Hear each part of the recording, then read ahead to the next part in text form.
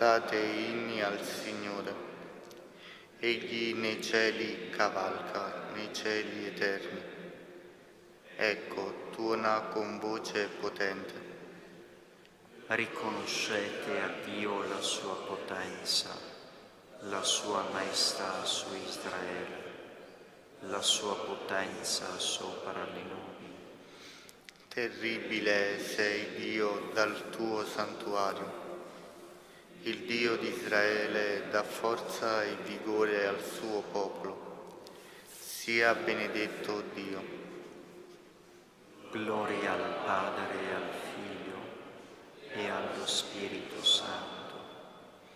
Come era nel principio e ora e sempre, nei secoli dei secoli. Amen. Cantate a Dio, popoli del mondo, cantate inni al Signore. Ecco il tempo della grazia. Ecco i giorni della salvezza.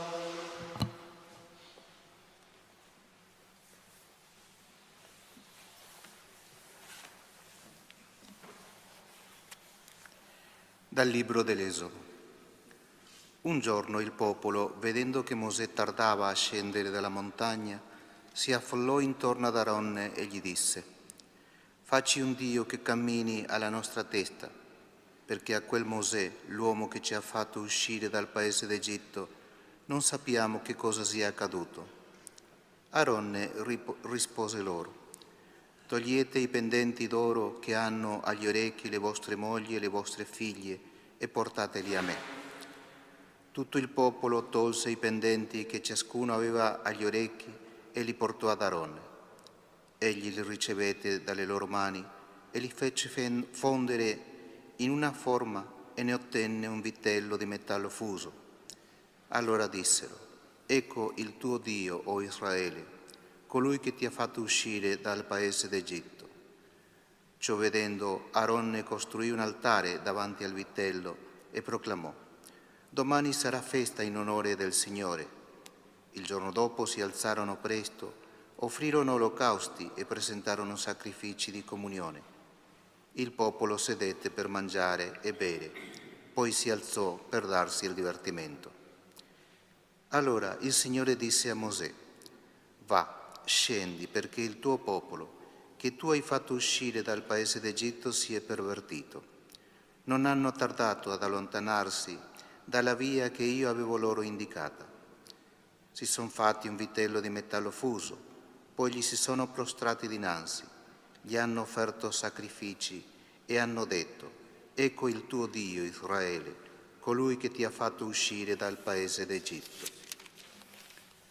Il Signore disse inoltre a Mosè: «Ho osservato questo popolo e ho visto che è un popolo dalla dura cervice.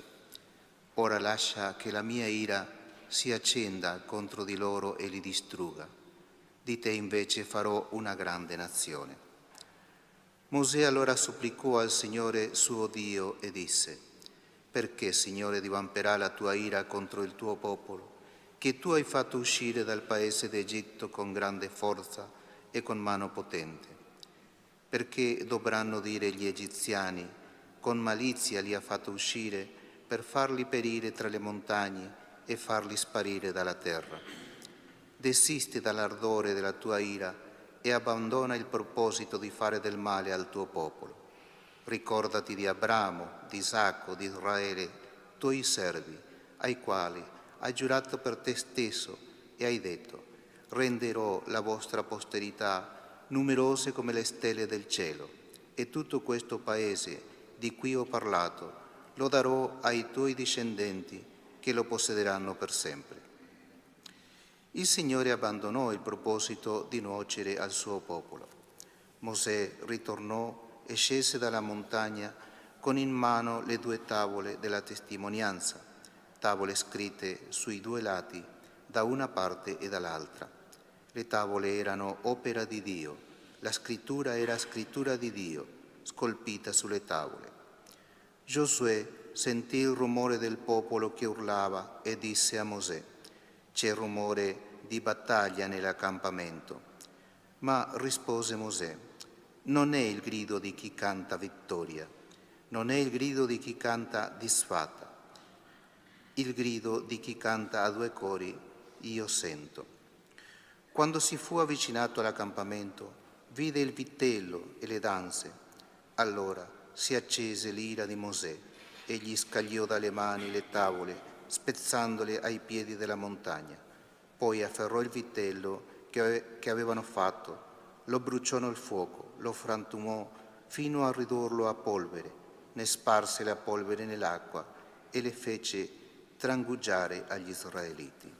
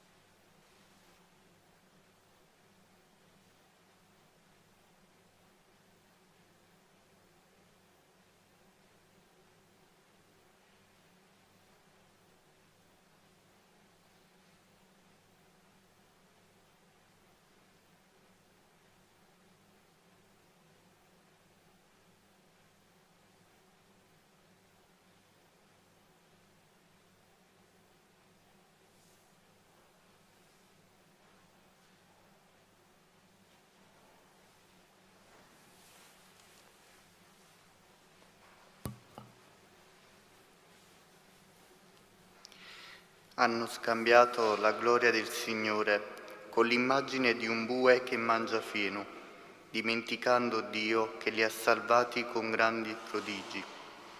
Si è oscurata la loro mente, hanno cambiato la gloria dell'incorruttibile Dio con l'immagine dell'uomo corruttibile. Dimenticando Dio che li ha salvati con grandi prodigi.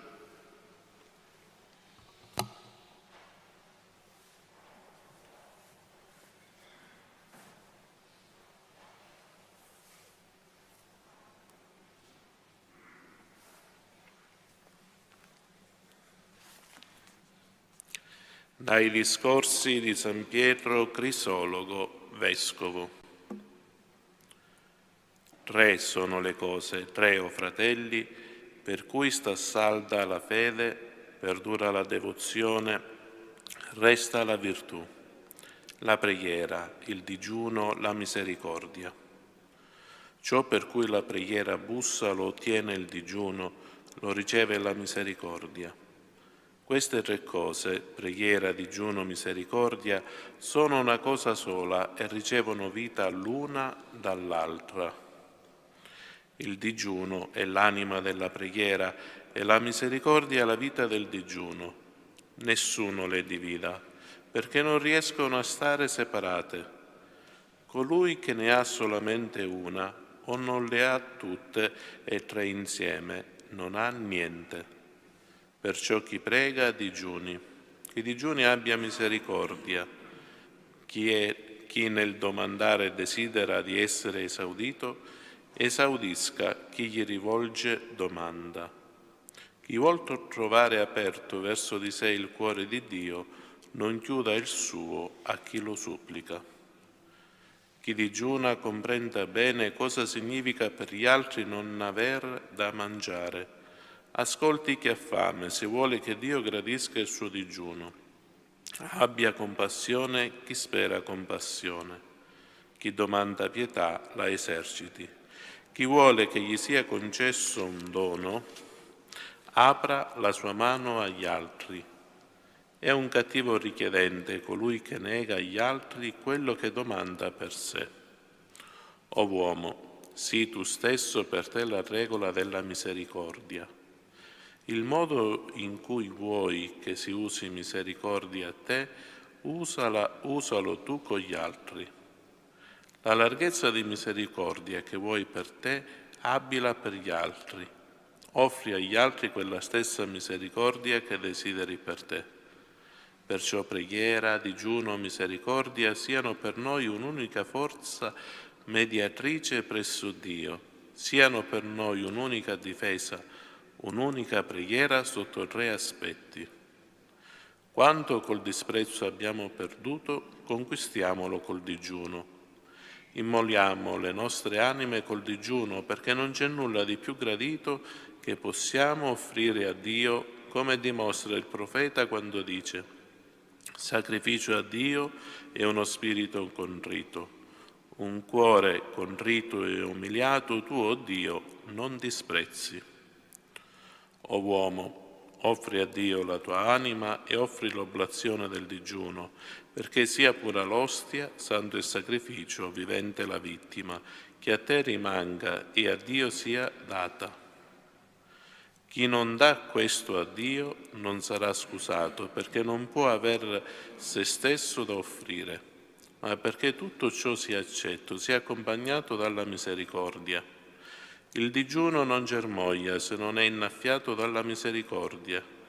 Il digiuno inaridisce se inaridisce la misericordia. Ciò che è la pioggia per la terra è la misericordia per il digiuno.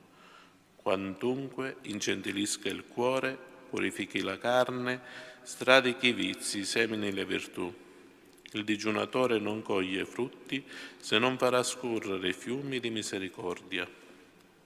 O tu che digiuni, sappi che il tuo campo resterà digiuno se resterà digiuna la misericordia. Quelle invece che tu avrai donato nella misericordia ritornerà abbondantemente nel tuo granaio.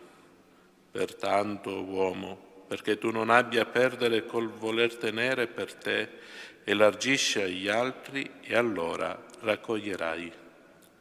Da a te stesso, dando al povero, perché ciò che avrai lasciato in eredità ad un altro, tu non l'avrai.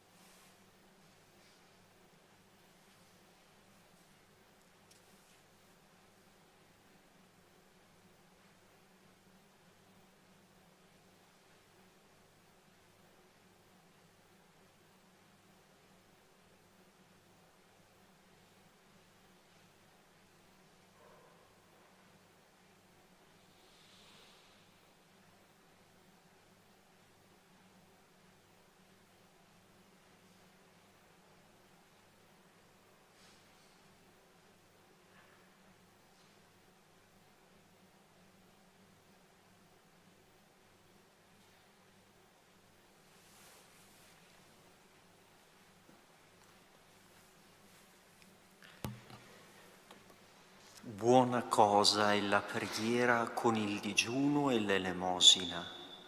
L'elemosina salva dalla morte e purifica dal peccato. Chi fa l'elemosina godrà lunga vita. L'elemosina salva dalla morte e purifica dal peccato. Sei stato buono con noi, Signore, hai perdonato l'iniquità del tuo popolo. Signore, sei stato buono con la tua terra, hai ricondotto i deportati di Giacobbe, hai perdonato l'iniquità del tuo popolo, hai cancellato tutti i suoi peccati. Hai deposto tutto il tuo sdegno e messo fine alla tua grande ira.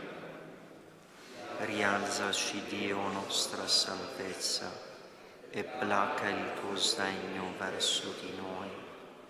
Forse per sempre sarai adirato con noi, di età in età estenderai il tuo sdegno. Non tornerai tu forse a darci vita, perché in te gioisca il tuo popolo. Mostraci, Signore, la tua misericordia e donaci la tua salvezza. Ascolterò che cosa dice Dio il Signore. Egli annunzia la pace per il suo popolo, per i suoi fedeli. per chi ritorna a Lui con tutto il cuore. La sua salvezza è vicina a chi lo teme e la sua gloria abiterà la nostra terra. Misericordia e verità si incontreranno, giustizia e pace si baceranno. La verità germoglierà dalla terra e la giustizia si affaccerà dal cielo. Quando il Signore elargirà il suo bene, la nostra terra darà il suo frutto. Davanti a Lui camminerà la giustizia e sulla via dei suoi passi la salvezza. Gloria al Padre e al Figlio e allo Spirito Santo, come era nel principio e ora e sempre, nei secoli dei secoli. Amen. Sei stato buono con noi, Signore, hai perdonato l'iniquità del tuo popolo. L'anima mia anela a te di notte e al mattino il mio spirito ti cerca. abbiamo una città forte. Egli è retto a nostra salvezza, mura e baluardo. Aprite le porte, entri il popolo giusto che si mantiene fedele. Il suo animo è saldo, tu gli assicurerai la pace, pace perché in te ha fiducia. Confidate nel Signore sempre, perché il Signore è una roccia eterna. Il sentiero del giusto è diritto, il cammino del giusto tu rendi piano. Sì, nella via dei tuoi giudizi, Signore, in te noi speriamo. Al tuo nome e al tuo ricordo si volge tutto il nostro desiderio. Di notte anela a te l'anima mia, al mattino ti cerca il mio spirito, perché quando pronunzi i tuoi giudizi sulla terra, giustizia imparano gli abitanti del mondo. Signore, ci concederai la pace, poiché tu dai successo a tutte le nostre imprese. Gloria al Padre, al Figlio e allo Spirito Santo, come era nel principio e ora e sempre, nei secoli dei secoli. Amen.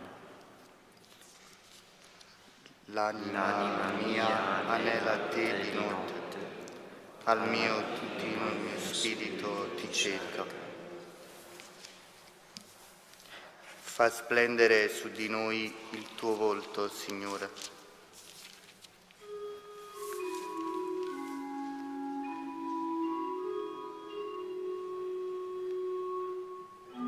Dio abbia pietà di noi e ci benedica. Su di noi faccia splendere il suo volto, Perché si conosca sulla terra la tua via, fra tutte le genti la tua salvezza.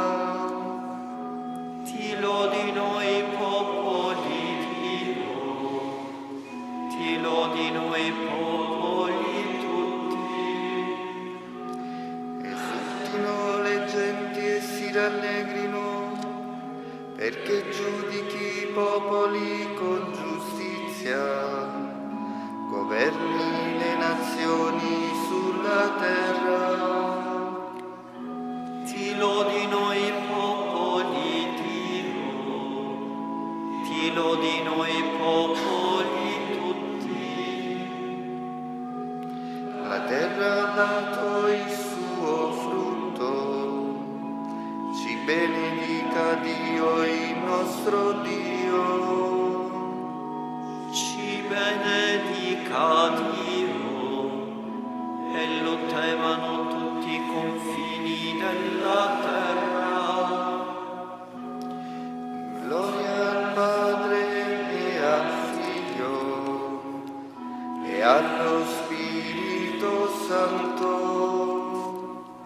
come era nel principio e ora e sempre, nei secoli dei secoli. Amen.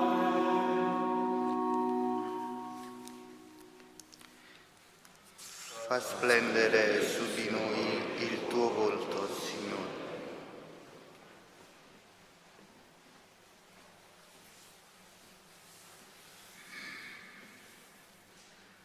Ritornate a me con tutto il cuore, con digiuni, con pianti e lamenti.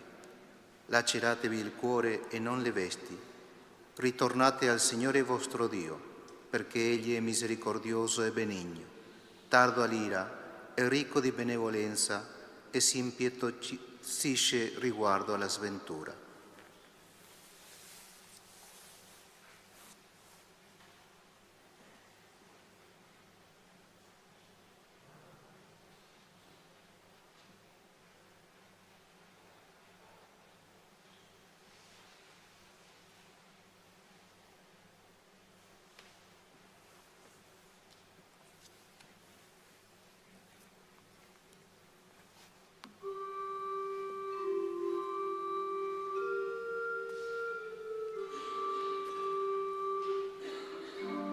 Lavami da tutte le mie colpe, nella tua misericordia.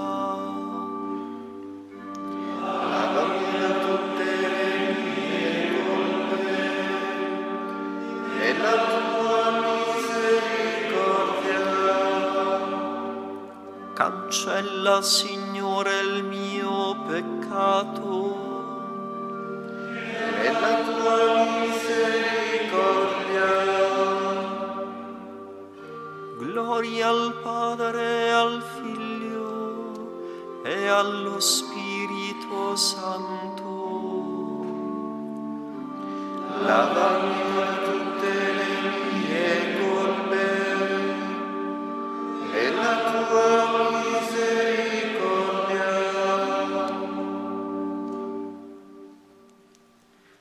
Non 7 volte tu perdonerai, ma 70 volte 7, dice il Signore.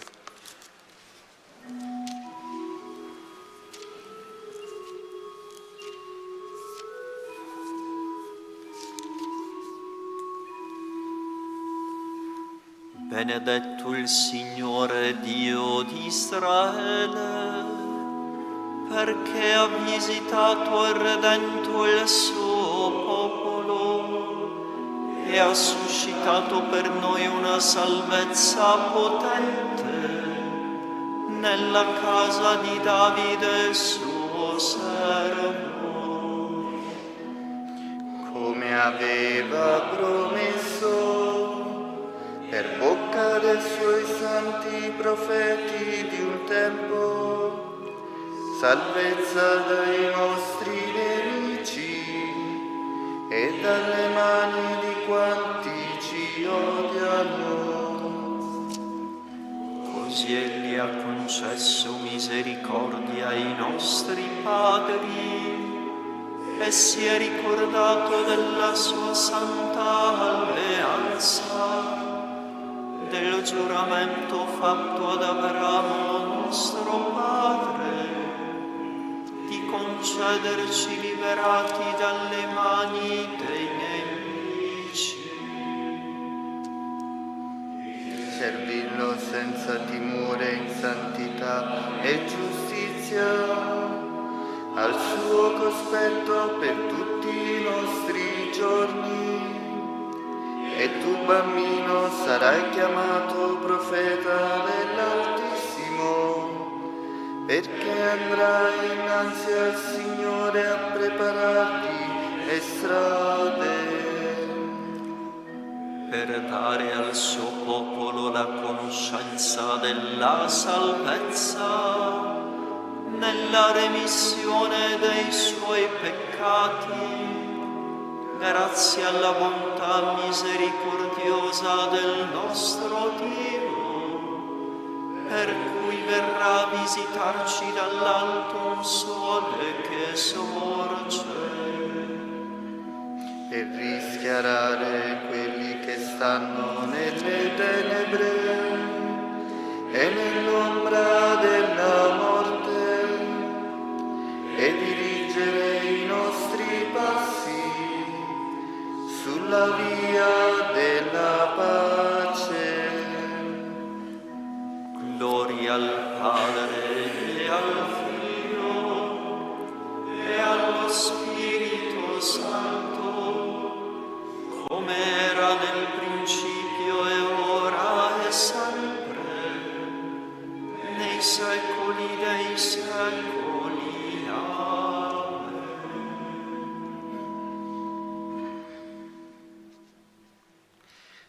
Non 7 volte tu perdonerai, ma 70 volte 7, dice il Signore. Benediciamo il Cristo che si è donato a noi come pane disceso dal cielo e rivolgiamo a Lui la nostra comune preghiera. Cristo, pane vivo e farmaco di immortalità, fortifica le nostre anime. Signore, fa che partecipiamo con fede al banchetto eucaristico. Per possedere in abbondanza i beni del mistero pasquale. Donaci di accogliere con cuore libero e ardente la tua parola. Fa che collaboriamo a costruire un mondo giusto e fraterno. Uomini siano disponibili a ricevere l'annunzio del cielo. Abbiamo peccato, Signore, abbiamo molto peccato. Lava le nostre colpe nella tua misericordia senza limiti.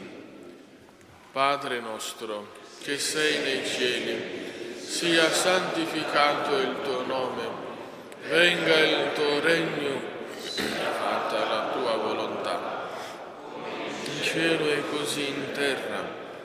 Dacci oggi il nostro pane quotidiano e rimetti a noi i nostri debiti, come anche noi li rimettiamo ai nostri debitori, e non abbandonarci alla tentazione. Non ci abbandoni mai la tua grazia, Signore, ci renda fedeli al tuo santo servizio e ci ottenga sempre il tuo aiuto. Per il nostro Signore Gesù Cristo, tuo Figlio che è Dio, e vive e regna con te nell'unità dello Spirito Santo per tutti i secoli dei secoli. Signore sia con voi. Vi benedica Dio Onnipotente, Padre, Figlio e Spirito Santo. Andate in pace.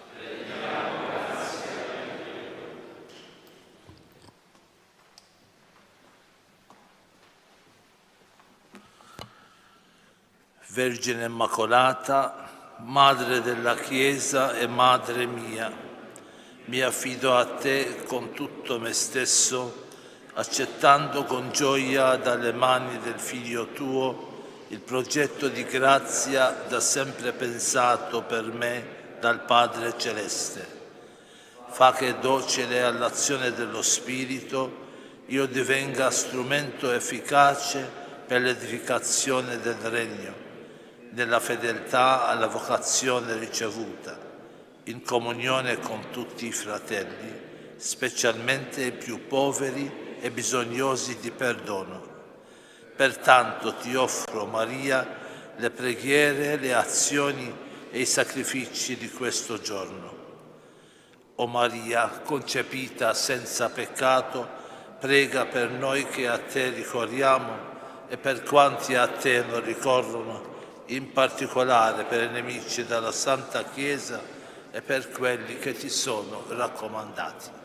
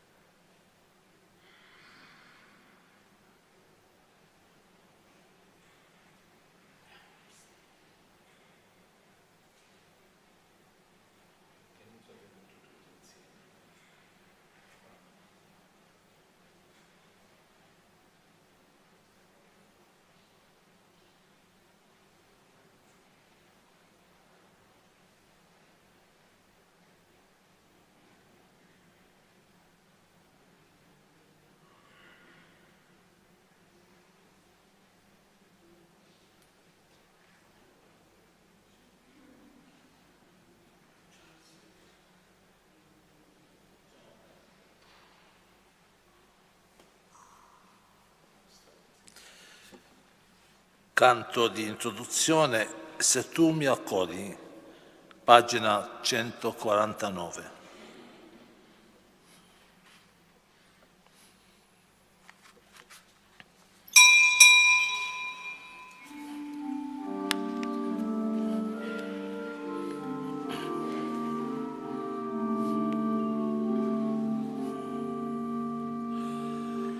Se tu mi accogli, Padre buono, prima che venga sera, se tu mi doni il tuo perdono, avrò la pace vera. Ti chiamerò mio Salvatore e tornerò, Gesù, con te. Se nell'angoscia più profonda, quando il nemico sale, se la tua grazia mi circonda, non temerò alcun male. Ti invocherò, mio Redentore, e resterò sempre con te.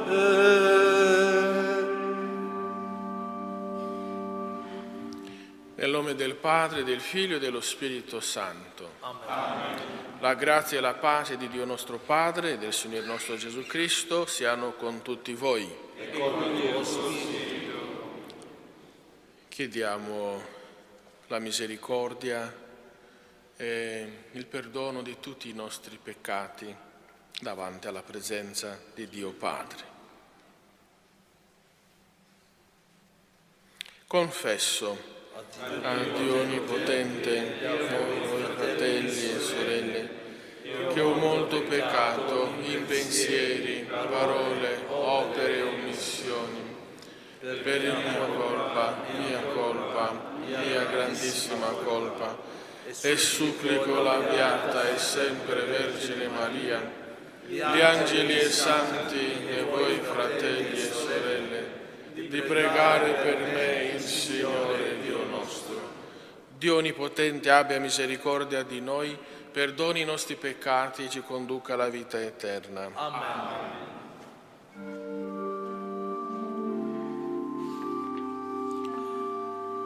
Kyrie eleison, Kyrie eleison, Christe eleison, Christe eleison, Kyrie eleison, Kyrie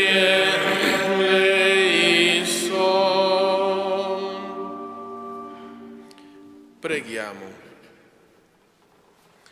Non ci abbandoni mai la tua grazia, o Signore, ci renda fedeli al tuo santo servizio e ci ottenga sempre il tuo aiuto.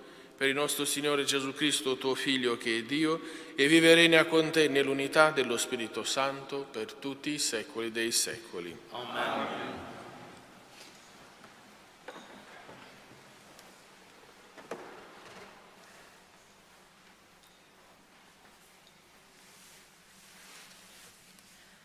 Dal libro del profeta Daniele.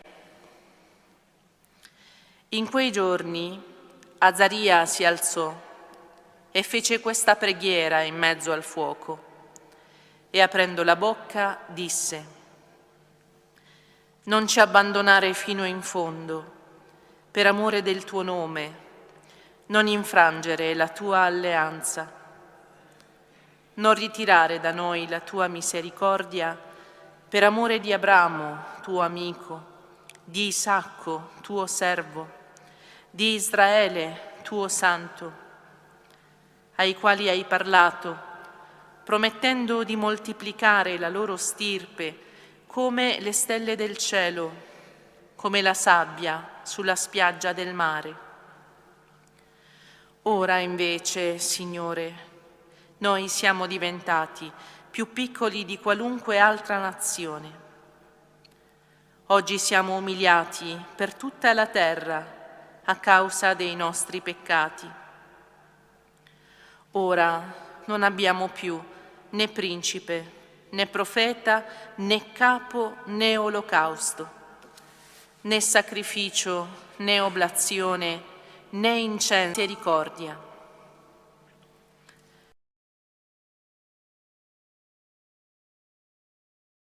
Potessimo essere accolti con il cuore contrito e con lo spirito umiliato, come olocausti di montoni e di tori, come migliaia di grassi agnelli. Tale sia oggi il nostro sacrificio davanti a te e ti sia gradito, perché non c'è delusione per coloro che confidano in te. Ora ti seguiamo con tutto il cuore, ti temiamo e cerchiamo il tuo volto. Non coprirci di vergogna. Fa con noi secondo la tua clemenza, secondo la tua grande misericordia. Salvaci con i tuoi prodigi, dà gloria al tuo nome, Signore. Parola di Dio. Rendiamo grazie a Dio. Ricordati, Signore, della tua misericordia. Ricordati, Signore, della tua misericordia. Fammi conoscere, Signore, le tue vie. Insegnami i tuoi sentieri. Guidami nella tua fedeltà e istruiscimi, perché sei tu il Dio della mia salvezza. Ricordati, Signore, della tua misericordia. Ricordati, Signore, della tua misericordia e del tuo amore che è da sempre. Ricordati di me nella tua misericordia, per la tua bontà, Signore. Ricordati, Signore, della tua misericordia. Buono e retto è il Signore. Indica ai peccatori la via giusta. Guida i poveri secondo giustizia. Insegna ai poveri la sua via. Ricordati, Signore, della tua misericordia.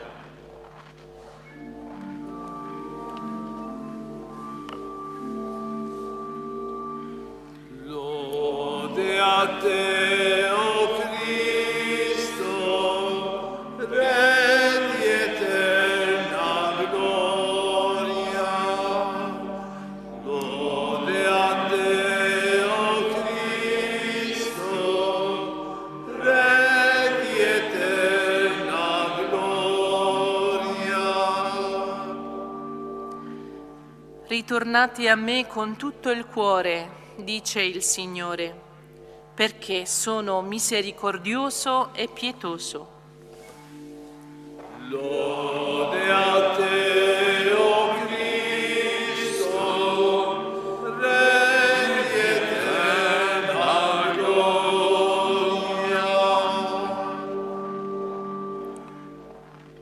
Il Signore sia con voi. E con il tuo spirito.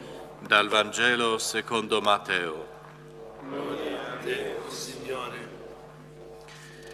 In quel tempo Pietro si avvicinò a Gesù e gli disse: Signore, se il mio fratello commette colpe contro di me, quante volte dovrò perdonargli? Fino a 7 volte? E Gesù gli rispose: non ti dico fino a 7 volte, ma fino a 70 volte 7. Per questo il regno dei cieli è simile a un re che volle regolare i conti con i suoi servi.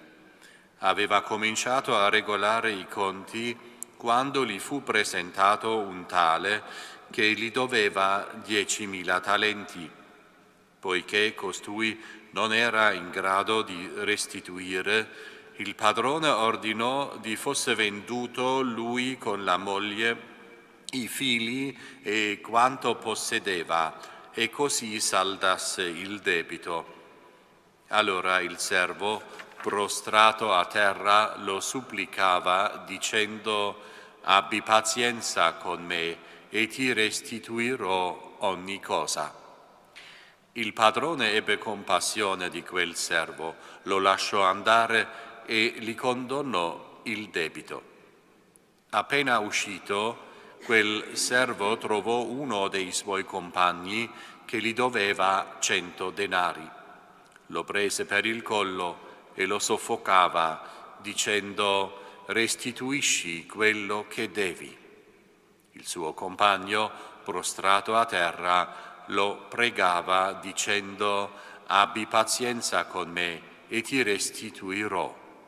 Ma egli non volle, andò e lo fece gettare in prigione, fino a che non avesse pagato il debito. Visto quello che accadeva, i suoi compagni furono molto dispiaciuti e andarono a riferire al loro padrone tutto l'accaduto. Allora il padrone fece chiamare quell'uomo e gli disse: servo malvagio, io ti ho condonato tutto quel debito perché tu mi hai pregato. Non dovevi anche tu aver pietà del tuo compagno, così come io ho avuto pietà di te? Sdegnato, il padrone lo diede in mano agli aguzzini finché non avesse restituito tutto il dovuto.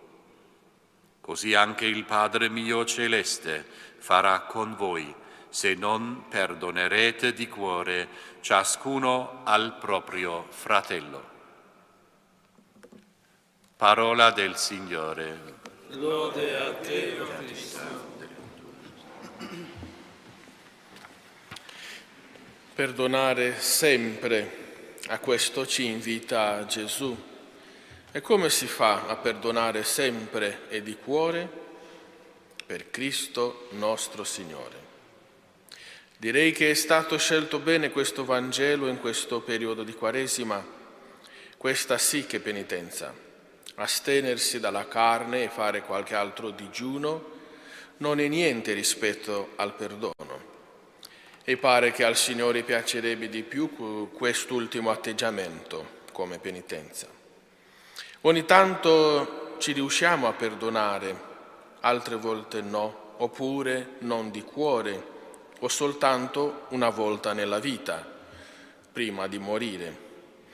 Leggendo i giornali questi giorni, un soldato, donna ucraina, liberata dalla prigione russa, testimonia le crudeltà che ha subito lei e le altre donne in quella prigione da parte dei soldati russi. E conclude quella intervista dicendo che a quei soldati non li perdonerà mai. E quante situazioni di altro tipo ci sono nel mondo. Cristo ci invita a perdonare sempre e di cuore. Perché? Forse per non crearci dei nemici. Il perdono è anche un mezzo per non avere dei nemici. C'è un detto sui nemici di qualche classico: perdona i nemici ma non dimenticare i loro nomi, così la pensa il mondo. Chissà per quale motivo Pietro fa questa richiesta a Gesù. Forse non sopportava Levi, Matteo, suo fratello, non lo sappiamo. Gesù ci ha dato l'esempio e ha perdonato Giuda e poi sulla croce tutti quanti. Un conto è predicare, un conto è vivere il perdonare. Per cose futili penso che non dobbiamo fare grandi discernimenti a perdonare. Per cose come quello raccontato sopra, penso che neanche Dio te lo chiede subito a perdonare. Ci vuole del tempo, ci vuole la giustizia, la pace del cuore. Però, tutto sommato, in base all'esempio di Gesù, tutti siamo invitati a seguire il suo esempio. Amen.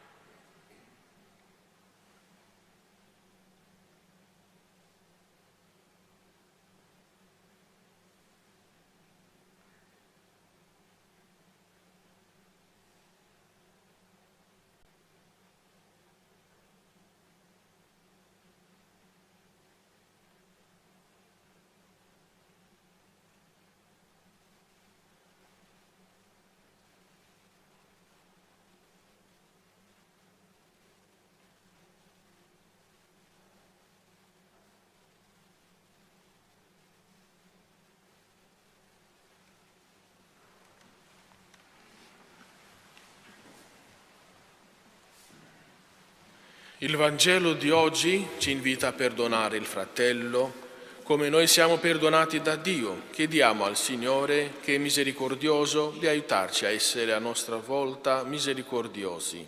Diciamo insieme: Ascoltaci, o Signore.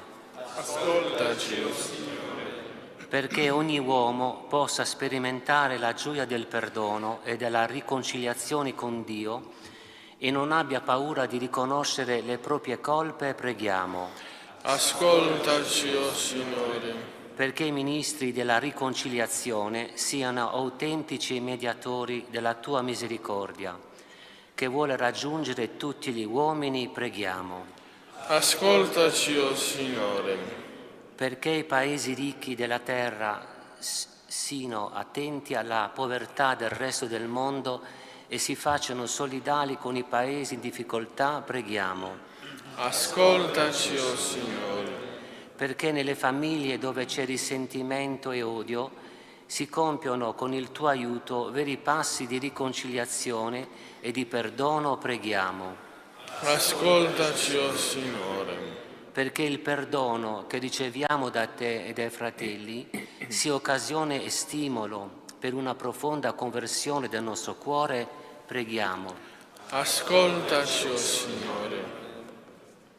O Dio di bontà e di misericordia, che hai inviato il Tuo Figlio Gesù per la remissione dei nostri peccati, liberaci da ogni colpa e fa che sperimentiamo la gioia dei salvati. Per Cristo nostro Signore. Amen.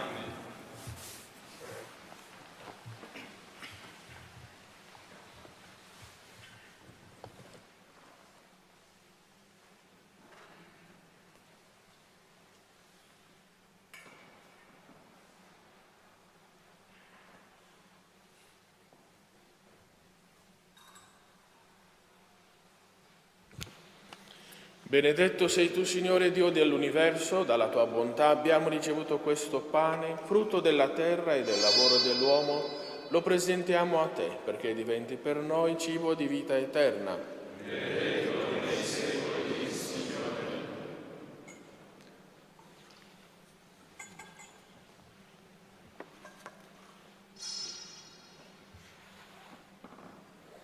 Benedetto sei tu, Signore Dio dell'universo, dalla tua bontà abbiamo ricevuto questo vino, frutto della vita e del lavoro dell'uomo, lo presentiamo a te perché diventi per noi bevanda di salvezza.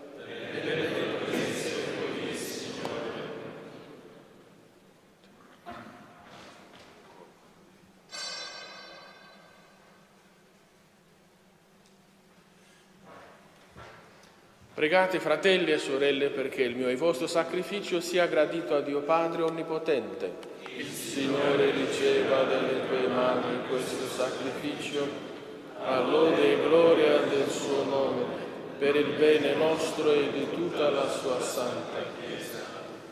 Concedi, o Signore, che questo sacrificio di salvezza ci purifichi dai peccati e ci ottenga il dono della tua misericordia. Per Cristo nostro Signore. Amen. Il Signore sia con voi. E con il tuo spirito. In alto i nostri cuori. Sono rivolti al Signore. Rendiamo grazie al Signore nostro Dio. È cosa buona e giusta. È veramente cosa buona e giusta, nostro dovere e fonte di salvezza, rendere grazie sempre in ogni luogo a te, Signore Padre Santo, Dio onnipotente ed eterno. Tu vuoi che ti glorifichiamo con la penitenza quaresimale, perché la vittoria sul nostro peccato ci renda disponibili alle necessità dei poveri, a imitazione della tua bontà infinita. E noi, uniti a tutti gli angeli, cantiamo a una sola voce l'inno della tua gloria.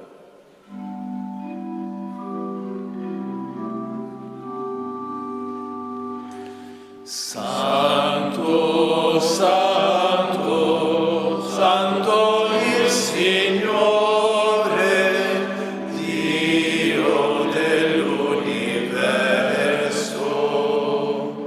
i cieli e la terra sono pieni della tua gloria. Osanna nell'alto dei cieli, benedetto colui che viene nel nome del Signore. Osanna nell'alto dei cieli.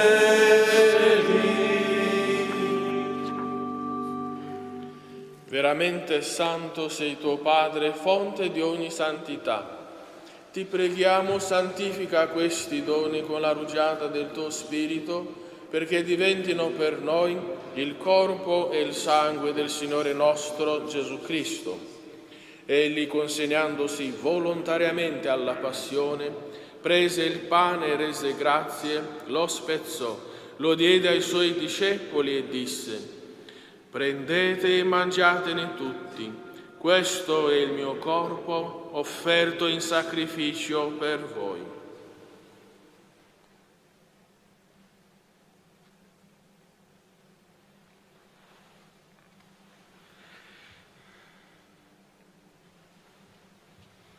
Allo stesso modo, dopo aver cenato, prese il calice, di nuovo ti rese grazie, lo diede ai suoi discepoli e disse: prendete e bevetene tutti, questo è il calice del mio sangue per la nuova ed eterna alleanza, versato per voi e per tutti in remissione dei peccati. Fate questo in memoria di me.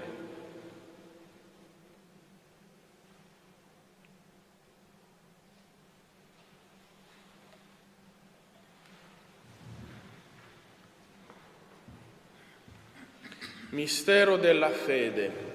Annunciamo la tua morte, Signore, Proclamiamo la tua risurrezione. nell'attesa della tua venuta. Celebrando il memoriale della morte e risurrezione del tuo Figlio, ti offriamo, Padre, il pane della vita e il calice della salvezza, e ti rendiamo grazie perché ci hai resi degni di stare alla tua presenza a compiere il servizio sacerdotale. Ti preghiamo umilmente per la comunione al corpo e al sangue di Cristo, lo Spirito Santo ci riunisca in un solo corpo. Ricordati, Padre, della tua Chiesa diffusa su tutta la terra. Rendila perfetta nell'amore, in unione con il nostro Papa Francesco, il nostro Vescovo Domenico, i presbiteri e i diaconi. Ricordati anche dei nostri fratelli e sorelle che si sono addormentati nella speranza della risurrezione e nella tua misericordia di tutti i defunti. Ammettili alla luce del tuo volto.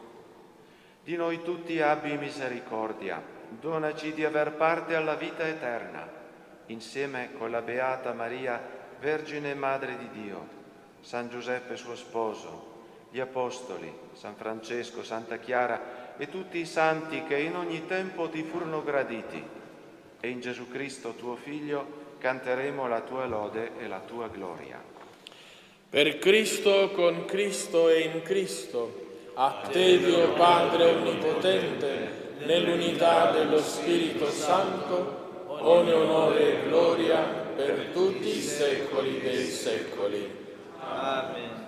Obbedienti alla parola del Salvatore, formati al suo divino insegnamento, osiamo dire: Padre nostro che sei nei cieli, sia santificato il tuo nome, venga il tuo regno, sia fatta la tua volontà, come in cielo e così in terra.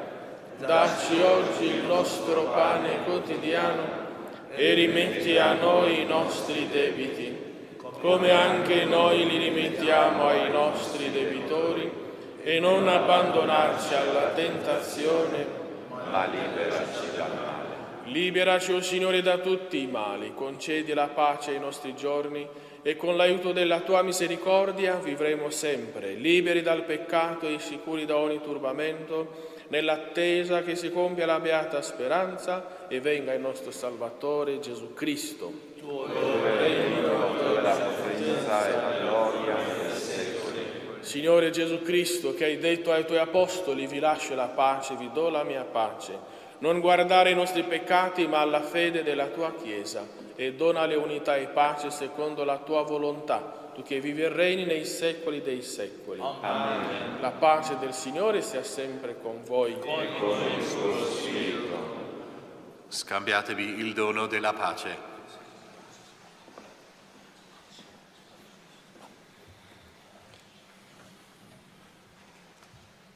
Agnello di Dio, che togli i peccati del mondo, abbi pietà di noi. Agnello di Dio che togli i peccati del mondo, abbi pietà di noi. Agnello di Dio che togli i peccati del mondo, dona a noi la pace. Ecco l'agnello di Dio, ecco colui che toglie i peccati del mondo. Beati gli invitati alla cena dell'agnello. O Signore, non sono degno di partecipare alla tua mensa, ma di soltanto una parola e io sarò salvato.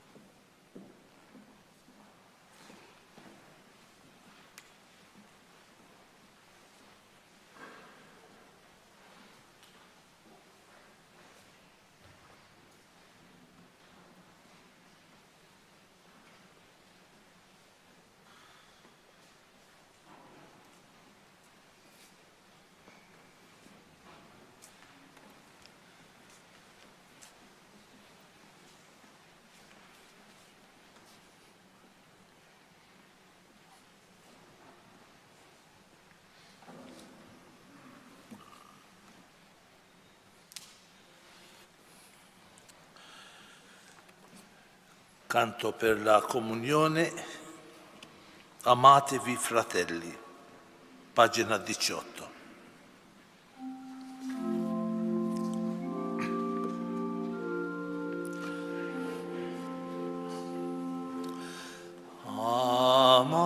Amatevi fratelli, come io ho amato voi.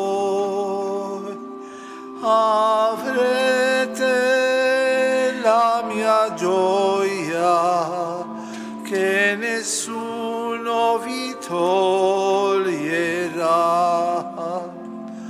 Avremo la sua gioia che nessuno ci toglierà.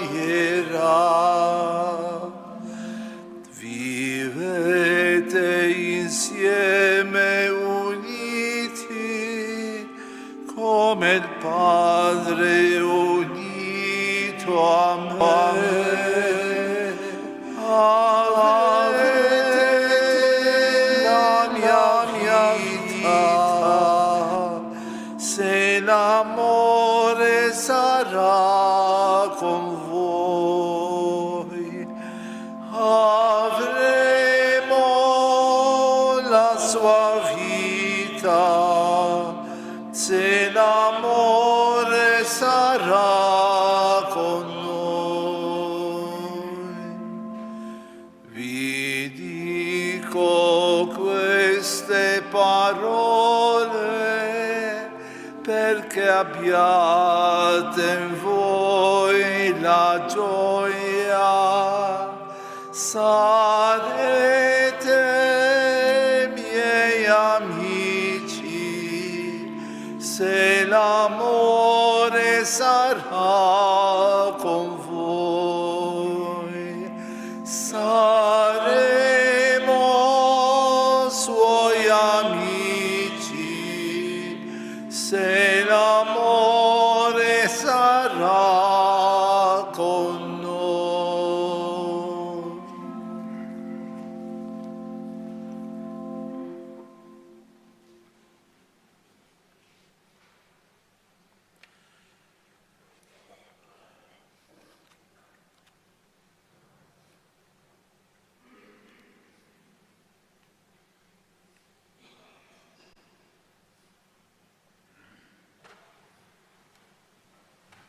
Preghiamo.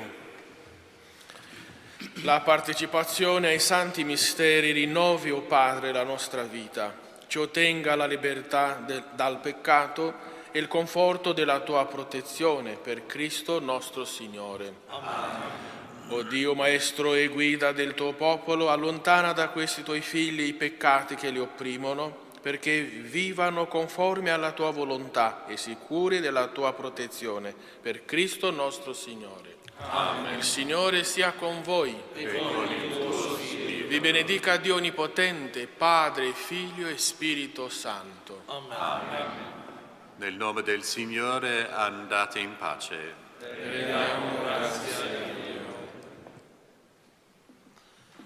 A conclusione cantiamo Mira il tuo popolo, pagina 105.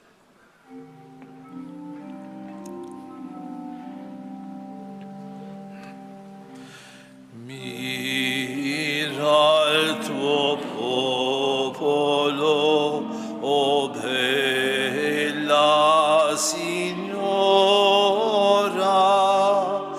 che pien di giubilo oggi ti onora, che pien di giubilo oggi ti onora.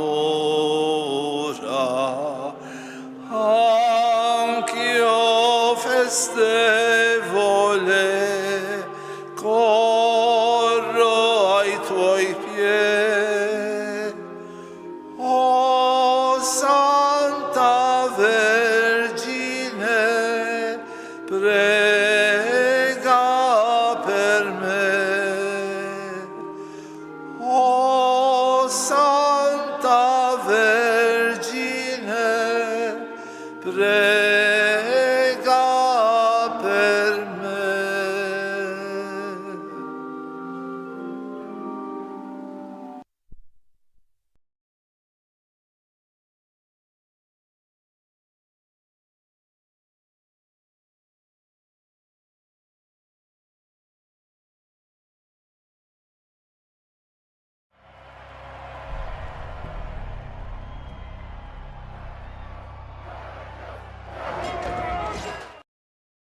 Sia lodato Gesù Cristo. Ciao amici miei, eccoci qui al Vangelo di oggi con Fra Stefano, il Vangelo del giorno martedì 14 marzo, Santa Matilde.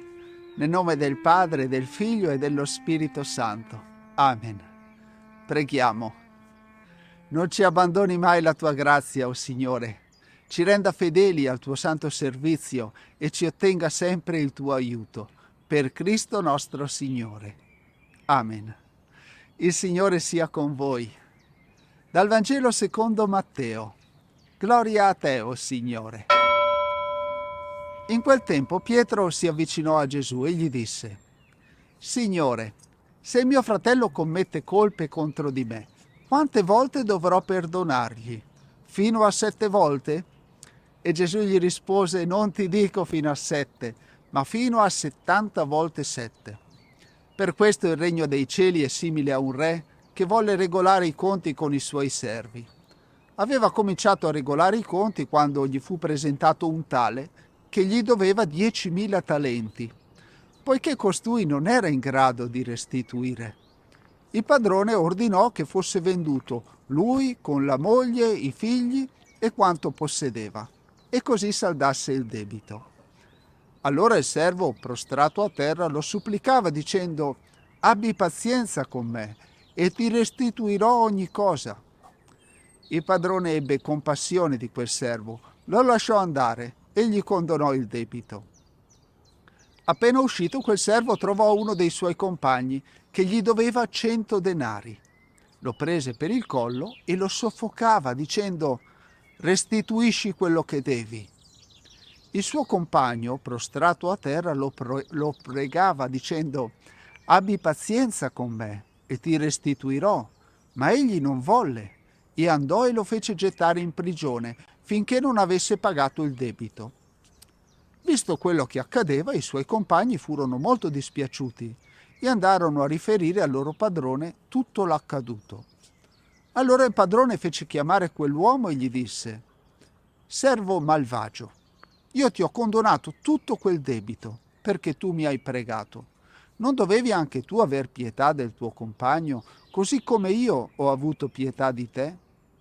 Sdegnato, il padrone lo diede in mano agli aguzzini, finché non avesse restituito tutto il dovuto.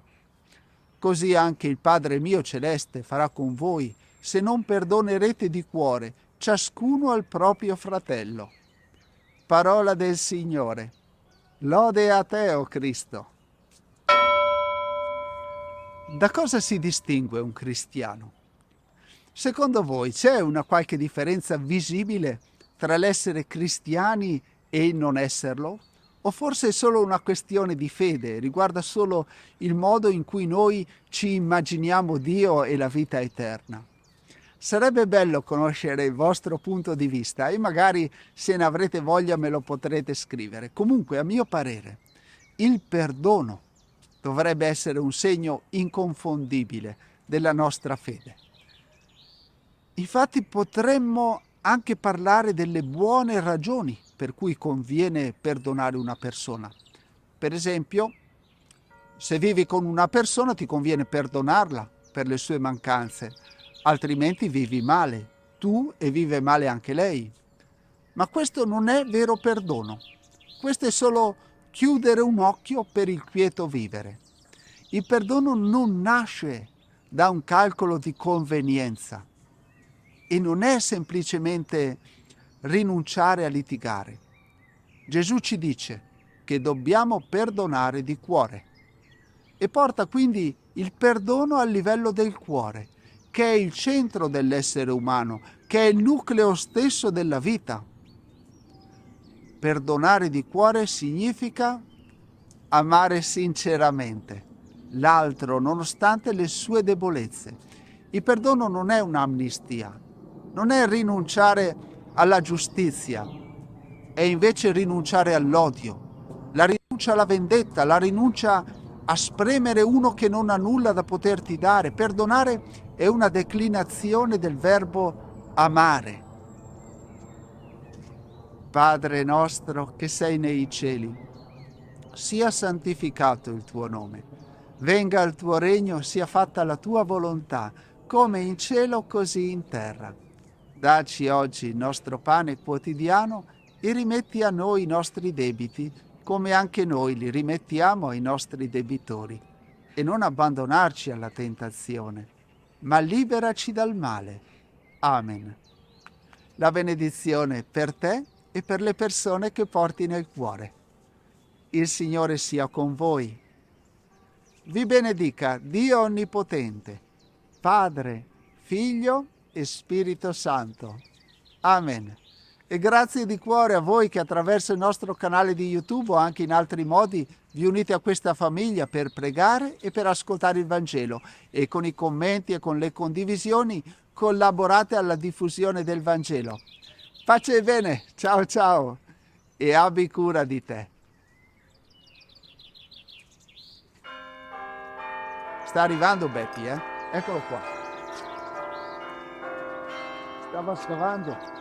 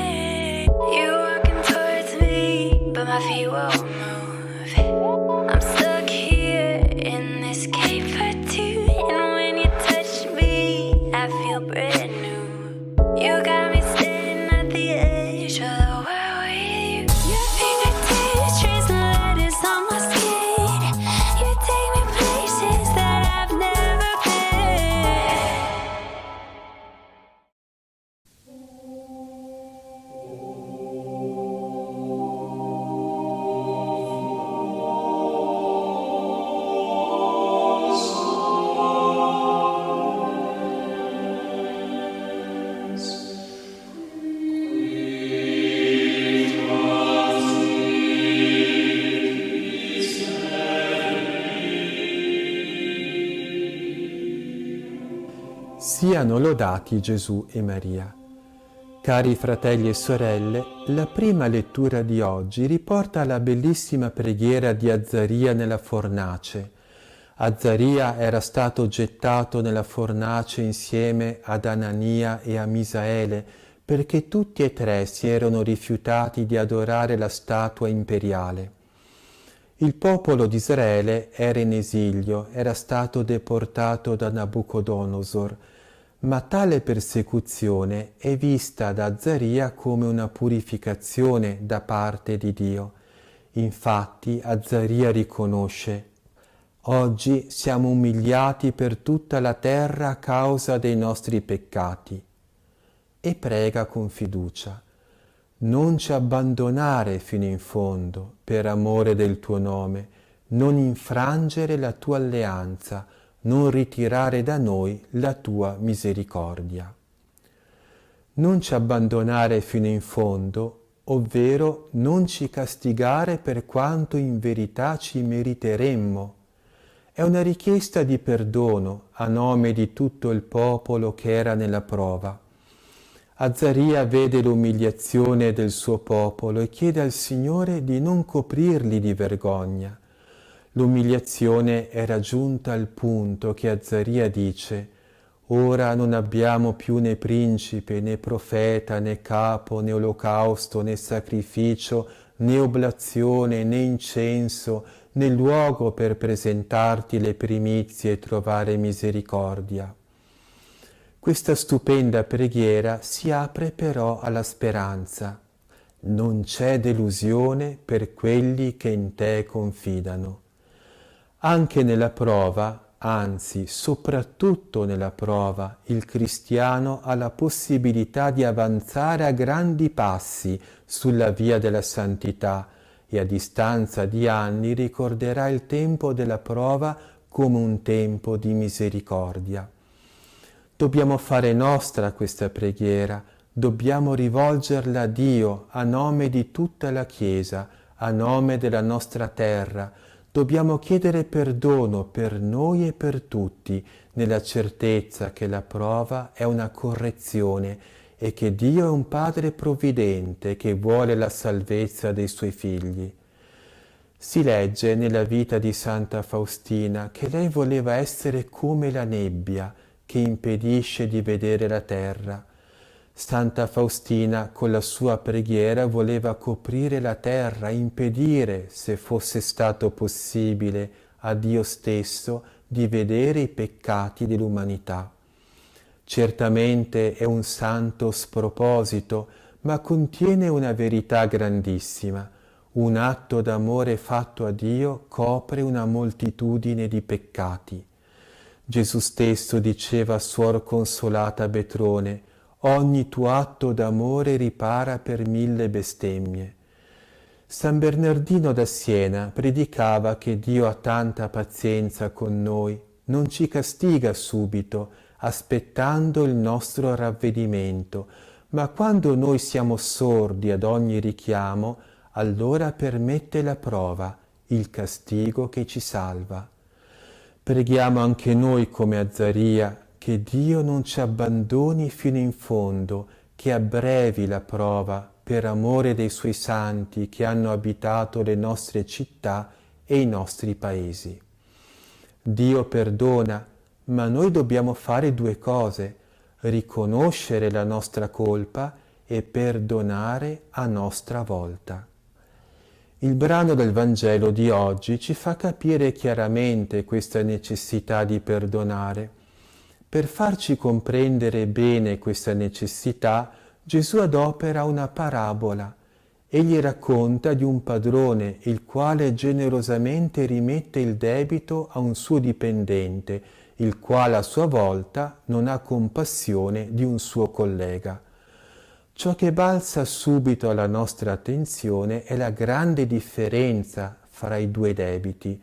Il debito condonato dal padrone è enorme, ammonta a 10.000 talenti. Quello invece che il servo non volle condonare era di solo 100 denari. Questa differenza ci fa comprendere che è sempre molto di più quello che Dio perdona a noi di quello che invece siamo tenuti a perdonare al nostro prossimo. Noi diamo per scontato che Dio perdoni i nostri enormi peccati, mentre da parte nostra non riusciamo a perdonare il piccolo torto che abbiamo ricevuto da un nostro fratello. Gesù insegna che dobbiamo perdonare al nostro prossimo fino a 70 volte 7. Questa frase, fino a 70 volte 7, capovolge il grido di violenza di Lamech, di cui si legge nel libro della Genesi. Lamech si vantava di vendicarsi fino a 70 volte 7 del male ricevuto. L'espressione 70 volte 7 indica un numero incalcolabile di volte.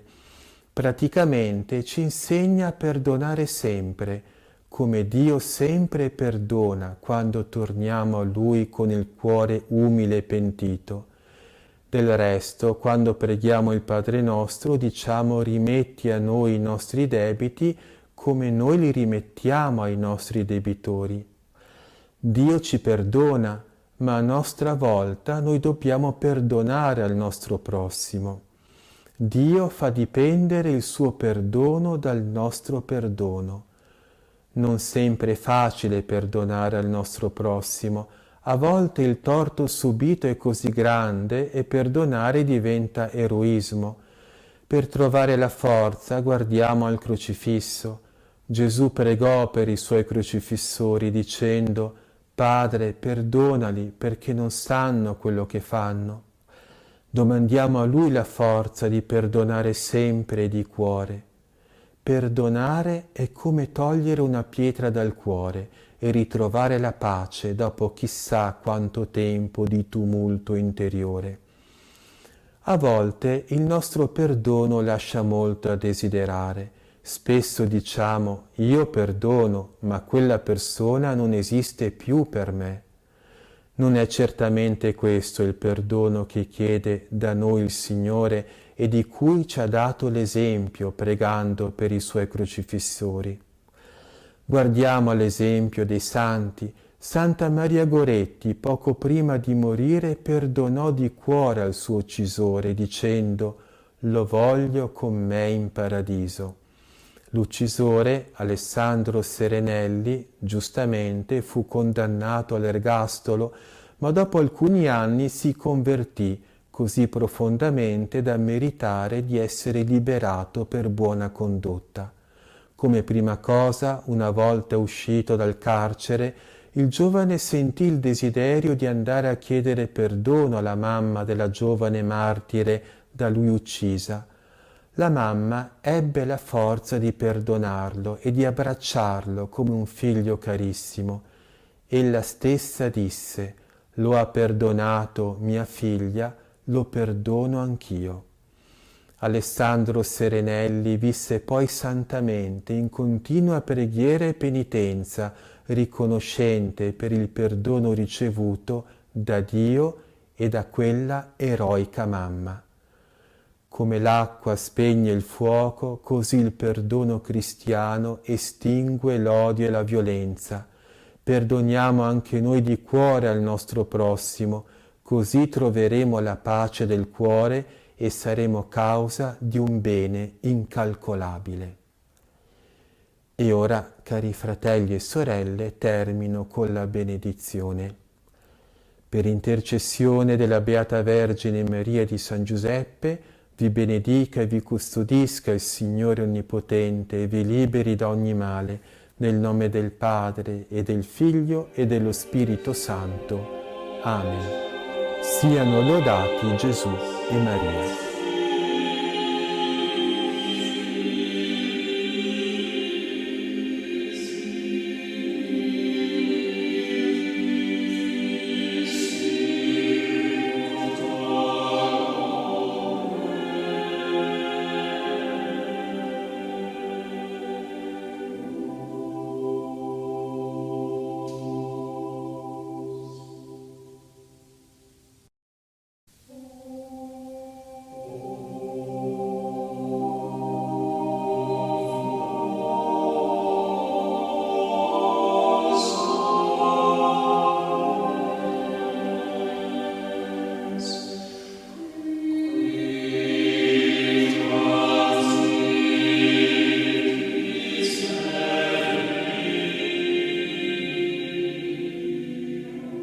Siano lodati Gesù e Maria. Cari fratelli e sorelle, la prima lettura di oggi riporta la bellissima preghiera di Azzaria nella fornace. Azzaria era stato gettato nella fornace insieme ad Anania e a Misaele perché tutti e tre si erano rifiutati di adorare la statua imperiale. Il popolo di Israele era in esilio, era stato deportato da Nabucodonosor, ma tale persecuzione è vista da Azzaria come una purificazione da parte di Dio. Infatti Azzaria riconosce: «Oggi siamo umiliati per tutta la terra a causa dei nostri peccati», e prega con fiducia: «Non ci abbandonare fino in fondo, per amore del tuo nome, non infrangere la tua alleanza, non ritirare da noi la tua misericordia». Non ci abbandonare fino in fondo, ovvero non ci castigare per quanto in verità ci meriteremmo. È una richiesta di perdono a nome di tutto il popolo che era nella prova. Azzaria vede l'umiliazione del suo popolo e chiede al Signore di non coprirli di vergogna.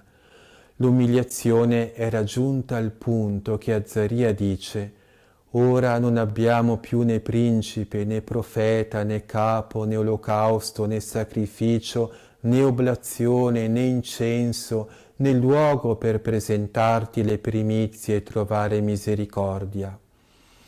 Questa stupenda preghiera si apre però alla speranza. Non c'è delusione per quelli che in te confidano. Anche nella prova, anzi soprattutto nella prova, il cristiano ha la possibilità di avanzare a grandi passi sulla via della santità e a distanza di anni ricorderà il tempo della prova come un tempo di misericordia.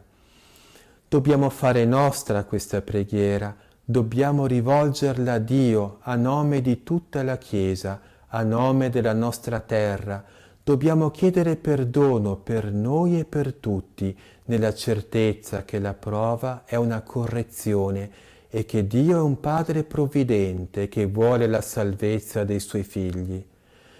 Si legge nella vita di Santa Faustina che lei voleva essere come la nebbia che impedisce di vedere la terra. Santa Faustina con la sua preghiera voleva coprire la terra, impedire, se fosse stato possibile, a Dio stesso di vedere i peccati dell'umanità. Certamente è un santo sproposito, ma contiene una verità grandissima. Un atto d'amore fatto a Dio copre una moltitudine di peccati. Gesù stesso diceva a Suor Consolata Betrone: ogni tuo atto d'amore ripara per 1000 bestemmie. San Bernardino da Siena predicava che Dio ha tanta pazienza con noi, non ci castiga subito, aspettando il nostro ravvedimento, ma quando noi siamo sordi ad ogni richiamo, allora permette la prova, il castigo che ci salva. Preghiamo anche noi come Azzaria, che Dio non ci abbandoni fino in fondo, che abbrevi la prova per amore dei Suoi santi che hanno abitato le nostre città e i nostri paesi. Dio perdona, ma noi dobbiamo fare 2 cose: riconoscere la nostra colpa e perdonare a nostra volta. Il brano del Vangelo di oggi ci fa capire chiaramente questa necessità di perdonare. Per farci comprendere bene questa necessità, Gesù adopera una parabola. Egli racconta di un padrone il quale generosamente rimette il debito a un suo dipendente, il quale a sua volta non ha compassione di un suo collega. Ciò che balza subito alla nostra attenzione è la grande differenza fra i 2 debiti. Il debito condonato dal padrone è enorme, ammonta a 10.000 talenti. Quello invece che il servo non volle condonare era di solo 100 denari. Questa differenza ci fa comprendere che è sempre molto di più quello che Dio perdona a noi di quello che invece siamo tenuti a perdonare al nostro prossimo. Noi diamo per scontato che Dio perdoni i nostri enormi peccati, mentre da parte nostra non riusciamo a perdonare il piccolo torto che abbiamo ricevuto da un nostro fratello. Gesù insegna che dobbiamo perdonare al nostro prossimo fino a 70 volte 7. Questa frase, fino a 70 volte 7, capovolge il grido di violenza di Lamech, di cui si legge nel libro della Genesi. Lamech si vantava di vendicarsi fino a 70 volte 7 del male ricevuto. L'espressione 70 volte 7 indica un numero incalcolabile di volte. Praticamente ci insegna a perdonare sempre, come Dio sempre perdona quando torniamo a Lui con il cuore umile e pentito. Del resto, quando preghiamo il Padre nostro, diciamo: rimetti a noi i nostri debiti come noi li rimettiamo ai nostri debitori. Dio ci perdona, ma a nostra volta noi dobbiamo perdonare al nostro prossimo. Dio fa dipendere il suo perdono dal nostro perdono. Non sempre è facile perdonare al nostro prossimo. A volte il torto subito è così grande e perdonare diventa eroismo. Per trovare la forza guardiamo al crocifisso. Gesù pregò per i suoi crocifissori dicendo: Padre, perdonali perché non sanno quello che fanno.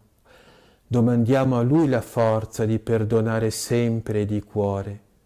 Perdonare è come togliere una pietra dal cuore e ritrovare la pace dopo chissà quanto tempo di tumulto interiore. A volte il nostro perdono lascia molto a desiderare. Spesso diciamo: io perdono, ma quella persona non esiste più per me. Non è certamente questo il perdono che chiede da noi il Signore e di cui ci ha dato l'esempio pregando per i Suoi crocifissori. Guardiamo all'esempio dei santi. Santa Maria Goretti, poco prima di morire, perdonò di cuore al suo uccisore, dicendo: «Lo voglio con me in paradiso». L'uccisore, Alessandro Serenelli, giustamente fu condannato all'ergastolo, ma dopo alcuni anni si convertì così profondamente da meritare di essere liberato per buona condotta. Come prima cosa, una volta uscito dal carcere, il giovane sentì il desiderio di andare a chiedere perdono alla mamma della giovane martire da lui uccisa. La mamma ebbe la forza di perdonarlo e di abbracciarlo come un figlio carissimo. Ella stessa disse: «Lo ha perdonato mia figlia, lo perdono anch'io». Alessandro Serenelli visse poi santamente in continua preghiera e penitenza, riconoscente per il perdono ricevuto da Dio e da quella eroica mamma. Come l'acqua spegne il fuoco, così il perdono cristiano estingue l'odio e la violenza. Perdoniamo anche noi di cuore al nostro prossimo, così troveremo la pace del cuore e saremo causa di un bene incalcolabile. E ora, cari fratelli e sorelle, termino con la benedizione. Per intercessione della Beata Vergine Maria di San Giuseppe, vi benedica e vi custodisca il Signore Onnipotente e vi liberi da ogni male, nel nome del Padre e del Figlio e dello Spirito Santo. Amen. Siano lodati Gesù e Maria.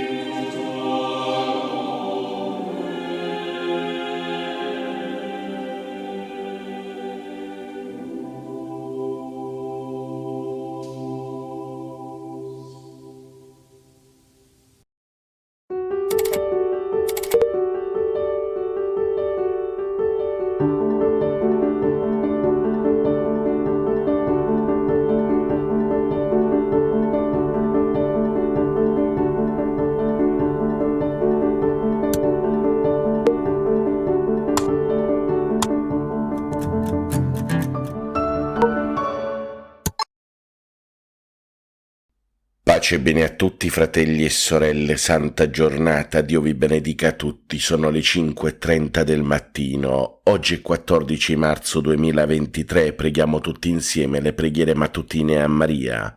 Oggi la Chiesa celebra il martedì della terza settimana di Quaresima e la memoria di Santa Matilde di Germania.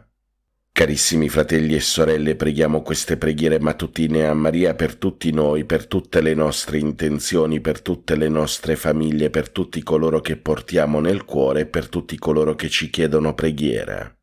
Un'altra preghiera, fratelli e sorelle, la rivolgiamo per tutti gli anziani, soprattutto quelli soli e maltrattati, e una preghiera per la sorella Teresa e la sorella Rosina. Preghiamo anche per la sorella Gemma e per il suo cammino di fede. Un'altra preghiera, fratelli e sorelle, ve la continuo a chiedere per la sorella Antonia Soggia. Preghiamo per lei affinché il Signore la possa sempre sostenere e guarire. Un'altra preghiera, fratelli e sorelle, ve la chiedo per i piccoli Gabriel e Nicolas. Preghiamo per loro affinché il Signore possa fargli dono del ritorno a casa. Un'altra preghiera, fratelli e sorelle, la rivolgiamo per tutti i giovani, per tutti i bambini, per tutti i senza tetto, i poveri. Preghiamo per tutta la Chiesa, per il Santo Padre Francesco e per tutto il clero. Un'altra preghiera, fratelli e sorelle, la rivolgiamo per la pace nel mondo, per la pace nei nostri cuori, per la pace nelle nostre famiglie. Preghiamo forte, fratelli e sorelle, affinché il dono della pace sia un dono duraturo per tutta l'umanità. Un'ultima preghiera, fratelli e sorelle, la rivolgiamo per tutti i nostri cari defunti, per le anime del purgatorio, per i sacerdoti e religiosi defunti, e un'ultima preghiera per i fratelli ortodossi e per Catalina e i suoi figli.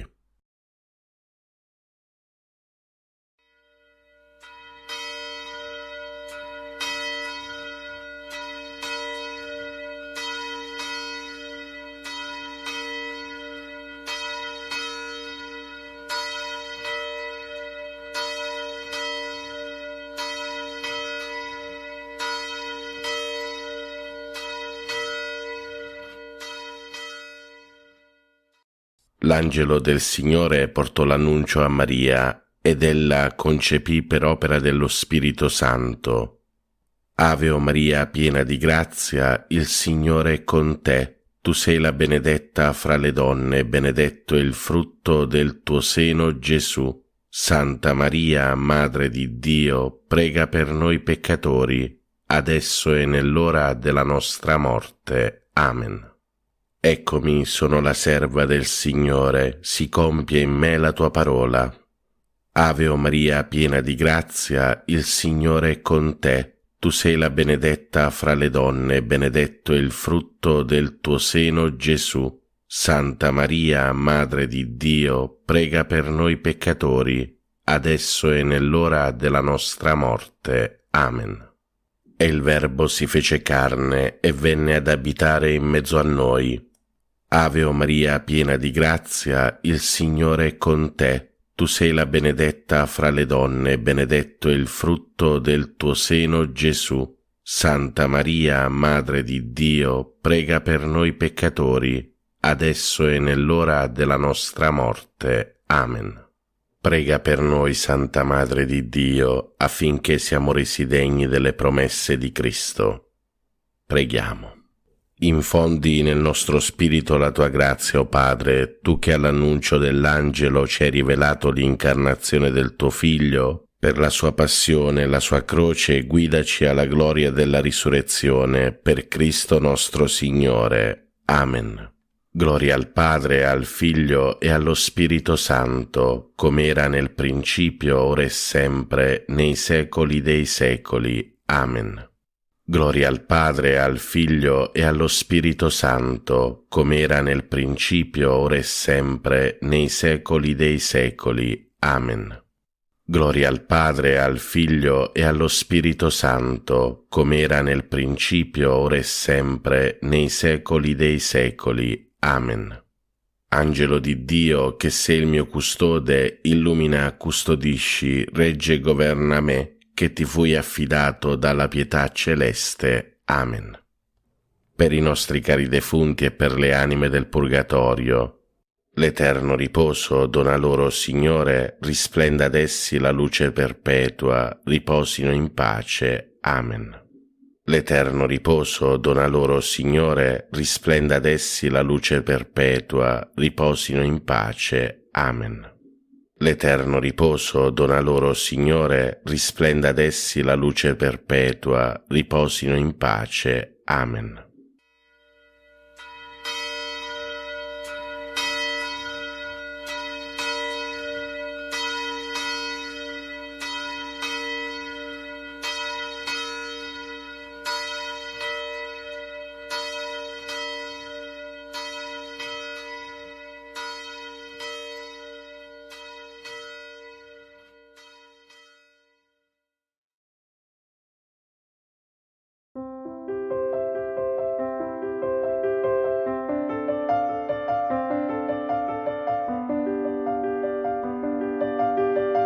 Nel nome del Padre, del Figlio e dello Spirito Santo. Amen.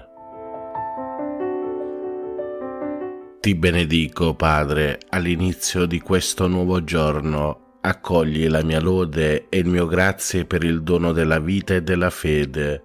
Con la forza del tuo Spirito guida i miei progetti e le mie azioni. Fa che siano secondo la tua parola. Liberami dallo scoraggiamento davanti alle difficoltà e da ogni male. Proteggi con il tuo amore la mia famiglia. Amen. Padre nostro che sei nei cieli, sia santificato il tuo nome, venga il tuo regno, sia fatta la tua volontà, come in cielo così in terra. Dacci oggi il nostro pane quotidiano e rimetti a noi i nostri debiti, come anche noi li rimettiamo ai nostri debitori, e non ci abbandonare alla tentazione, ma liberaci dal male. Ave o Maria, piena di grazia, il Signore è con te. Tu sei la benedetta fra le donne, e benedetto è il frutto del tuo seno, Gesù. Santa Maria, Madre di Dio, prega per noi peccatori, adesso e nell'ora della nostra morte. Amen. Gloria al Padre, al Figlio e allo Spirito Santo, come era nel principio, ora e sempre, nei secoli dei secoli. Amen. Preghiera all'Angelo Custode. O Santo Angelo Custode, abbi cura dell'anima mia e del mio corpo. Illumina la mia mente perché conosca meglio il Signore e lo ami con tutto il cuore. Assistimi nelle mie preghiere perché non ceda alle distrazioni, ma vi ponga la più grande attenzione. Aiutami con i tuoi consigli perché veda il bene e lo compia con generosità. Difendimi dalle insidie del nemico infernale e sostienimi nelle tentazioni perché riesca sempre vincitore. Supplisci alla mia freddezza nel culto del Signore. Non cessare di attendere alla mia custodia finché mi abbia portato in paradiso, ove loderemo insieme il buon Dio per tutta l'eternità. Amen. Angelo di Dio, che sei il mio custode, illumina, custodisci, regge e governa me, che ti fui affidato dalla pietà celeste. Amen. Salve, o Regina, Madre di misericordia, vita, dolcezza e speranza nostra, salve. A te ricorriamo, noi esuli figli di Eva, a te sospiriamo, gementi e piangenti in questa valle di lacrime. Orsù dunque, Avvocata nostra, rivolgi a noi quegli occhi tuoi misericordiosi e mostraci dopo questo esilio, Gesù, il frutto benedetto del tuo seno, o clemente, o pia, o dolce Vergine Maria.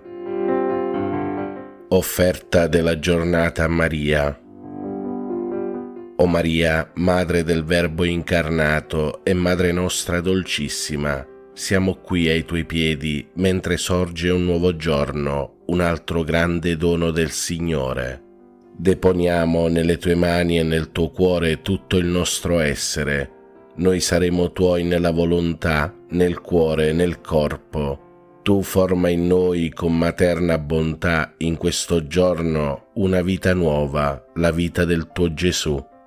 Previeni e accompagna, o Regina del Cielo, anche le nostre più piccole azioni con la tua ispirazione materna, affinché ogni cosa sia pura e accettata al momento del sacrificio santo e immacolato.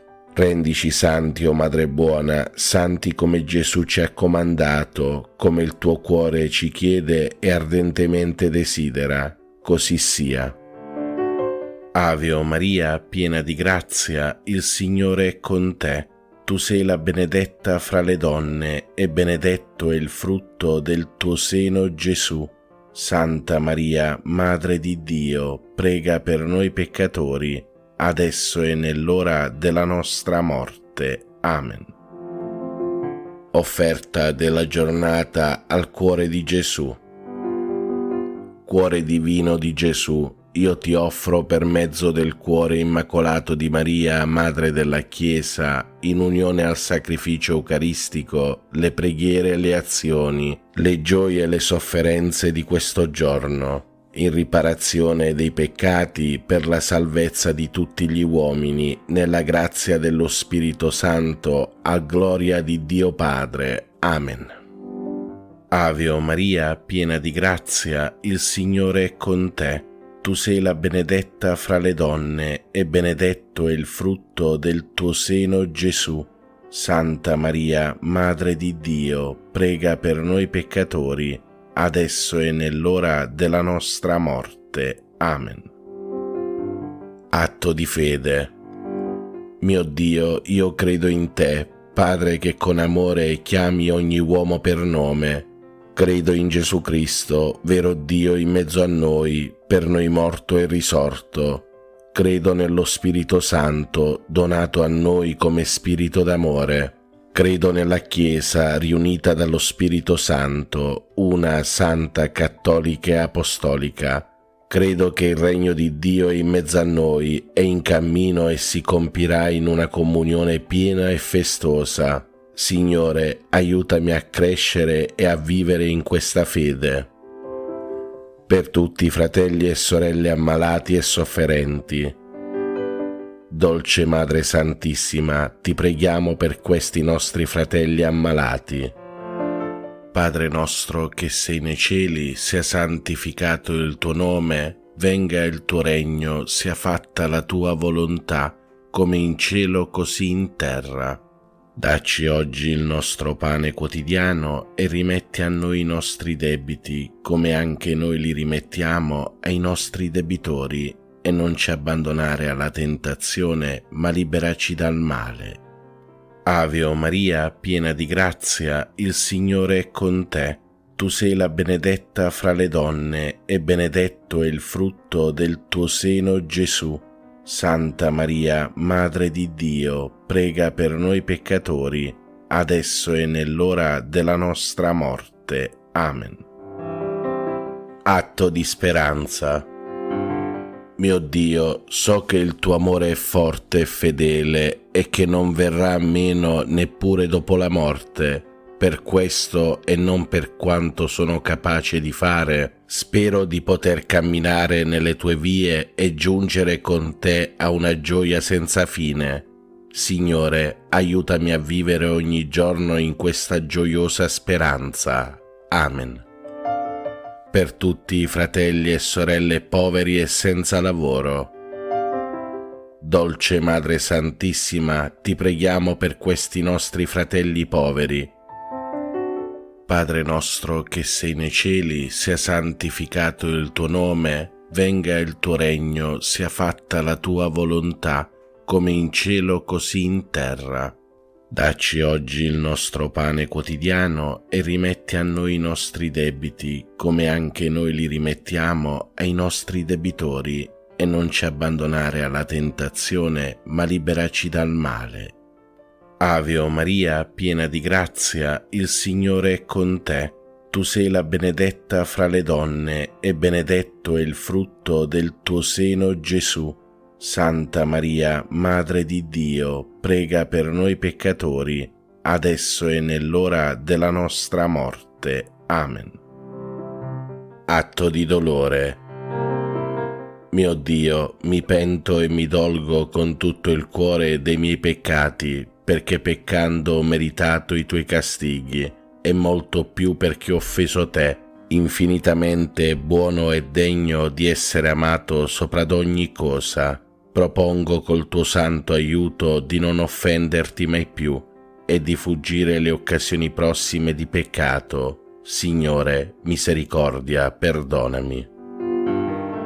Per tutti i fratelli e sorelle che soffrono nel corpo. O Madre, ti preghiamo per questi nostri fratelli affinché tu li guarisca. Padre nostro che sei nei cieli, sia santificato il tuo nome, venga il tuo regno, sia fatta la tua volontà, come in cielo così in terra. Dacci oggi il nostro pane quotidiano e rimetti a noi i nostri debiti, come anche noi li rimettiamo ai nostri debitori, e non ci abbandonare alla tentazione, ma liberaci dal male. Ave o Maria, piena di grazia, il Signore è con te. Tu sei la benedetta fra le donne, e benedetto è il frutto del tuo seno, Gesù. Santa Maria, Madre di Dio, prega per noi peccatori, adesso e nell'ora della nostra morte. Amen. Fratelli e sorelle, recitiamo in onore della Santissima Vergine Madre il Magnificat. L'anima mia magnifica il Signore, e il mio spirito esulta in Dio mio Salvatore, perché ha guardato l'umiltà della sua serva.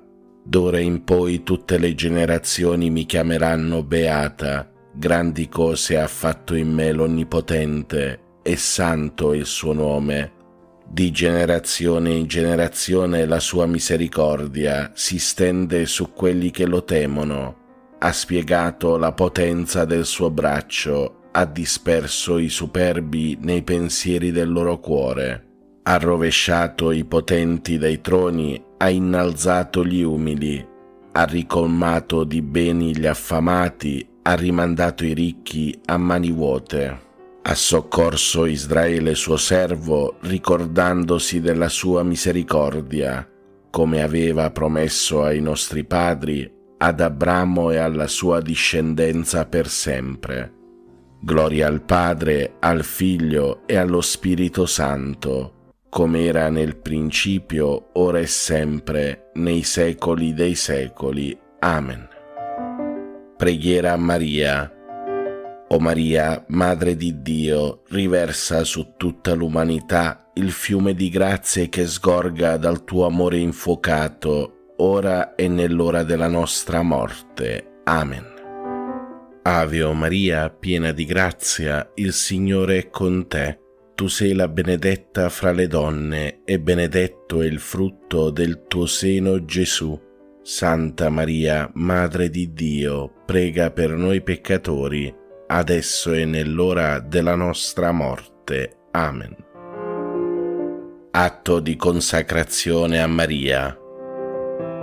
O Maria, Regina del mondo, Madre di bontà, fiduciosi nella tua intercessione, noi affidiamo a te le nostre anime. Accompagnaci ogni giorno alla fonte della gioia. Donaci il Salvatore, noi ci consacriamo a te, Regina dell'amore. Amen. Ave o Maria, piena di grazia, il Signore è con te. Tu sei la benedetta fra le donne, e benedetto è il frutto del tuo seno, Gesù. Santa Maria, Madre di Dio, prega per noi peccatori, adesso e nell'ora della nostra morte. Amen. Per i nostri cari defunti.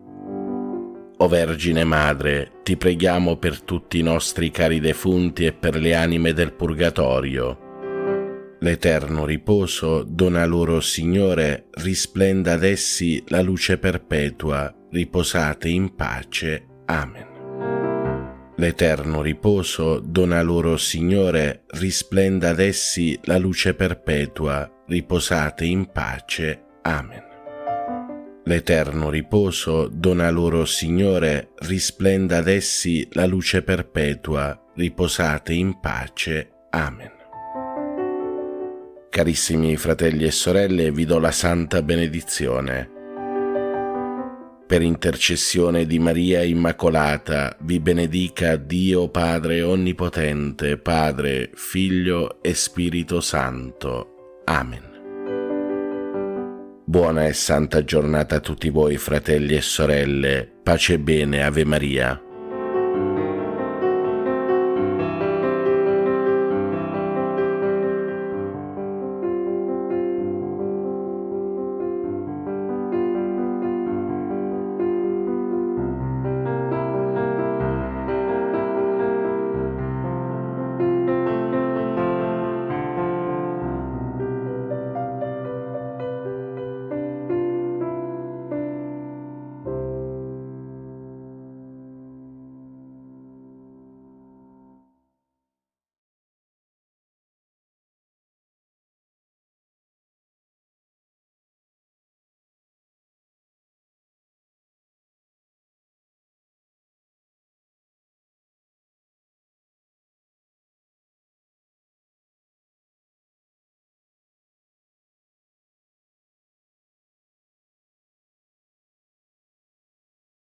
Pace e bene a tutti, fratelli e sorelle, santa giornata, Dio vi benedica tutti. Sono le 5 del mattino, oggi è 14 marzo 2023, preghiamo tutti insieme le preghiere del mattino.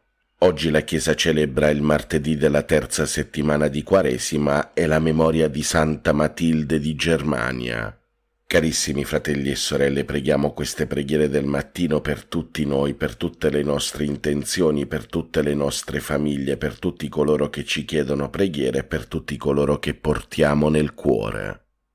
Un'altra preghiera, fratelli e sorelle, la rivolgiamo per tutti gli anziani, soprattutto quelli soli e maltrattati, e una preghiera per la sorella Teresa e la sorella Rosina. Preghiamo anche per la sorella Gemma e per il suo cammino di fede.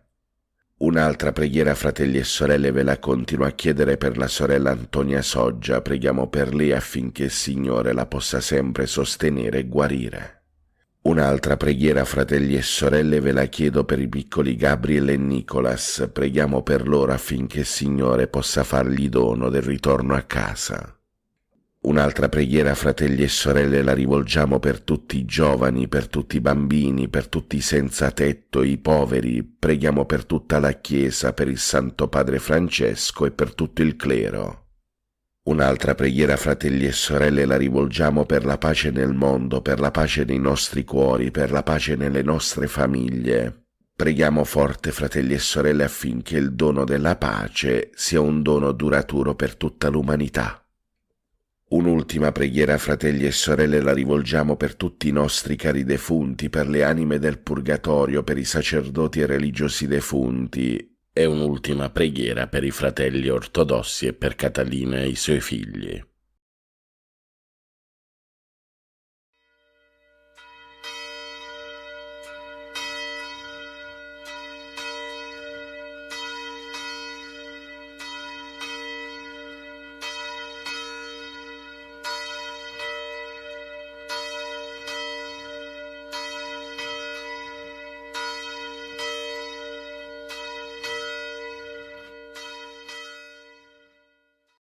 L'angelo del Signore portò l'annuncio a Maria ed ella concepì per opera dello Spirito Santo.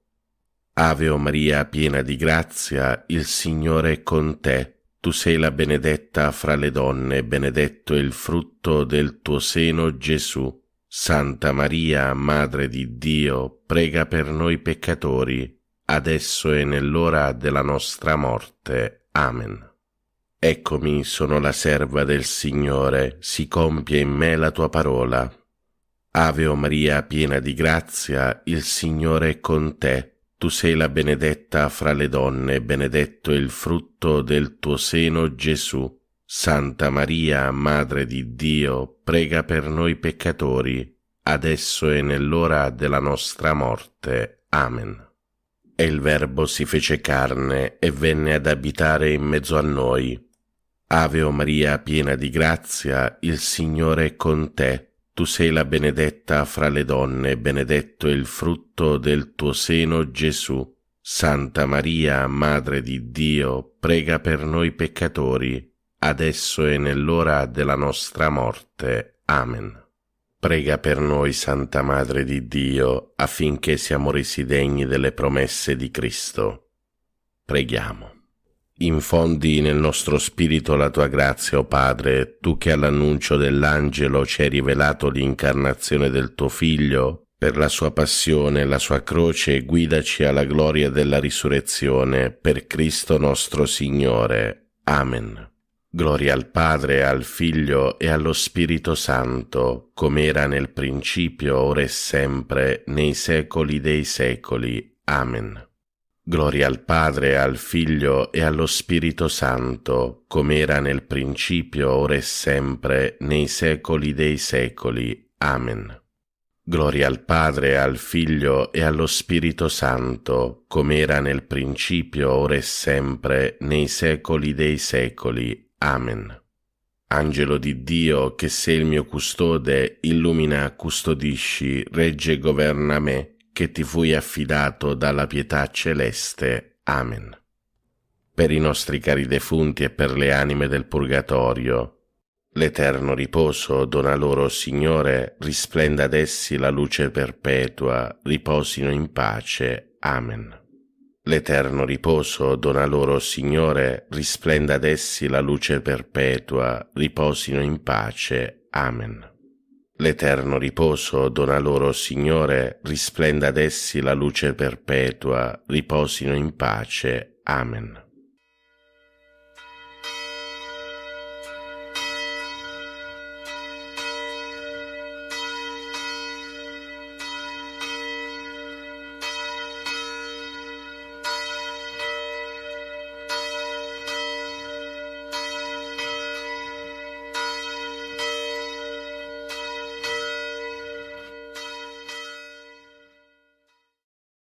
Nel nome del Padre, del Figlio e dello Spirito Santo. Amen.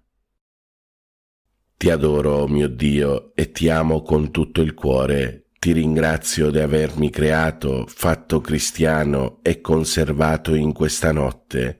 ti offro le azioni della giornata, fa che siano tutte secondo la tua santa volontà e per la maggior gloria di Dio. Preservami dal peccato e da ogni male. La tua grazia sia sempre con me e con tutti i miei cari. Amen.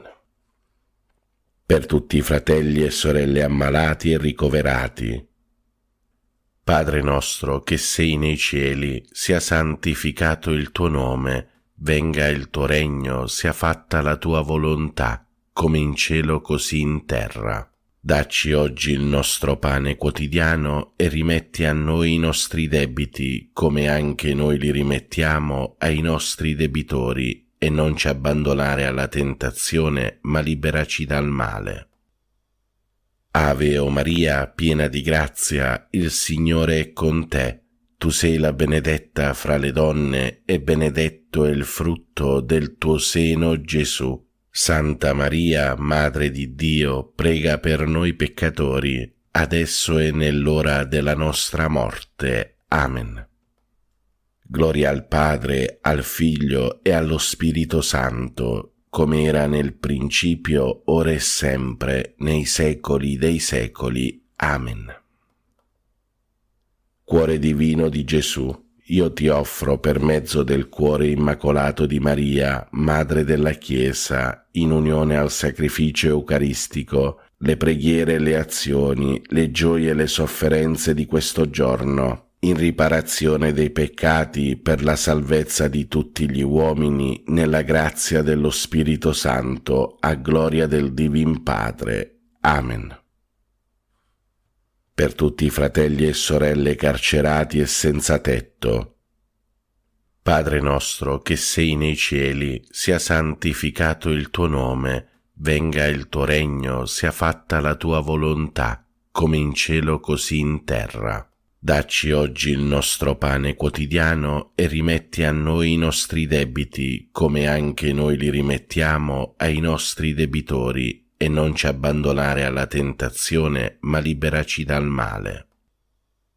Ave o Maria, piena di grazia, il Signore è con te. Tu sei la benedetta fra le donne, e benedetto è il frutto del tuo seno, Gesù. Santa Maria, Madre di Dio, prega per noi peccatori, adesso e nell'ora della nostra morte. Amen. Gloria al Padre, al Figlio e allo Spirito Santo, come era nel principio, ora e sempre, nei secoli dei secoli. Amen. Atto di fede.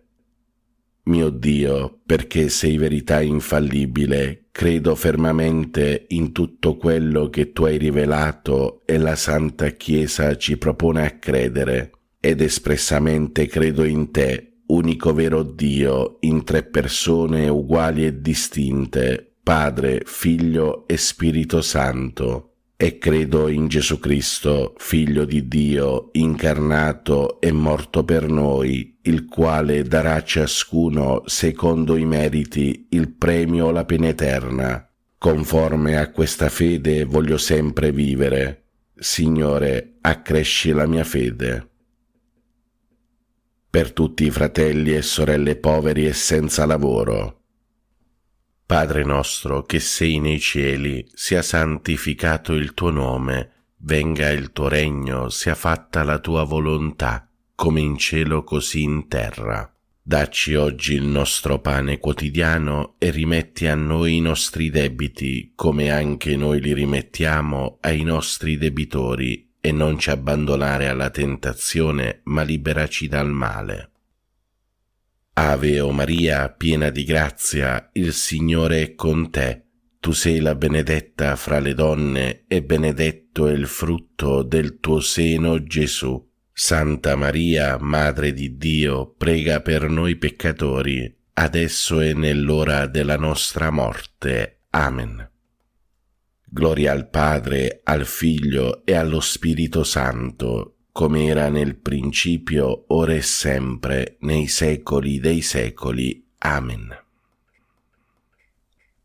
Atto di speranza. Mio Dio, spero dalla tua bontà, per le tue promesse e per i meriti di Gesù Cristo nostro Salvatore, la vita eterna e le grazie necessarie per meritarla con le buone opere che io debbo fare e voglio fare, Signore, che io possa goderti in eterno. Amen. Per tutti i fratelli e sorelle benefattori e collaboratori, Padre nostro che sei nei cieli, sia santificato il tuo nome, venga il tuo regno, sia fatta la tua volontà, come in cielo così in terra. Dacci oggi il nostro pane quotidiano e rimetti a noi i nostri debiti, come anche noi li rimettiamo ai nostri debitori, e non ci abbandonare alla tentazione, ma liberaci dal male. Ave o Maria, piena di grazia, il Signore è con te. Tu sei la benedetta fra le donne, e benedetto è il frutto del tuo seno, Gesù. Santa Maria, Madre di Dio, prega per noi peccatori, adesso e nell'ora della nostra morte. Amen. Gloria al Padre, al Figlio e allo Spirito Santo, come era nel principio, ora e sempre, nei secoli dei secoli. Amen. Atto di carità. Mio Dio, ti amo con tutto il cuore sopra d'ogni cosa, perché sei bene infinito e nostra eterna felicità, e per amore tuo amo il prossimo come me stesso, e perdono le offese ricevute.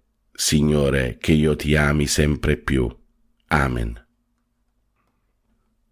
Per tutti i fratelli e sorelle anziani e nelle case di riposo, Padre nostro che sei nei cieli, sia santificato il tuo nome, venga il tuo regno, sia fatta la tua volontà, come in cielo così in terra. Dacci oggi il nostro pane quotidiano e rimetti a noi i nostri debiti, come anche noi li rimettiamo ai nostri debitori, e non ci abbandonare alla tentazione, ma liberaci dal male. Ave o Maria, piena di grazia, il Signore è con te. Tu sei la benedetta fra le donne, e benedetto è il frutto del tuo seno, Gesù. Santa Maria, Madre di Dio, prega per noi peccatori, adesso e nell'ora della nostra morte. Amen. Gloria al Padre, al Figlio e allo Spirito Santo, come era nel principio, ora e sempre, nei secoli dei secoli. Amen. Fratelli e sorelle, chiediamo al Signore perdono per tutti i nostri peccati e chiediamolo con un atto di dolore. Mio Dio, mi pento e mi dolgo con tutto il cuore dei miei peccati, perché peccando ho meritato i tuoi castighi, e molto più perché ho offeso te, infinitamente buono e degno di essere amato sopra d'ogni cosa. Propongo con il tuo santo aiuto di non offenderti mai più e di fuggire le occasioni prossime di peccato. Signore, misericordia, perdonami. Per tutti i nostri cari defunti e per le anime del purgatorio, specialmente quelle più sole, disperse, abbandonate e consacrate, e per quelle che non prega mai nessuno. Eterno Padre, per la tua infinita bontà, accogli nel tuo regno i nostri cari defunti, non imputare loro nessuna colpa commessa a causa della loro fragilità umana. L'eterno riposo dona loro, Signore, risplenda ad essi la luce perpetua, riposate in pace. Amen. L'eterno riposo dona loro, Signore, risplenda ad essi la luce perpetua, riposate in pace. Amen. L'eterno riposo dona loro, Signore, risplenda ad essi la luce perpetua, riposate in pace. Amen. Preghiamo per tutti i bambini e i giovani del mondo. Ave o Maria, piena di grazia, il Signore è con te. Tu sei la benedetta fra le donne, e benedetto è il frutto del tuo seno, Gesù. Santa Maria, Madre di Dio, prega per noi peccatori, adesso e nell'ora della nostra morte. Amen. Angelo di Dio, che sei il mio custode, illumina, custodisci, regge e governa me, che ti fui affidato dalla pietà celeste. Amen. Fratelli e sorelle, vi do la santa benedizione. Per intercessione di Maria Immacolata e di tutti i santi vi benedica Dio Padre Onnipotente, Padre, Figlio e Spirito Santo. Amen. Buona e santa giornata a tutti, fratelli e sorelle. Dio vi benedica sempre. Pace e bene, Ave Maria.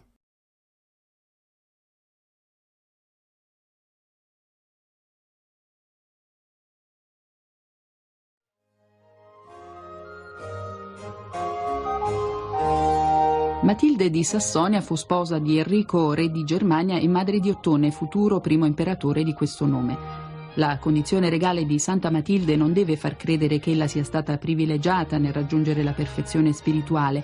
Al contrario, ella fu vera martire della propria condizione, perché i suoi stessi figli, fatti l'uno dell'altro nemici per rivalità dinastiche e gelosie di potere, avvelenarono la vita della madre. Infaticabile nelle opere buone e generosissima nella carità, Matilde fu l'angelo benefico dei suoi sudditi finché ebbe accanto a sé il marito che l'amava e l'incoraggiava. Ma alla morte di Enrico i due figli si contesero la successione, rendendo la sua vita un purgatorio, non soltanto con le loro poche fraterne contese, ma anche accusando apertamente la madre di aver dilapidato le sostanze familiari e l'erario del regno con la sua eccessiva generosità.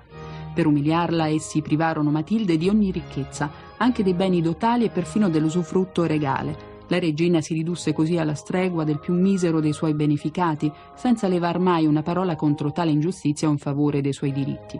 Pianse sì, non per sé, ma per i figli resi ciechi dall'egoismo, e le sue lacrime, le sue preghiere raggiunsero il risultato sperato. Pentiti della loro durezza, i figli le chiesero perdono, le restituirono l'uso delle ricchezze. Matilde poté così riprendere infaticabile la sua opera in favore dei bisognosi, che continuò paziente fino al giorno della sua morte nel 968 nel monastero da lei fondato.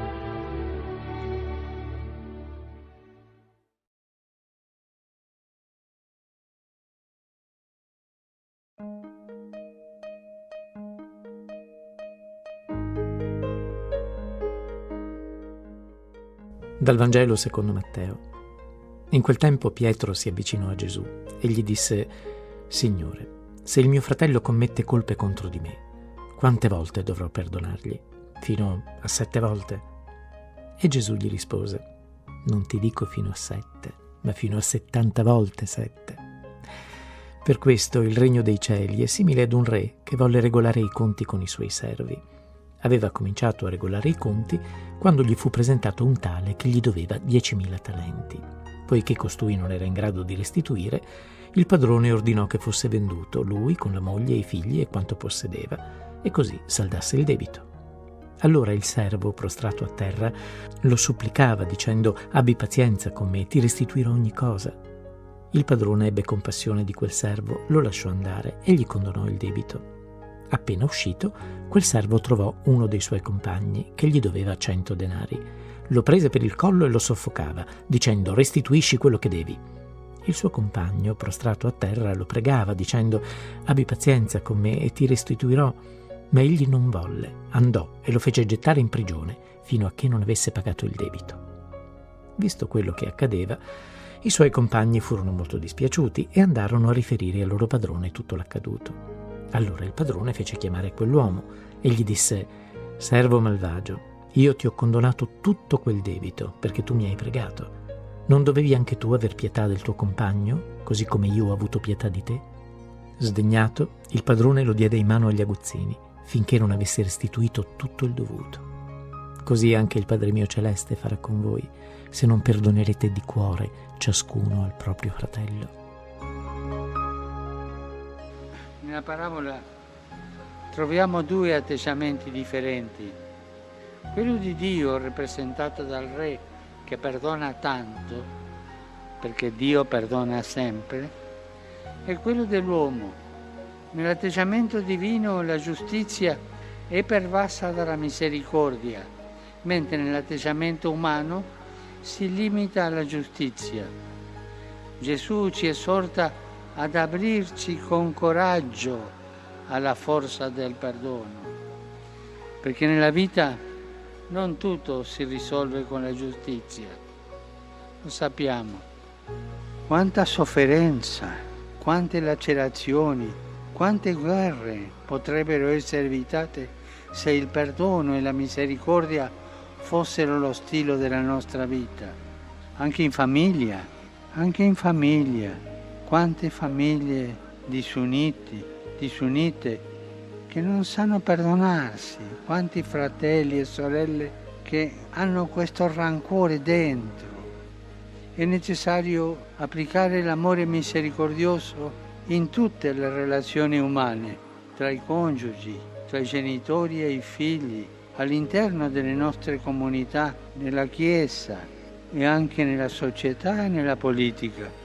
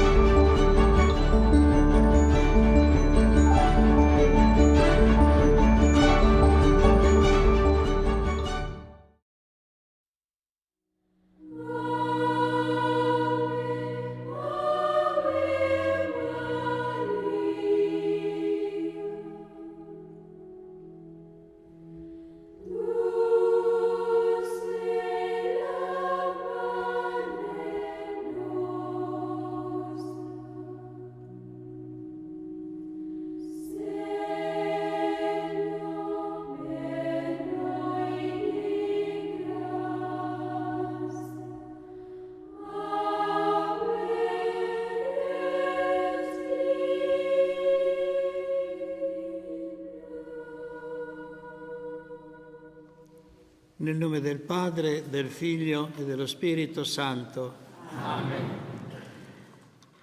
Trasmettiamo il Santo Rosario e preghiamo con i fedeli che sono qui presenti, ma siamo in comunione anche con tutti coloro che ci seguono e che vivono con noi questo momento di preghiera attraverso TV 2000.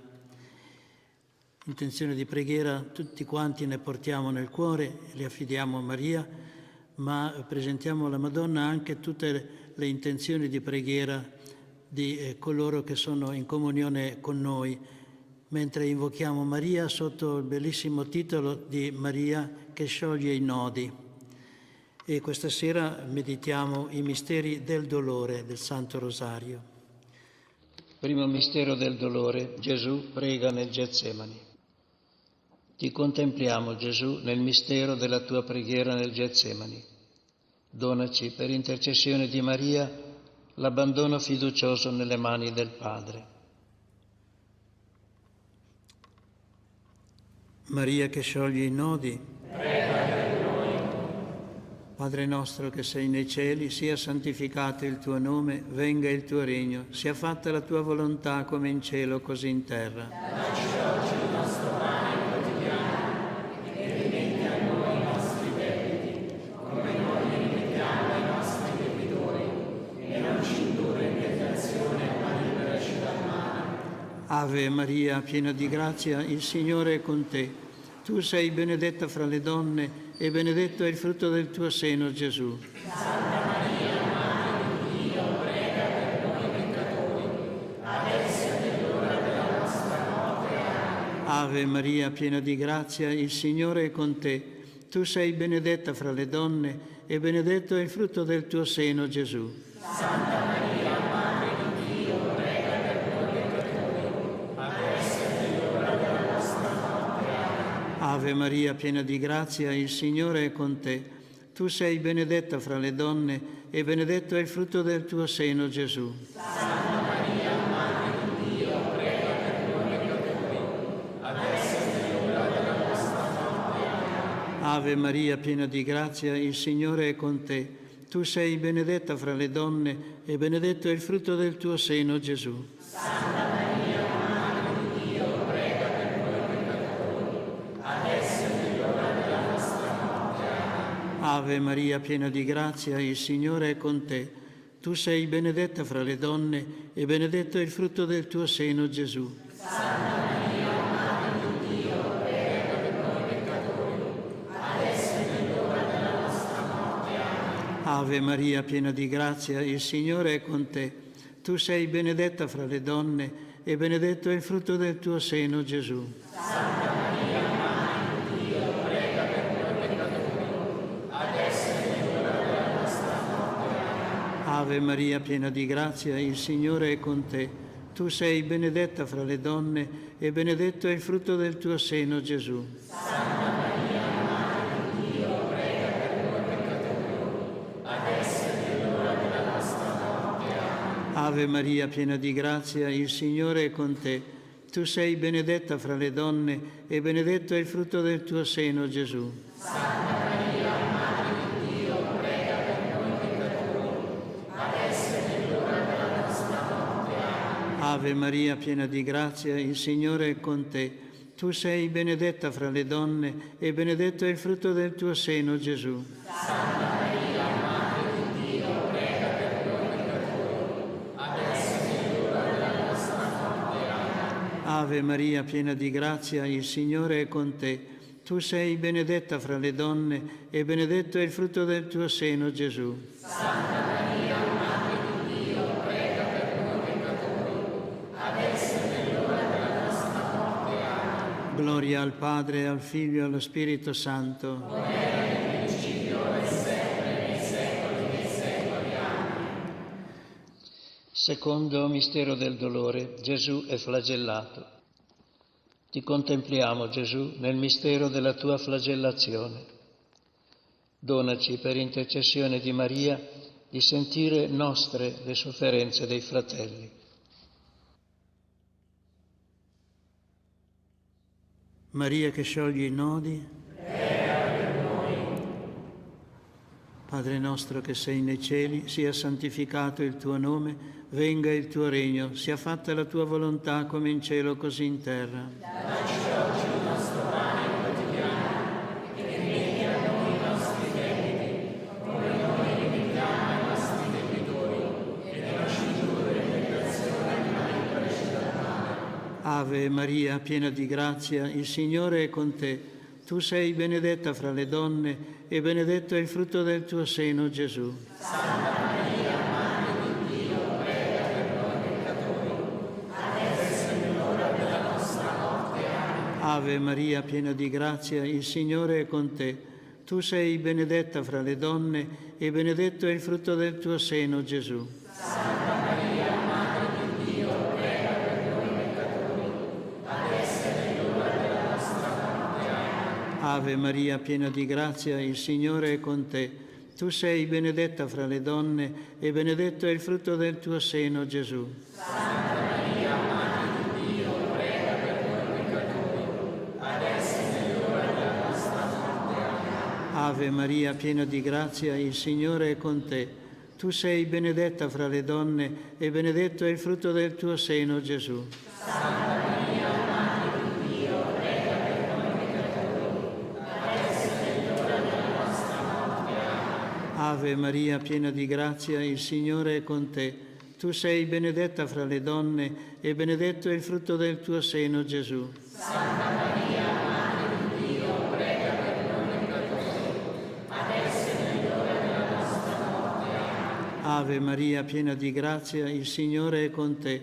Tu sei benedetta fra le donne e benedetto è il frutto del tuo seno, Gesù. Santa Maria, Madre di Dio, prega per noi peccatori, adesso è l'ora della nostra morte. Amen. Ave Maria, piena di grazia, il Signore è con te. Tu sei benedetta fra le donne e benedetto è il frutto del tuo seno, Gesù. Santa Maria, Madre di Dio, prega per noi peccatori, adesso è l'ora della nostra morte. Amen. Ave Maria, piena di grazia, il Signore è con te. Tu sei benedetta fra le donne e benedetto è il frutto del tuo seno, Gesù. Santa Maria, Madre di Dio, prega per noi peccatori, adesso è l'ora della nostra morte. Amen. Ave Maria, piena di grazia, il Signore è con te.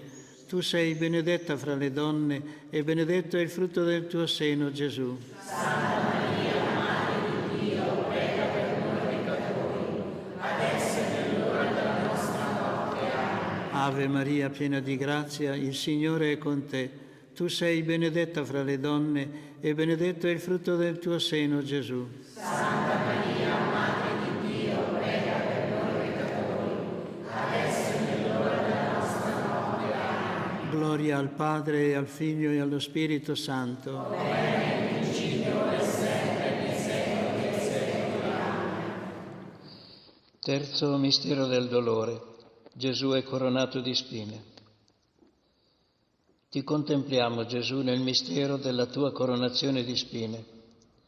Donaci, per intercessione di Maria, il rispetto per la dignità di ogni uomo. Maria che scioglie i nodi, prega per noi. Padre nostro che sei nei cieli, sia santificato il tuo nome, venga il tuo regno, sia fatta la tua volontà come in cielo così in terra. Dacci oggi il nostro pane quotidiano e rimetti a noi i nostri debiti, come noi rimettiamo ai nostri debitori, e non ci indurre in tentazione, ma liberaci dal male. Ave Maria, piena di grazia, il Signore è con te.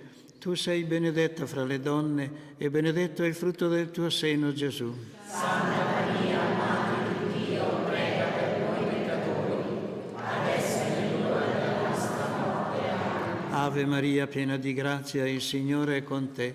Tu sei benedetta fra le donne e benedetto è il frutto del tuo seno, Gesù. Santa Maria, Madre di Dio, prega per noi peccatori, adesso è l'ora della nostra morte. Amen. Ave Maria, piena di grazia, il Signore è con te. Tu sei benedetta fra le donne e benedetto è il frutto del tuo seno, Gesù. Santa Maria, Madre di Dio, prega per noi peccatori, adesso è l'ora della nostra morte. Amen. Ave Maria, piena di grazia, il Signore è con te. Tu sei benedetta fra le donne e benedetto è il frutto del tuo seno, Gesù. Santa Maria, Madre di Dio, prega per noi peccatori, adesso è l'ora della nostra morte. Amen. Ave Maria, piena di grazia, il Signore è con te. Tu sei benedetta fra le donne e benedetto è il frutto del tuo seno, Gesù. Santa Maria, Madre di Dio, prega per noi peccatori, adesso è l'ora della nostra morte. Amen. Ave Maria, piena di grazia, il Signore è con te. Tu sei benedetta fra le donne e benedetto è il frutto del tuo seno, Gesù. Santa Maria, Madre di Dio, prega per noi peccatori, adesso è l'ora della nostra morte. Amen. Ave Maria, piena di grazia, il Signore è con te. Tu sei benedetta fra le donne e benedetto è il frutto del tuo seno, Gesù. Santa Maria, Madre di Dio, prega per noi peccatori, adesso è l'ora della nostra morte. Amen. Ave Maria, piena di grazia, il Signore è con te. Tu sei benedetta fra le donne e benedetto è il frutto del tuo seno, Gesù. Santa Maria, Madre di Dio, prega per noi peccatori, adesso è l'ora della nostra morte. Amen. Ave Maria, piena di grazia, il Signore è con te.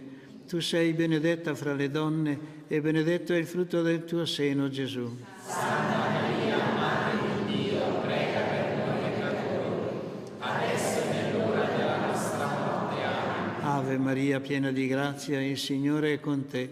Tu sei benedetta fra le donne e benedetto è il frutto del tuo seno, Gesù. Santa Maria, Madre di Dio, prega per noi peccatori, adesso è l'ora della nostra morte. Amen. Gloria al Padre, e al Figlio e allo Spirito Santo. Come era nel principio, ora e sempre, nei secoli dei secoli. Amen. Quarto mistero del dolore, Gesù porta la croce. Ti contempliamo, Gesù, nel mistero del tuo cammino verso il Calvario. Donaci, per intercessione di Maria, di accettare ogni giorno la nostra croce.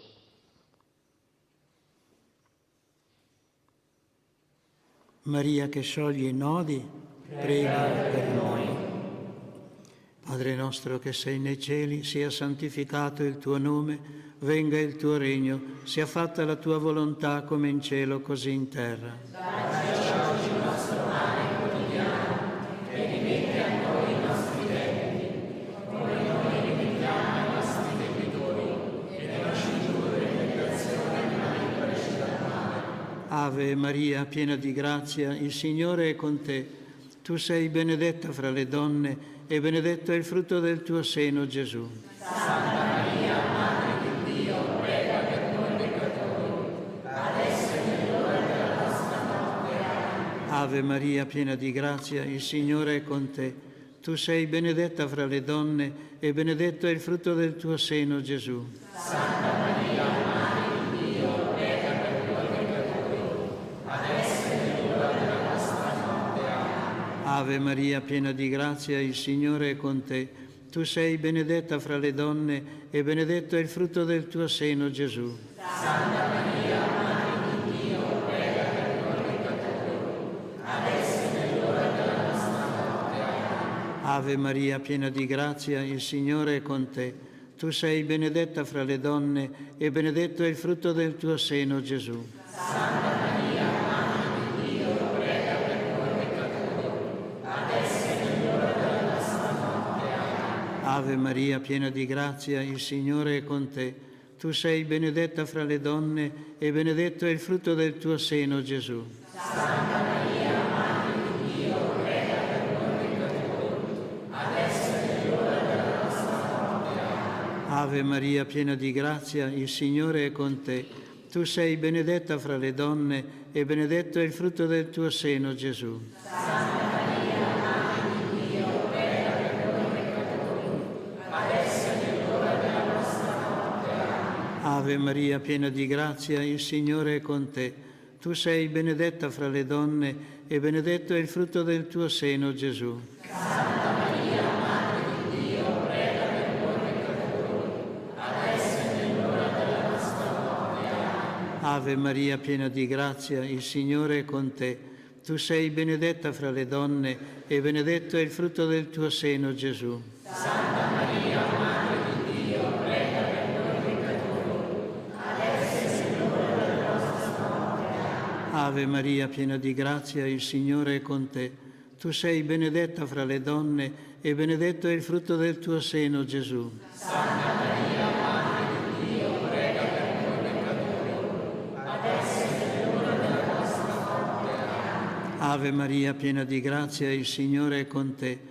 Tu sei benedetta fra le donne e benedetto è il frutto del tuo seno, Gesù. Santa Maria, Madre di Dio, prega per noi peccatori, adesso è l'ora della nostra morte. Amen. Gloria al Padre, e al Figlio, e allo Spirito Santo. Come era nel principio, ora e sempre, nei secoli dei secoli. Amen.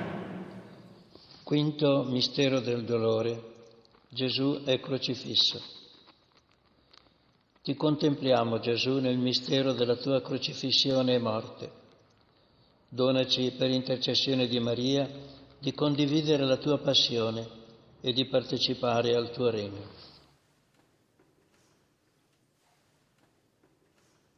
Maria che scioglie i nodi, prega per noi. Padre nostro che sei nei cieli, sia santificato il tuo nome, venga il tuo regno, sia fatta la tua volontà come in cielo così in terra. Dacci oggi il nostro pane quotidiano e rimetti a noi i nostri debiti, come noi rimettiamo ai nostri debitori, e non ci indurre in tentazione, ma liberaci dal male. Ave Maria, piena di grazia, il Signore è con te. Tu sei benedetta fra le donne, e benedetto è il frutto del tuo seno, Gesù. Santa Maria, Madre di Dio, prega per noi peccatori, adesso è l'ora della nostra morte. Amen. Ave Maria, piena di grazia, il Signore è con te. Tu sei benedetta fra le donne, e benedetto è il frutto del tuo seno, Gesù. Santa Maria, Madre di Dio, prega per noi peccatori, adesso è l'ora della nostra morte. Amen. Ave Maria, piena di grazia, il Signore è con te. Tu sei benedetta fra le donne, e benedetto è il frutto del tuo seno, Gesù. Santa Maria, Madre di Dio, prega per noi peccatori, adesso è l'ora della nostra morte. Amen. Ave Maria, piena di grazia, il Signore è con te. Tu sei benedetta fra le donne, e benedetto è il frutto del tuo seno, Gesù. Santa Maria, Madre di Dio, prega per noi peccatori, adesso è l'ora della nostra morte. Amen. Ave Maria, piena di grazia, il Signore è con te. Tu sei benedetta fra le donne, e benedetto è il frutto del tuo seno, Gesù. Santa Maria, Madre di Dio, prega per noi peccatori, adesso è l'ora della nostra morte. Amen. Ave Maria, piena di grazia, il Signore è con te. Tu sei benedetta fra le donne, e benedetto è il frutto del tuo seno, Gesù. Santa Maria, Madre di Dio, prega per noi peccatori, adesso è l'ora della nostra morte. Amen. Ave Maria, piena di grazia, il Signore è con te. Tu sei benedetta fra le donne, e benedetto è il frutto del tuo seno, Gesù. Santa Maria, Madre di Dio, prega per noi peccatori, adesso è l'ora della nostra morte. Amen. Ave Maria, piena di grazia, il Signore è con te. Tu sei benedetta fra le donne, e benedetto è il frutto del tuo seno, Gesù. Santa Maria, Madre di Dio, prega per noi peccatori, adesso è l'ora della nostra morte. Amen. Ave Maria, piena di grazia, il Signore è con te. Tu sei benedetta fra le donne, e benedetto è il frutto del tuo seno, Gesù. Santa Maria, Madre di Dio, prega per noi peccatori, adesso è l'ora della nostra morte. Amen. Ave Maria, piena di grazia, il Signore è con te. Tu sei benedetta fra le donne, e benedetto è il frutto del tuo seno, Gesù. Santa Maria, Madre di Dio, prega per noi peccatori, adesso è l'ora della nostra morte. Amen. Gloria al Padre, e al Figlio, e allo Spirito Santo. Come era nel principio, ora e sempre, nei secoli dei secoli. Amen. Per il nostro Papa Francesco, Padre nostro che sei nei cieli, sia santificato il tuo nome, venga il tuo regno, sia fatta la tua volontà come in cielo così in terra. Dacci oggi il nostro pane quotidiano, e rimetti a noi i nostri debiti, come noi rimettiamo ai nostri debitori, e non ci indurre in tentazione, ma liberaci dal male. Ave Maria, piena di grazia, il Signore è con te.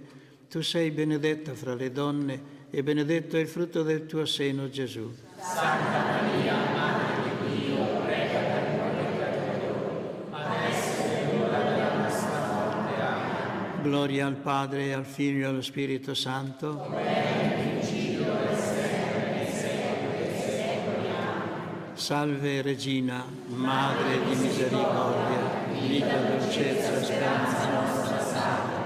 A te ricordiamo esuli figli di Eva, a te sospiriamo gementi e piangenti in questa valle di lacrime. Orso dunque, l'orata nostra, rivolgi a noi gli occhi tuoi misericordiosi e mostraci dopo questo esilio Gesù, il frutto benedetto del tuo seno, o clemente, o Dio, dolce Vergine Maria. Preghiera a Maria che scioglie i nodi. Vergine Maria, Madre che non hai mai abbandonato un figliolo che grida aiuto, Madre le cui mani lavorano senza sosta per i tuoi figli tanto amati, perché sono spinte dall'amore divino e dall'infinita misericordia che esce dal tuo cuore, volgi verso di me il tuo sguardo pieno di compassione. Guarda il cumulo di nodi che soffocano la mia vita. Tu conosci la mia disperazione e il mio dolore. Sai quanto mi paralizzano questi nodi e li ripongo tutti nelle tue mani. Nessuno, neanche il demonio, può sottrarmi dal tuo aiuto misericordioso. Nelle tue mani non c'è un nodo che non sia sciolto. Vergine Madre, con la grazia e il tuo potere di intercessione presso tuo Figlio Gesù, mio Salvatore, ricevi oggi questo nodo.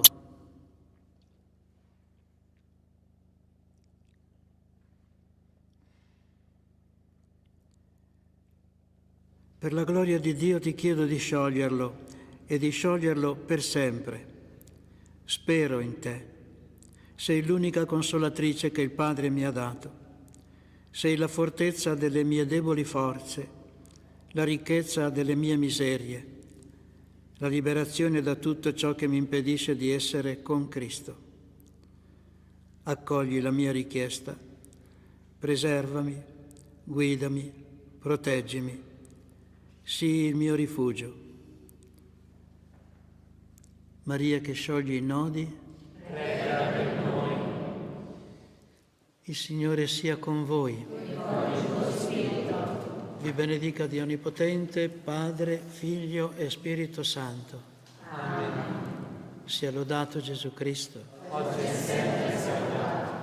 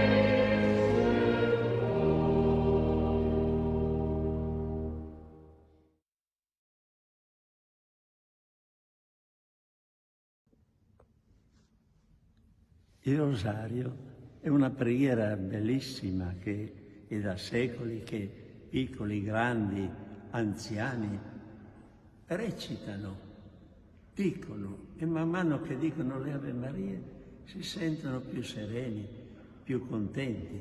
È un effetto di questa fede che Maria, la nostra mamma del cielo, ci sta ascoltando.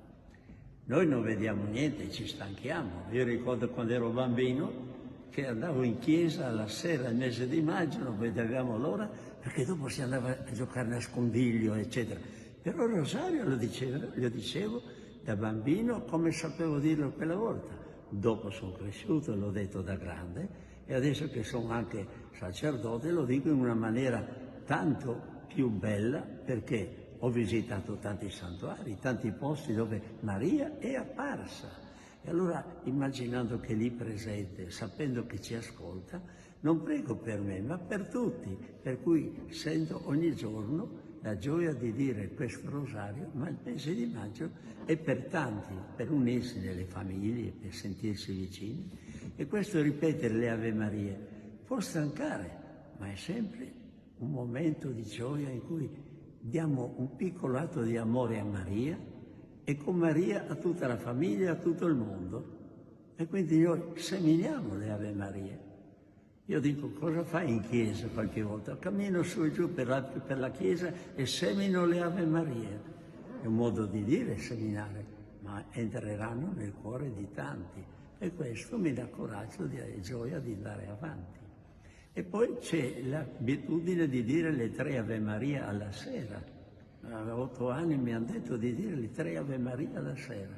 Non ho mai smesso e ho sentito sempre una presenza della Madonna che mi benedice. Ecco, quelle 3 Ave Maria si possono dire ai piedi del letto prima di addormentarsi e dà un bel segno, perché l'Ave Maria, e finisco per dirvi questo, è un bel saluto che, pensandoci bene, l'angelo non ha detto a Maria Shalom, la pace, ha detto Chaire Maria, una parola difficile che dice rallegrati Maria, sta contenta perché sei piena di grazia, il Signore è con te.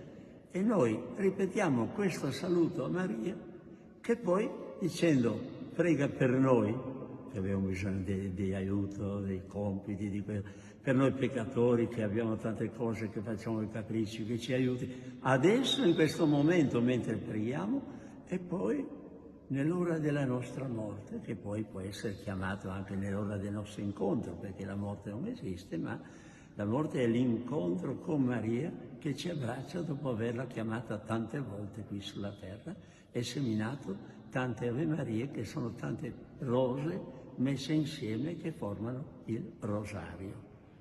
Buon mese di maggio a chi può provare. Provi e vedrà che troverà pace e gioia. Amen.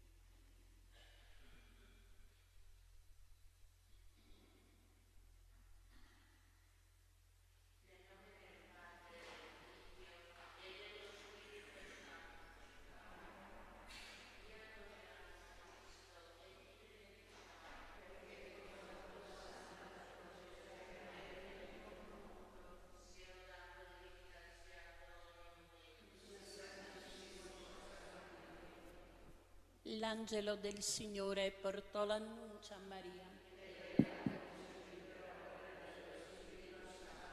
Ave Maria, piena di grazia, il Signore è con te. Tu sei benedetta fra le donne e benedetto è il frutto del tuo seno, Gesù.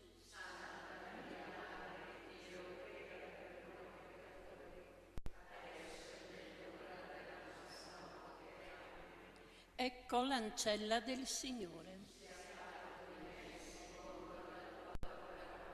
Ave Maria, piena di grazia, il Signore è con te. Tu sei benedetta fra le donne e benedetto è il frutto del tuo seno, Gesù.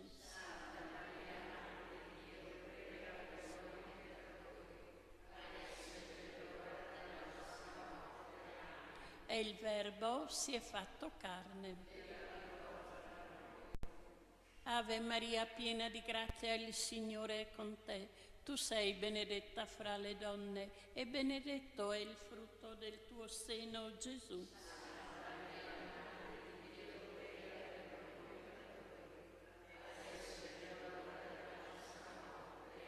Prega per noi, Santa Madre di Dio.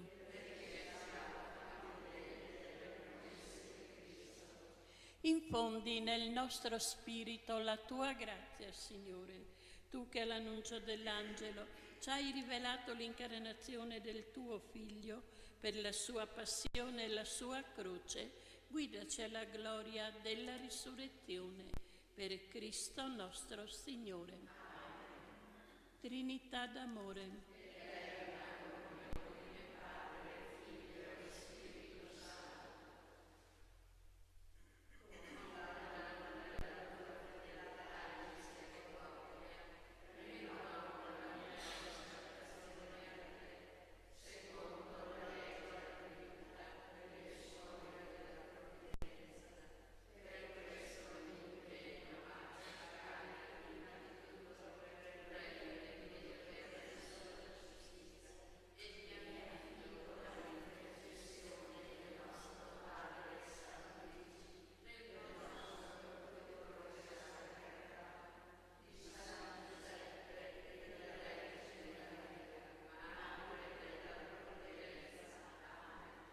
Vieni, o Spirito Creatore.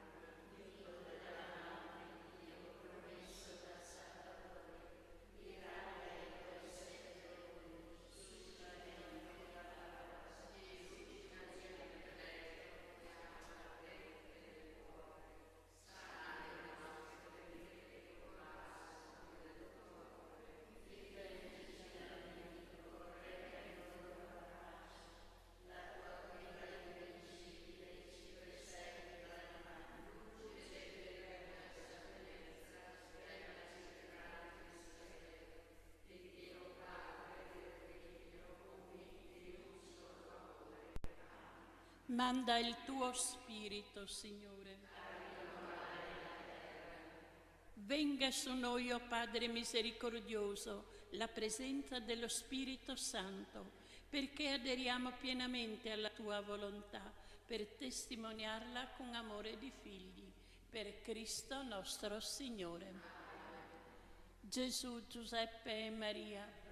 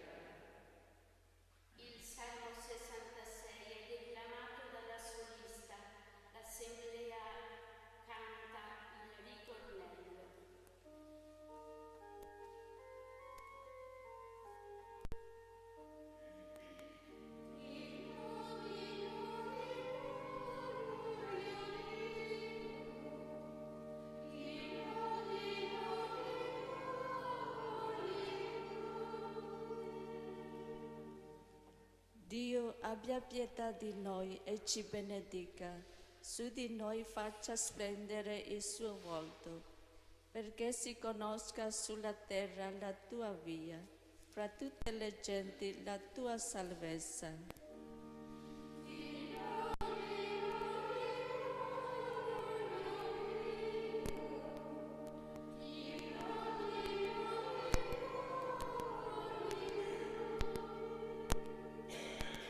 Esultino le genti e si rallegrino, perché giudichi i popoli con giustizia, governi le nazioni sulla terra.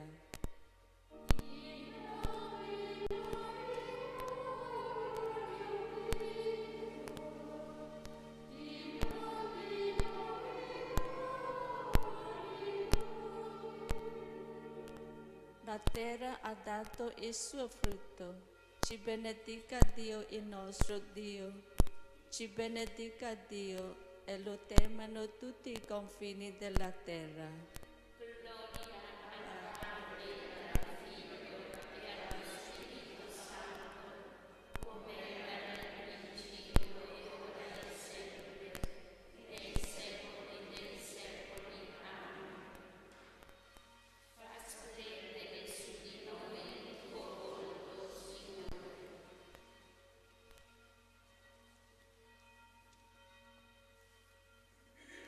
Ritornate a me con tutto il cuore, con digiuni, con pianti e lamenti. Laceratevi il cuore e non le vesti. Ritornate al Signore vostro Dio, perché Egli è misericordioso e benigno, tardo all'ira e ricco di benevolenza, e si impietosisce riguardo alla sventura.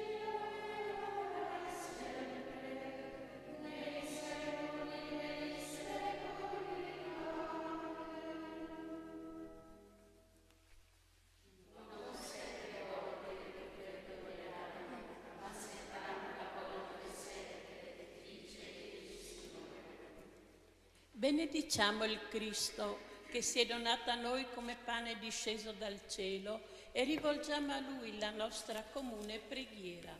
Cristo, pane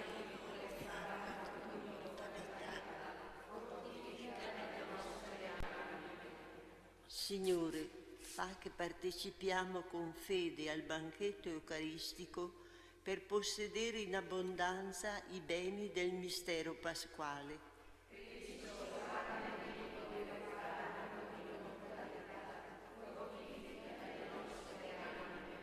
Donaci di accogliere con cuore libero e ardente la tua parola per portare frutto nella perseveranza.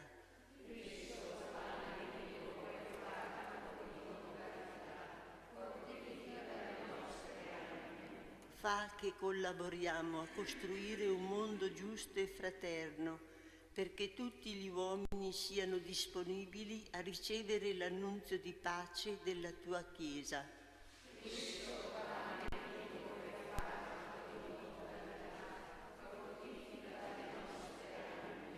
Abbiamo peccato, Signore, abbiamo molto peccato.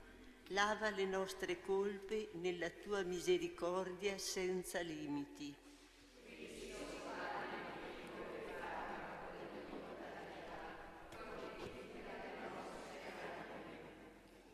Padre nostro, che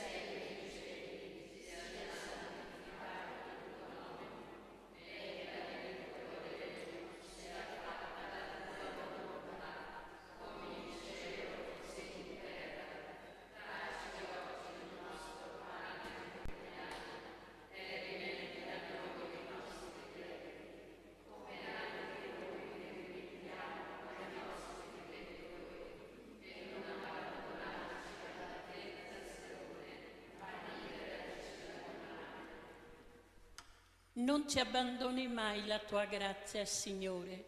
Ci renda fedeli al tuo santo servizio e ci ottenga sempre il tuo aiuto. Per Cristo nostro Signore. Il Signore ci benedica e ci doni misericordia e perdono.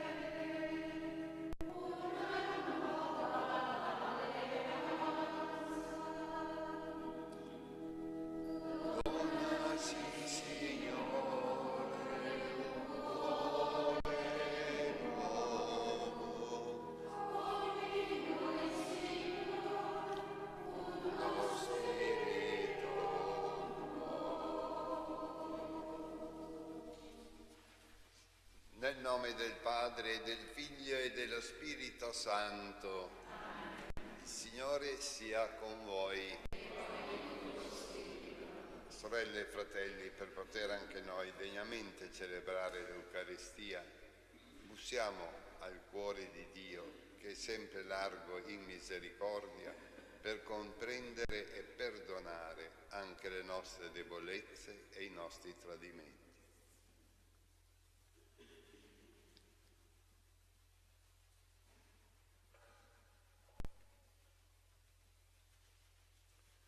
Signore, che ci fai passare dalla morte alla vita chi ascolta la tua parola, Kyrie eleison. Cristo, che hai voluto essere innalzato da terra per attirarci a te, Christe eleison. Signore, che ci sottoponi al giudizio della croce, Kyrie eleison. Dio Onnipotente abbia misericordia di noi, perdoni i nostri peccati, ci conduca alla vita eterna.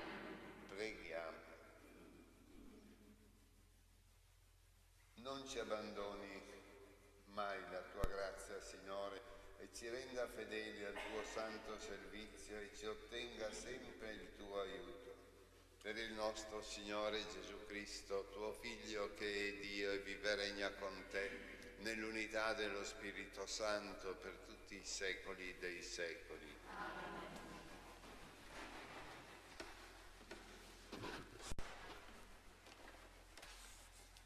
Dal libro del profeta Daniele. In quei giorni Azzaria si alzò e fece questa preghiera in mezzo al fuoco e aprendo la bocca disse: non ci abbandonare fino in fondo per amore del tuo nome, non infrangere la tua alleanza, non ritirare da noi la tua misericordia per amore di Abramo, tuo amico, di Isacco tuo servo, di Israele tuo santo, ai quali hai parlato promettendo di moltiplicare la loro stirpe come le stelle del cielo, come la sabbia sulla spiaggia del mare. Ora invece, Signore, noi siamo diventati più piccoli di qualunque altra nazione. Oggi siamo umiliati per tutta la terra a causa dei nostri peccati.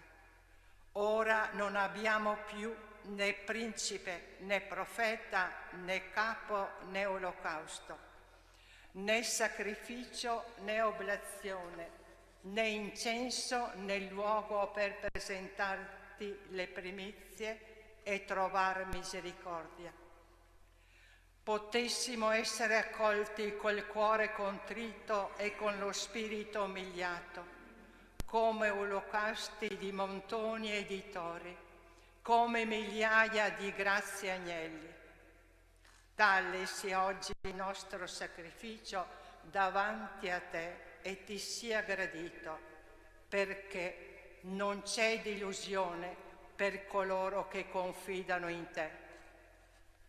Ora ti seguiamo con tutto il cuore, ti temiamo e cerchiamo il tuo volto, non coprirci di vergogna.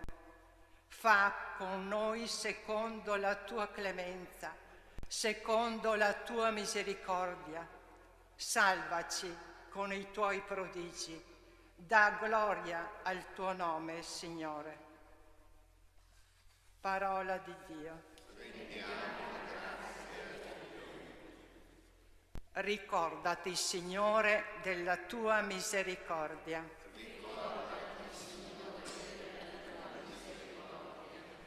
Fammi conoscere, Signore, le tue vie, insegnami i tuoi sentieri. Guidami nella tua fedeltà e istruissimi, perché sei tu il Dio della mia salvezza.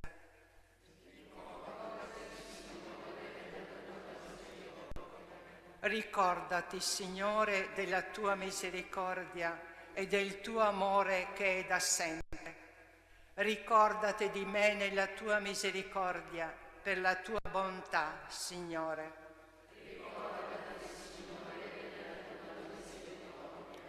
Buono e retto è il Signore, indica ai peccatori la via giusta, guida i poveri secondo giustizia, insegna ai poveri la sua via.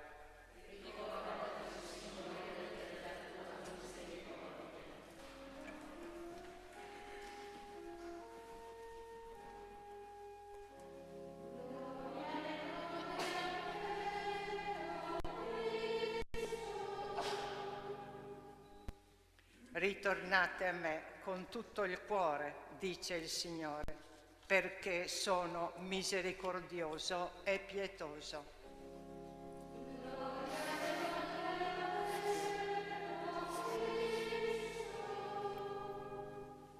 Il Signore sia con voi. Dal Vangelo secondo Matteo. In quel tempo Pietro si avvicinò a Gesù e gli disse: Signore, se il mio fratello commette colpe contro di me, quante volte dovrò perdonargli? Fino a 7 volte? Gesù gli rispose: non ti dico fino a 7, ma fino a 70 volte 7. Per questo il regno dei cieli è simile a un re che voleva regolare i conti con i suoi servi. Aveva cominciato a regolare i conti quando gli fu presentato un tale che gli doveva 10.000 talenti. Poiché costui non era in grado di restituire, il padrone ordinò che fosse venduto lui con la moglie, i figli e quanto possedeva, e così saldasse il debito. Allora il servo, prostrato a terra, lo supplicava dicendo: abbi pietà e pazienza con me e ti restituirò ogni cosa. Il padrone ebbe compassione di quel servo, lo lasciò andare e gli condonò il debito. Appena uscito, quel servo trovò uno dei suoi compagni che gli doveva 100 denari. Lo prese per il collo e lo soffocava dicendo: restituisci quello che devi. Il suo compagno, prostrato a terra, lo pregava dicendo: abbi pazienza con me e ti restituirò. Ma egli non volle, andò e lo fece gettare in prigione finché non avesse pagato il debito. Visto quel che accadeva, i suoi compagni furono molto dispiaciuti e andarono a riferire al loro padrone tutto l'accaduto. Allora il padrone fece chiamare quell'uomo e gli disse: servo malvagio, io ti ho condonato tutto quel debito perché tu mi hai pregato. Non dovevi anche tu aver pietà del tuo compagno, così come io ho avuto pietà di te? Sdegnato, il padrone lo diede in mano agli aguzzini finché non avesse restituito tutto il dovuto. Così anche il Padre mio celeste farà con voi se non perdonerete di cuore ciascuno al proprio fratello. Parola del Signore.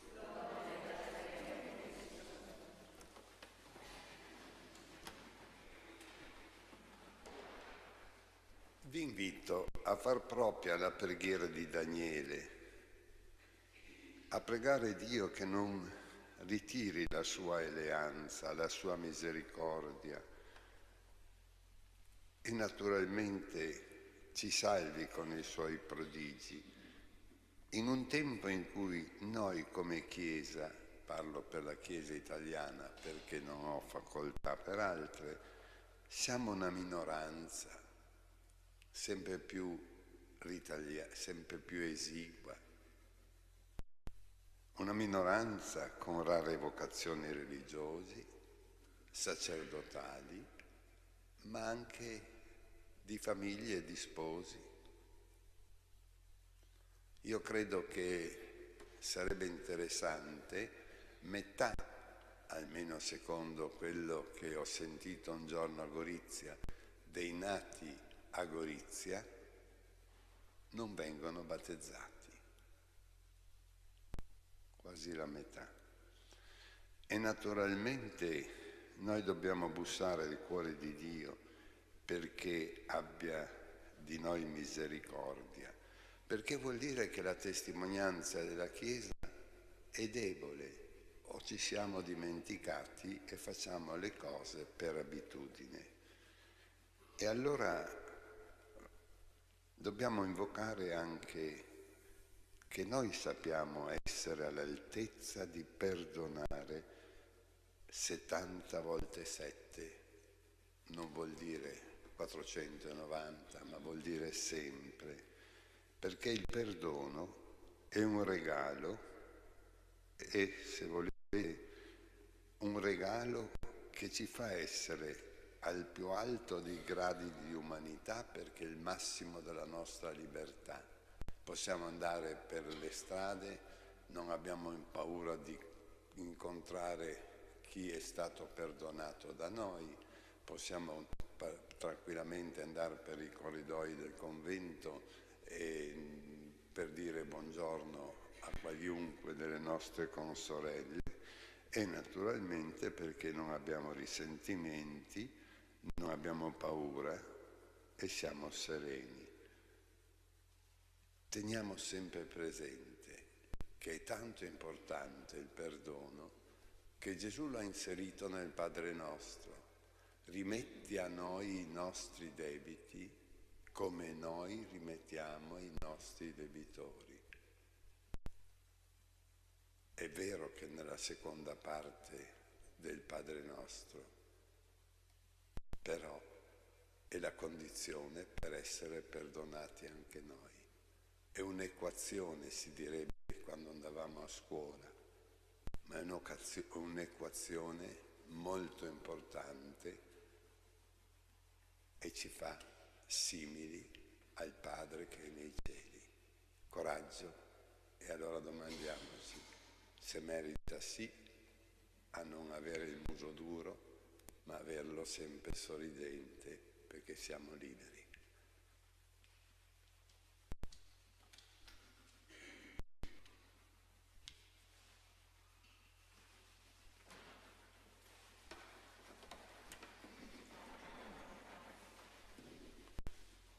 Il Signore è buono, gli possiamo rivolgere richiesta senza numero. Il Signore è retto, possiamo presentarci a Lui senza timore. E quanto intendiamo fare con la nostra preghiera?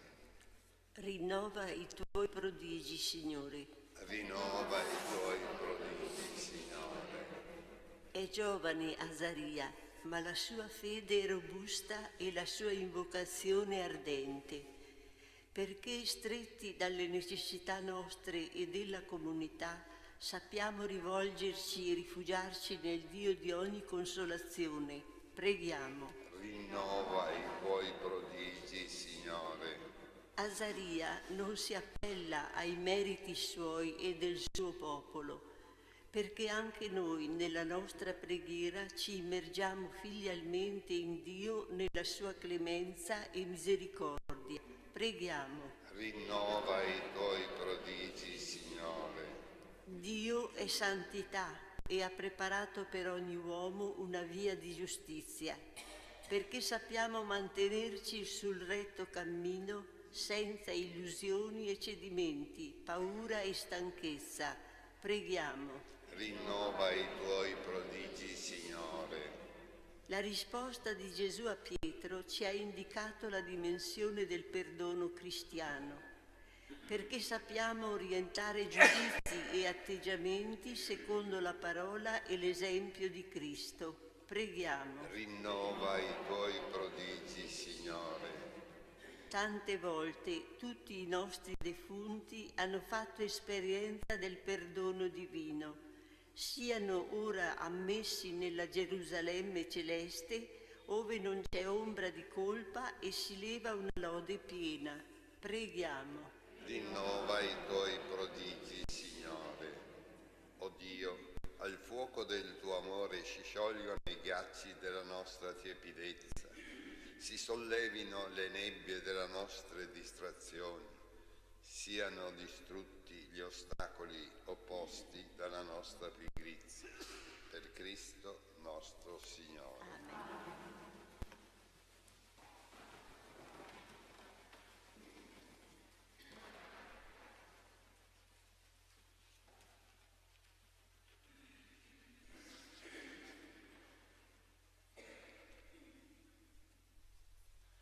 Benedetto sei tu, Signore, Dio dell'universo, dalla tua bontà abbiamo ricevuto questo pane, frutto della terra e del lavoro dell'uomo. Lo presentiamo a te perché diventi per noi cibo di vita eterna.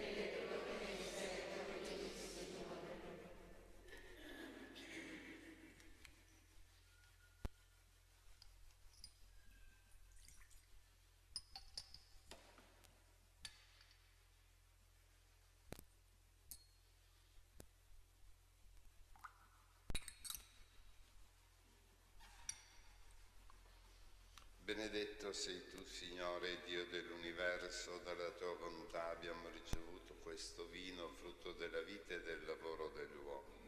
Lo presentiamo a te perché diventi per noi bevanda di salvezza.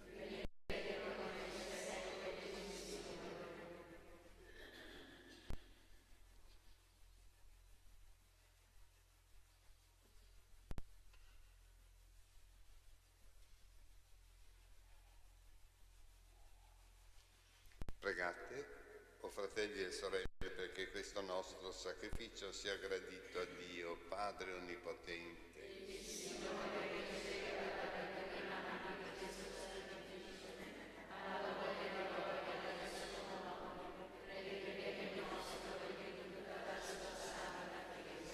Concedi, o Signore, che questo sacrificio di salvezza ci purifichi dai peccati e ci ottenga il dono della tua misericordia.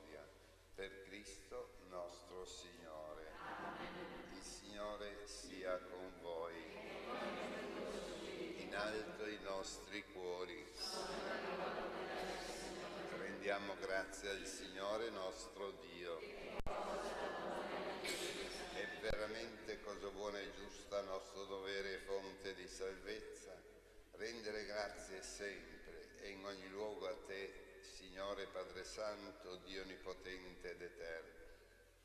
Tu vuoi che ti glorifichiamo con la penitenza quaresimale, perché la vittoria sul nostro peccato ci renda disponibili alle necessità dei poveri, a imitazione della tua bontà infinita. E noi, uniti agli angeli e ai santi, cantiamo a una sola voce l'inno della tua gloria.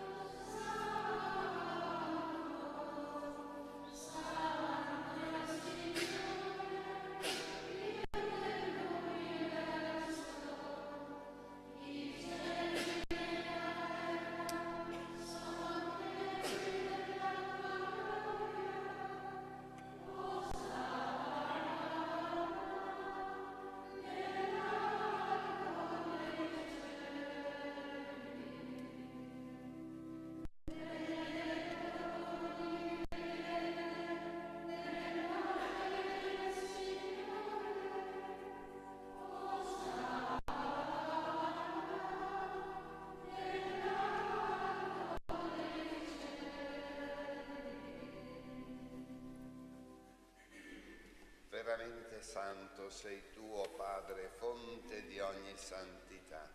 Ti preghiamo, santifica questi doni con la rugiada del tuo Spirito, perché diventino per noi il corpo e il sangue del Signore nostro Gesù Cristo. Egli, consegnandosi volontariamente alla passione, prese il pane, rese grazie, lo spezzò, lo diede ai suoi discepoli e disse: prendete e mangiatene tutti, questo è il mio corpo offerto in sacrificio per voi.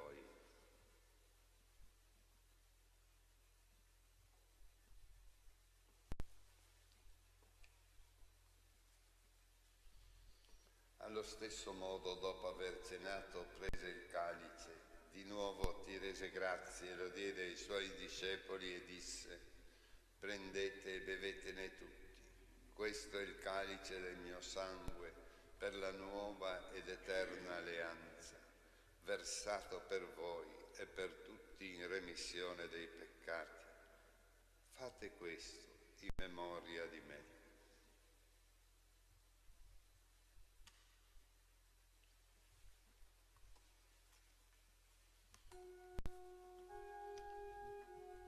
Mistero della fede.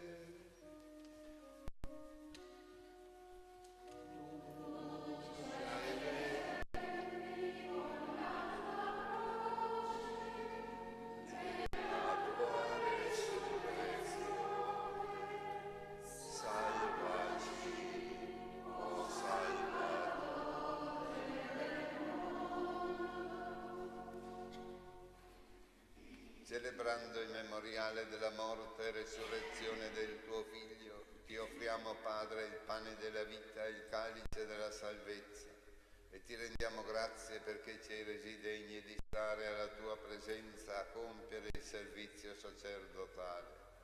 Ti preghiamo umilmente per la comunione al corpo e al sangue di Cristo, lo Spirito Santo ci riunisca in un solo corpo. Ricordati, Padre, della tua Chiesa diffusa su tutta la terra, rendila perfetta nell'amore in unione con il nostro Papa Francesco, il nostro Vescovo Carlo, i presbiteri, i diaconi e tutto il santo popolo di Dio. Ricordati anche dei nostri fratelli e sorelle che si sono addormentati nella speranza della risurrezione, e in particolare di Anna, Ida, Roberto, Sergio e Luciana. E nella tua misericordia di tutti i defunti, ammettili alla luce del tuo volto. Di noi tutti abbi misericordia, donaci di aver parte alla vita eterna insieme con la Beata Maria, Vergine Madre di Dio, San Giuseppe suo sposo, gli Apostoli e tutti i santi che in ogni tempo ti furono graditi, e in Gesù Cristo tuo Figlio canteremo la tua lode e la tua gloria.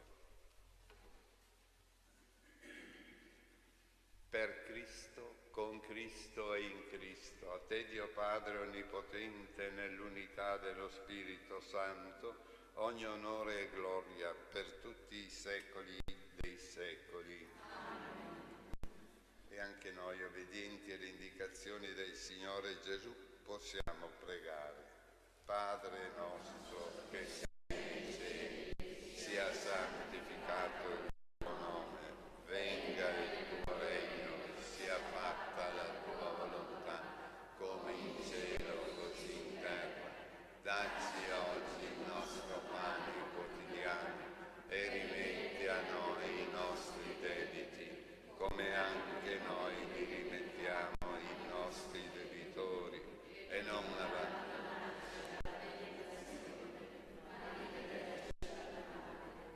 Liberaci, o Signore, da tutti i mali, concedi la pace ai nostri giorni, e con l'aiuto della tua misericordia vivremo sempre liberi dal peccato e furi da ogni turbamento, nell'attesa che si compia la beata speranza e venga il nostro Salvatore Gesù Cristo.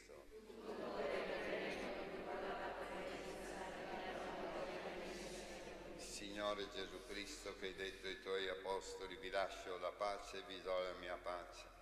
Non guardare i nostri peccati, ma la fede della tua Chiesa. Donale unità e pace secondo la tua volontà, tu che vivi e regni nei secoli dei secoli. Amen. La pace del Signore sia sempre con voi.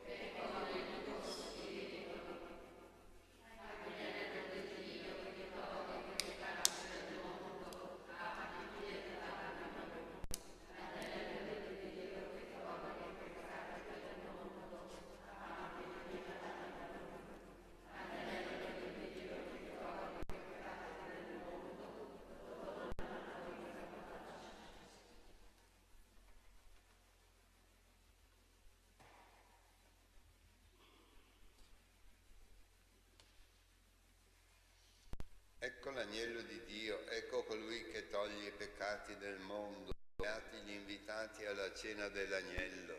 O Signore, non sono degno di partecipare alla tua mensa, ma di soltanto una parola e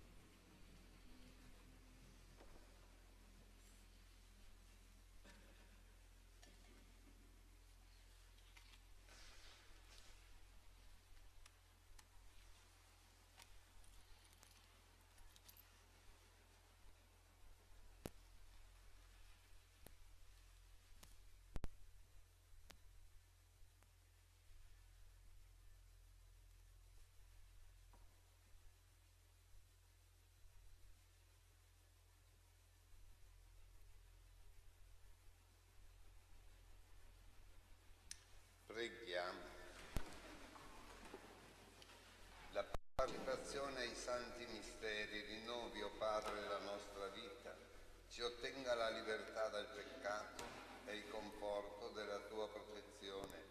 Per Cristo nostro Signore. Il Signore sia con voi.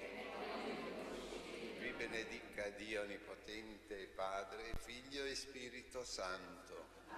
La messa è finita, andiamo e viviamo in pace. Salve, custode del Redentore e sposo della Vergine Maria. Dio affidò il suo figlio e della Maria con te Cristo diventò uomo. Beato Giuseppe, mostra anche per noi e guidaci nel cammino della vita. Ottienici grazia, misericordia e coraggio e felicità.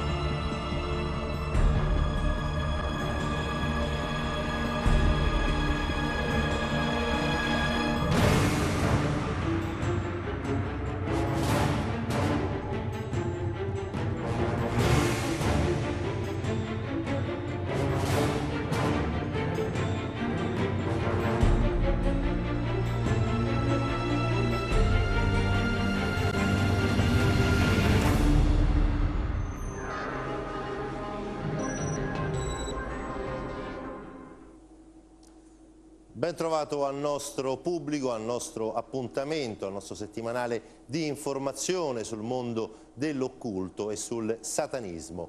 Anche oggi vogliamo tornare a parlare dei contatti con l'aldilà e abbiamo pensato ad un nuovo modo per parlarne. E il nostro nuovo modo per parlarne è l'ospite che adesso vi andremo a presentare. Questo perché? Perché nonostante abbiamo già parlato e quindi abbiamo già dedicato ampio spazio a dei fenomeni controversi come quello dello spiritismo, vogliamo ritornarne a far chiarezza e lo vogliamo fare in modo anche originale. Perché originale? Presento il nostro ospite, il padre Paolo Berti, grazie per essere qui. Padre Berti, lei fa l'autostoppista di mestiere o di missione? Che vuol dire fare l'autostoppista? L'autostoppista vuol dire cercare di avvicinare quella fascia di persone che non è più raggiungibile in altra maniera. E sappiamo che coloro che frequentano le nostre comunità parrocchiali girano attorno a percentuali come il 14, 15, in certe regioni si può arrivare al 20%. Una grande parte non partecipa più, però tuttavia ha qualche fondamento di fede, o perché dietro c'è la famiglia, o perché dietro c'è la moglie, o perché dietro c'è un passato. Si tratta di raggiungere queste persone e le dobbiamo raggiungere quando loro hanno il tempo di poterci dare la possibilità di raggiungerle. E l'uomo di oggi non è come l'uomo di ieri, che era nei ritmi della stagione, per cui c'era il tempo, per cui era disponibile a tutto. Un po' più frenetica la vita adesso. È frenetica, l'uomo si alza la mattina, deve prendere il metro, no, eccetera, il treno, arrivare al posto di lavoro, lavorare, ritornare a casa stanco, rifare circa a volte un'ora di cammino, e ritorna a casa, mangia, ci sono i problemi dei figli, la moglie, tutto quanto, e poi alla fine si mette davanti al televisore per dimenticare qualche cosa e poi va a letto. E il giorno dopo è esattamente la stessa cosa. Se lo avvicini in autostop, chiedendogli umilmente un passaggio, intanto gli dai l'opportunità di avere accanto a sé uno che forse ha desiderato sempre avere, un uomo della Chiesa, un sacerdote, un frate, al quale rivolgere delle domande intime, che sa di poter domandare e dal quale sa di poter ricevere delle risposte autorevoli. E soprattutto sa anche che non ci saranno conseguenze, non ci vedremo più. Quindi non deve temere, ripercussioni, giudizi, e quindi si apre profondamente ed esprime il suo cuore. Quanti chilometri ha percorso? Io ho percorso, facendo i conti, ho circa 80.000 chilometri, 2 volte il giro del mondo. In quanti anni? 17, 18, 20 anni. Ne ha viste un po' di cotte e di crude, immagino, no? Ho visto di tutto e devo ringraziare questa esperienza perché mi ha dato la possibilità, direi più di una laurea. Giovanni Paolo II diceva che l'essere stato tra gli operai gli era valso più di una laurea, e per me l'autostop mi è valso più di una laurea, perché mi ha posto a contatto con molte problematiche, e a volte mi lasciavano anche spiazzato, però mi costringevano poi allo studio, mi costringevano alla verifica, ad entrare in biblioteca, a consultare. Poi pian pianino mi sono fatto il mio gruzzoletto e adesso mi muovo con una certa facilità. I primi tempi ammetto che sono stati piuttosto duri e uscivo fuori come un vascello cannoneggiato, però reggevo ugualmente, però ero pieno di difficoltà. Padre, perché la Chiesa vieta e condanna lo spiritismo? Cioè la Chiesa vieta e condanna lo spiritismo perché ha delle ragioni. Le ragioni innanzitutto sono dottrinali. Il primo approccio che la Chiesa fa con questi fenomeni, o anche fenomeni di visioni, apparizioni, è sempre un approccio dottrinale. Prima di addentrarsi nei fenomeni vede se ciò che viene detto collima con la professione della fede, con il credo. Quando vede che ciò non collima, nel mondo dello spiritismo era tutto un disastro, contro i sacramenti, la Chiesa, l'istituzione, e chi più ne ha e più ne mette. E questo qui già bastava. Poi c'era l'esperienza delle notizie che giungevano da queste sedute spiritiche, stati di allucinazione, anormali, mobili che si muovevano. E l'allucinazione produceva che un volume diventasse più piccolo, poi diventava più grande, allucinazione.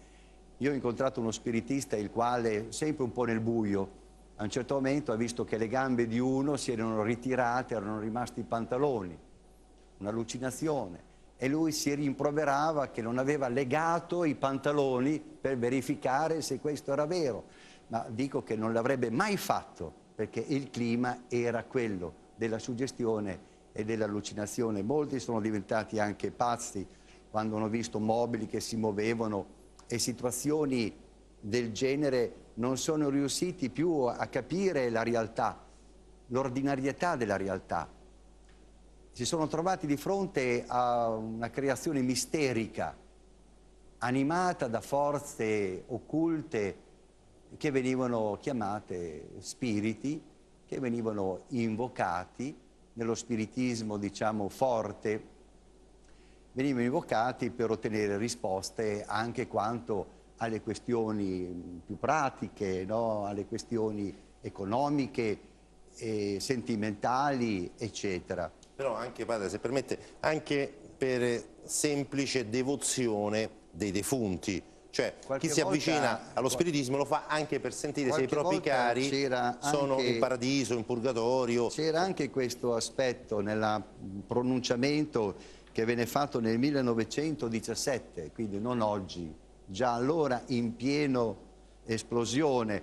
Nel 1917 parliamo di 40-50 milioni di spiritisti nel mondo, quindi un fenomeno enorme, dove si presenta anche se era possibile partecipare a sedute che hanno l'apparenza di onestà e di pietà. Quindi un contatto con le anime dei disincarnati, perché una delle caratteristiche dello spiritismo è quello della reincarnazione. Anche chi cerca di sentire il proprio caro estinto. Questo del caro estinto è un qualche cosa che ho trovato anche in autostop, è un fenomeno più diffuso, non è una realtà che faccia parte di un movimento o di un gruppo, il quale è sempre un'aggregazione di fenomeni. Io ho trovato molte volte, voglio raccontare proprio questo caso che mi è capitato a Pompei, in chiesa, durante una missione al popolo. Una donna si è avvicinata e mi ha detto che suo marito era morto e che durante la giornata e anche alla sera, anche durante la notte, sentiva delle carezze, sentiva la sua voce, quando era a letto sentiva dei colpetti di gomito e lei era tutta quanta entusiasmata da questo fatto.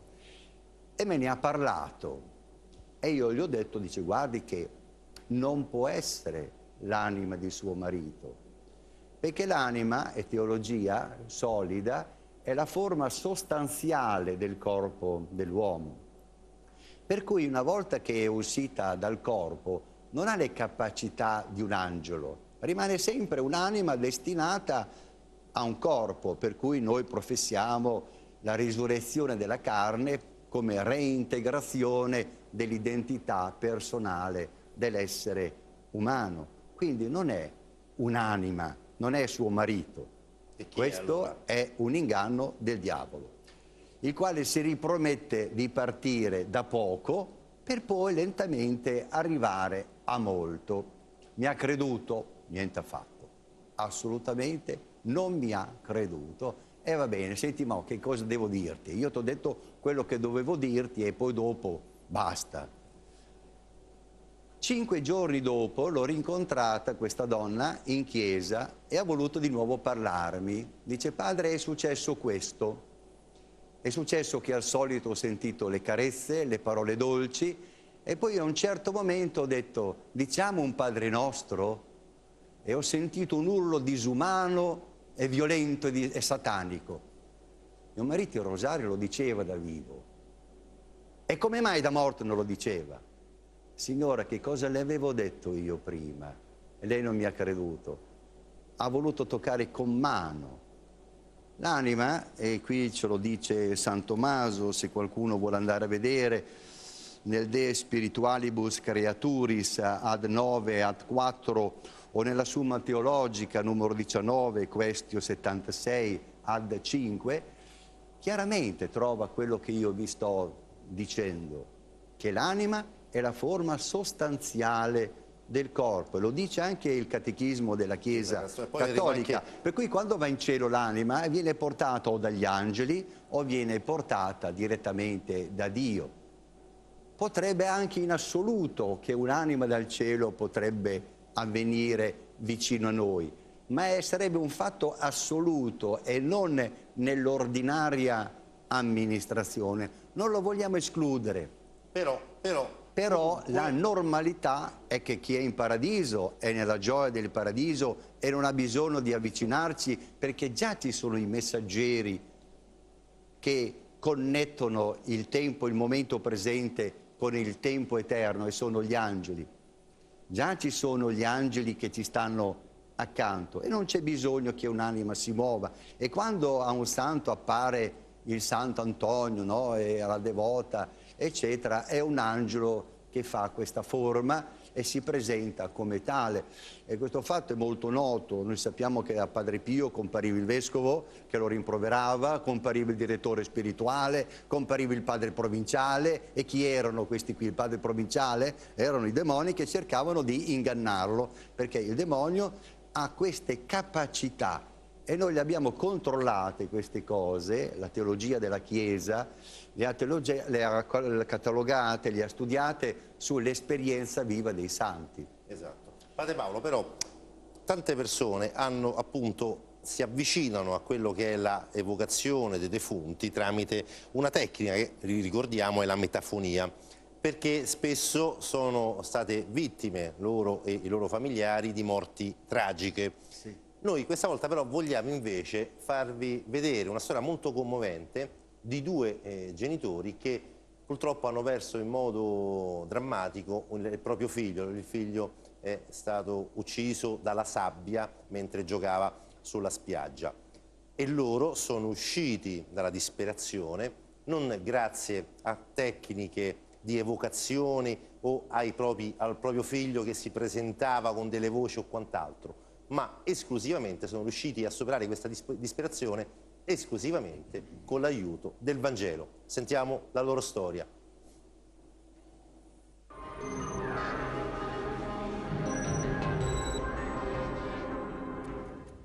La mattina vedi tuo figlio, il pomeriggio non c'è più. Lo vedi disteso e che succede? Pianto, disperazione, tutto quello che è umano viene fuori. Però dopo che cosa ti aiuta a vincere quella difficoltà, quella grossa difficoltà? Un altro figlio per fortuna c'è, allora il pensiero corre subito all'altro figlio. Vedi tuo figlio, pensi a Gesù, risorto, dopo 3 giorni, dice Andrea non potrà venire via da dove ora è andato, però c'è il suo corpo, potranno usare le sue valvole, potranno usare i suoi organi, quello che c'è potrà rivivere e forse questa è la nostra risurrezione. Allora Andrea donerà gli organi e nacque in quel momento l'idea di donare gli organi.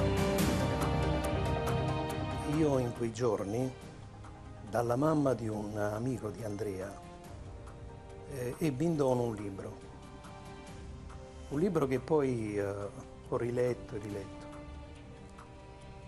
E parla della storia di un medico giovane di Roma che scomparve, e però ecco, dopo la sua morte i suoi genitori hanno avuto modo di dialogare con lui nei modi più strani. C'era la la mamma che si metteva con una penna in mano e venivano fuori delle frasi, delle parole, scritture, però io in alcune di quelle frasi ci ho ritrovato qualcosa di autentico, che era mio. Dico, guarda, qui è solo uno che ha provato questo dolore che può forse esprimersi in questo modo, con questa successione di parole che però ti fanno capire dove sta, in quale angolo nascosto di te si trovava quella espressione, la ritrovi scritta in quel libro. Guarda, sembra un caso, però finisce lì. La curiosità di andare in giro, e so che poi ho scoperto che qui a Grosseto c'è uno dei personaggi più famosi in Italia che registra con magnetofoni eccetera le voci che vengono. Dico, guarda, ce l'ho pure in casa, si potrebbe andare a fare una visita e scoprire se è vero o ci sono i soliti trucchi, no? Non ti è venuta nemmeno la pallida idea di andarla a cercare.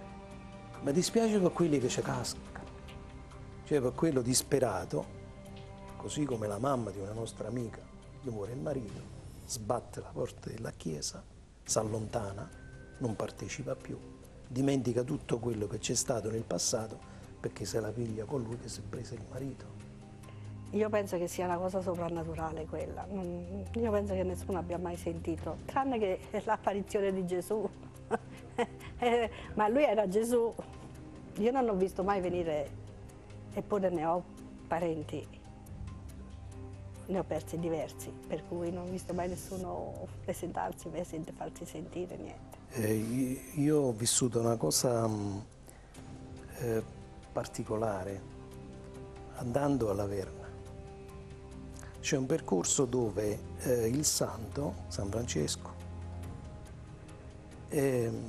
si mette in un angolino di una roccia dove è rimasto aggrappato. Lì la roccia ti fa vedere addirittura la sagoma del corpo e sotto c'è un precipizio, c'è un abisso che è tremendo. Ci vedi anche il falchetto che ci vola, no? A una certa altezza, poi tutto verde, però giù t'affacci, fa paura, è un baratro. Dico, guarda, lui si è aggrappato a sta roccia, lì c'è un precipizio, lì non c'è fine, quella è la mia disperazione. Lui si è aggrappato a sta roccia, la mia roccia quale può essere? E per me c'è Dio e basta, mi sono aggrappato a lui. E il falchetto che svolazzava, dice, guarda le due ali del falco, per me sono la fede e la speranza. La fede mi aiuta a superare il momento e la speranza è quella di rivedere mio figlio, così come rivedrò i miei cari, tutti, quando ci sarò pure io di là.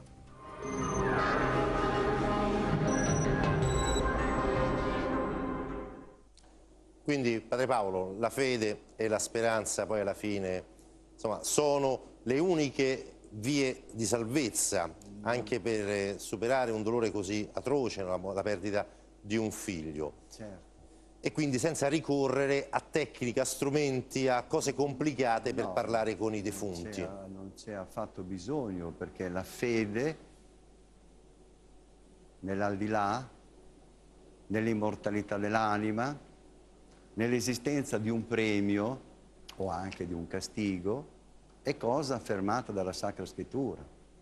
Non c'è bisogno di sapere altro. Noi sappiamo che il premio è la visione beatifica di Dio, perché lo vedremo così come Egli è. Ci basta questo. Noi saremo in compagnia dei nostri cari, saremo in compagnia delle schiere angeliche. Non c'è bisogno di sapere nient'altro. È già stato detto tutto. Quello che potevamo sapere. E il Signore ci ha detto quello che era necessario sapere. E perché allora volere forzare con voci di curiosità quello che non ci è dato di sapere? Quello che ci ha detto Cristo è più che sufficiente. Anche se queste voci si dovessero presentare spontaneamente? A volte, appunto, come dicevo il caso di Pompei, spontaneamente il fatto non è stato evocato, non è stato sollecitato, avviene. E beh, c'è da ricorrere a quello che vi dicevo prima, che l'anima è la forma sostanziale del corpo. E qualche volta, anche qui nel pronunciamento così che è stato o anima o spirito, no? C'è questo discorso, ma a parte il fatto che non è magisterio infallibile questo qui, comunque diciamo che non può essere assolutamente, perché è definito teologicamente che l'anima è la forma sostanziale del corpo e che quando è separata non ha le caratteristiche di un angelo, per cui può muovere, può accendere un registratore, può muovere il dischetto sulla tavola parlante, o può avere effetti sul televisore, oppure cominciare a far suonare il telefono, oppure far muovere la matita, la quale in scrittura automatica, eccetera. Questo assolutamente non lo può fare, perché sarebbe di natura che esubera la natura dell'anima, che è fatta per informare il corpo. Ed è per questo che il mondo dello spiritismo ha bisogno della reincarnazione. Della reincarnazione perché il disincarnato ha le capacità, in definitiva, non dell'anima, ma ha le capacità di un angelo. E quindi le capacità di toccare, le capacità di muovere, le capacità, è vero, di fare luminescenze, eccetera, cosa che l'anima, che è spirituale, è vero, non possiede assolutamente. Ecco, la Chiesa così si è posta in una posizione di condanna senza entrare nella fenomenologia dello spiritismo. Non interessa non è la ritualità? Non è entrato dentro perché, per una ragione semplice, per due punti. Primo, perché allora voleva che fosse la scienza che facesse il suo cammino. L'esperienza di Galileo, no? Sì. Insomma, non ci ha fatto molta pubblicità. E quindi lasciamo che la scienza faccia il suo dovere. E in effetti la scienza ha fatto il suo dovere. Ad esempio quel discorso mitico che continua ad andare avanti, che noi sfruttiamo soltanto il 10% delle cellule del nostro cervello, è crollato miseramente. È un mito che non esiste. Se qualcuno vuole andare a vedere, vada su Wikipedia e metta cervello 10%, non funziona, e trova un articolo veramente degno veramente di una posizione neutra e scientifica, ed è in effetti così. La telepatia, anche quella, non ha funzionato in laboratorio scientifico, come non ha funzionato la rabdomanzia, che pure è una realtà estremamente diffusa. È vero, selezionati 500 individui in Germania, selezionati poi di questi 42 attraverso dialoghi per vedere la normalità, eccetera. Tutti quanti hanno detto che avrebbero eseguito, c'erano dei tubi in verticale e in orizzontale dove scorreva l'acqua, 36 hanno fatto cilecca. Quindi insomma soltanto 6 casualmente. Ma questo qui mi fa pensare a molte cose. Come mai quando il fatto è sottoposto a un esame scientifico rigoroso, con un protocollo che viene fatto firmare dagli aderenti, cioè guardate che l'esperienza è fatta in questa maniera, siete d'accordo? Le condizioni del laboratorio sono queste, per cui non potete invocare che ci sono delle condizioni svantaggevoli del laboratorio. Siete sicuri al 100% di riuscire? Sì, allora lo firmate per piacere. Avendolo firmato non è successo proprio nulla. Una parte zero, la grande maggioranza, e una parte ha avuto soltanto un successo casuale. Quindi la scienza ha portato avanti molte cose, ha tolto sabbia sotto le fondamenta della parapsicologia, a dire la verità. Però?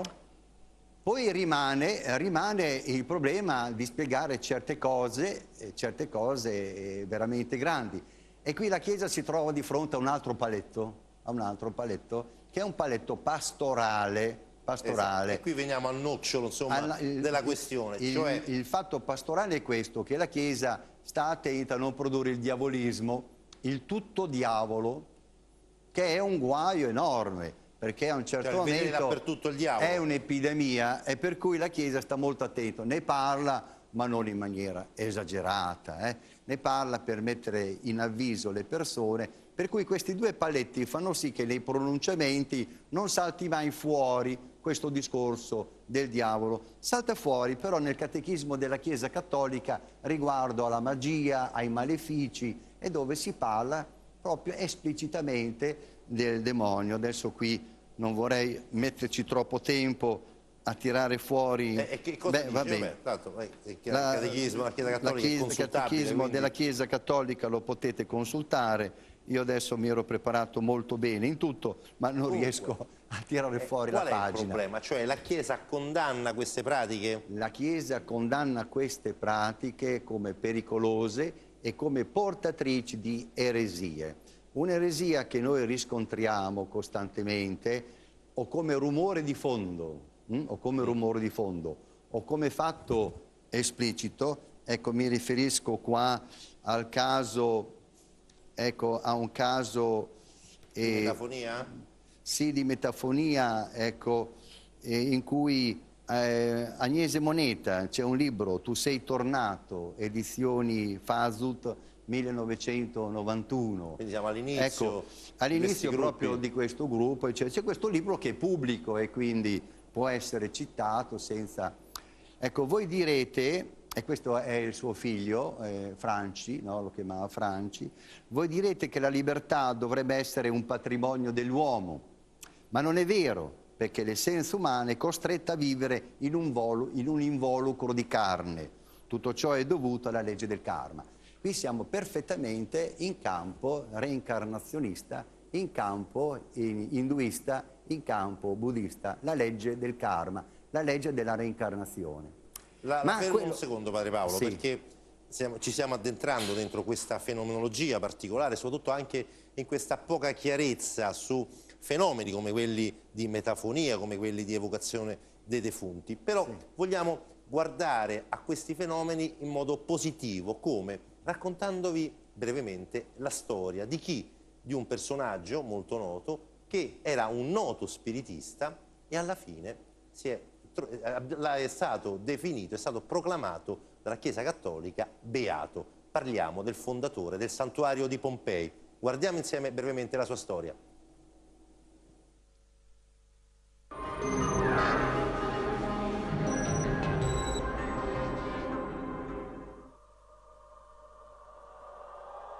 Da sacerdote dello spiritismo ad apostolo del rosario, da tecnico di fenomeni paranormali agli altari della Chiesa Cattolica, il beato Bartolo Longo, cui si deve la fondazione del santuario di Pompei, era, prima della conversione, un assiduo spiritista. Da giovane studente di giurisprudenza, infatti, fu conquistato dallo spirito anticlericale che in quegli anni dominava l'Ateneo napoletano al punto di partecipare a manifestazioni contro il clero ed il Papa. Dubbioso sulla religione, si lasciò attrarre dallo spiritismo, allora molto praticato a Napoli fino a diventarne sacerdote vero e proprio. Bartolo Longo dunque lascia la Chiesa scegliendo il paranormale. Comincia a partecipare assiduamente a sedute spiritiche, questo il suo racconto. Durante una seduta rimasi solo con il medium, racconta, e sentii sibilii di serpenti, stridi di donne e poi visioni di draghi e cose spaventose. Ma come gli si presentavano gli spiriti? È sempre il beato Bartolo Longo a raccontare. Si mimetizzavano sotto le spoglie dell'arcangelo Michele, mi imponevano di recitare i salmi, di digiunare rigorosamente e volevano che portassi il suo nome come segno di protezione scritto in testa a tutte le mie carte, portato sul cuore, scritto in cifra rossa, racchiuso in un triangolo sopra pergamena. Ma questi spiriti o presunti angeli non volevano sentir parlare della Madonna e si sconcertavano appena la si nominava. Nello spiritismo Bartolo Longo pensò di trovare tutte le risposte ai suoi dubbi, al punto che ne divenne talmente dipendente da non poterne più fare a meno. Non solo, oltre all'allontanamento dal cristianesimo, lo spiritismo e di prolungati digiuni cui si assoggettava per acquistare sempre nuova sensibilità nelle oscure trame, portarono Bartolo Longo a danneggiare la propria salute fisica e mentale, fiaccandogli irrimediabilmente l'apparato digerente ed in particolare l'intestino. Poi la svolta, la speranza. I richiami della coscienza e la protezione della Madonna lo fecero fuggire dalle pratiche spiritiche per condurlo sulla via dell'eroismo cristiano.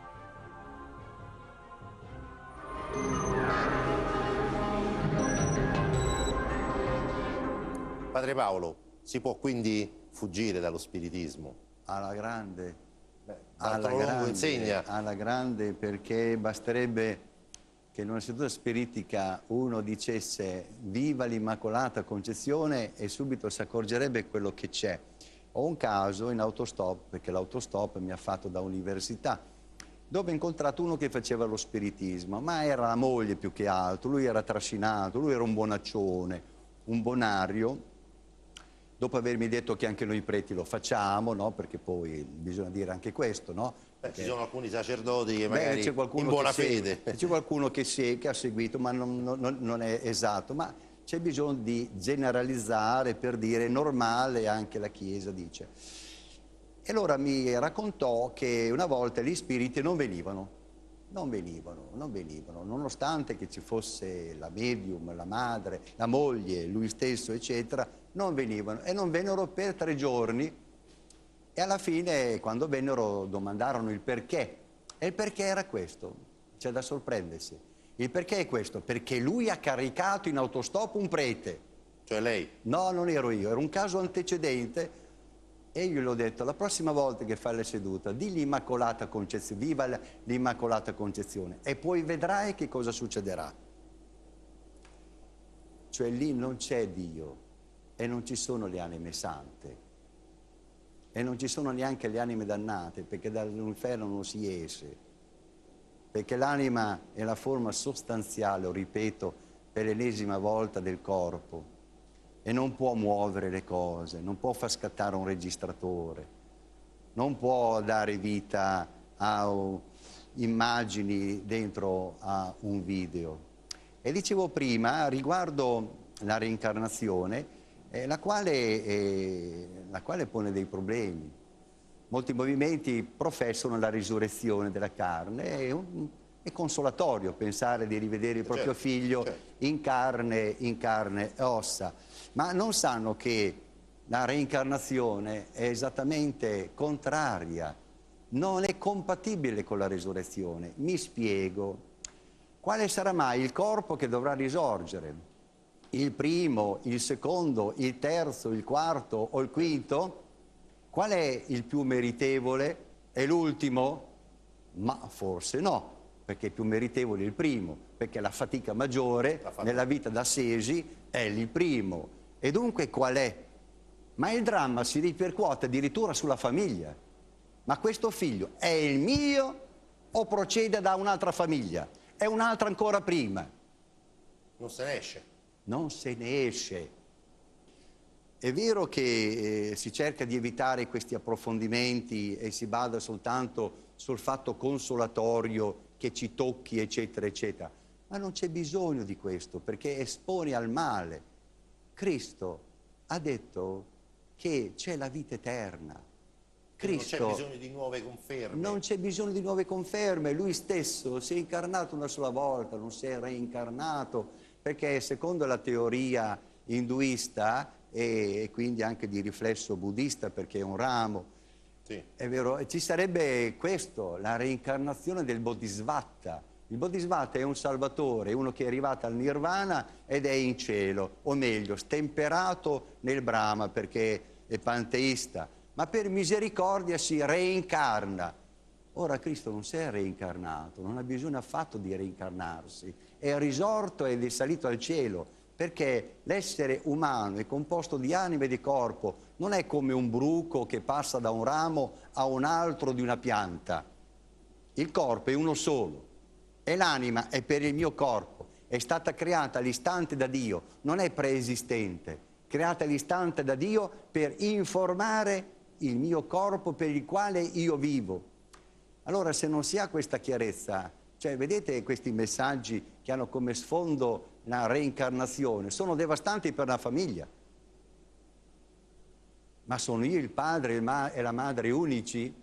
Uno potrà dire, io sono il padre e la madre finale perché l'ho educato bene, ma sei proprio sicuro che la legge sia questa? Perché si dice che capita anche nelle famiglie migliori, che un individuo venga educato bene, e capita anche nelle famiglie peggiori. Io vengo da una famiglia atea e quindi sono entrato in chiesa all'età di 26 anni e quindi io sarei destinato a chissà che cosa.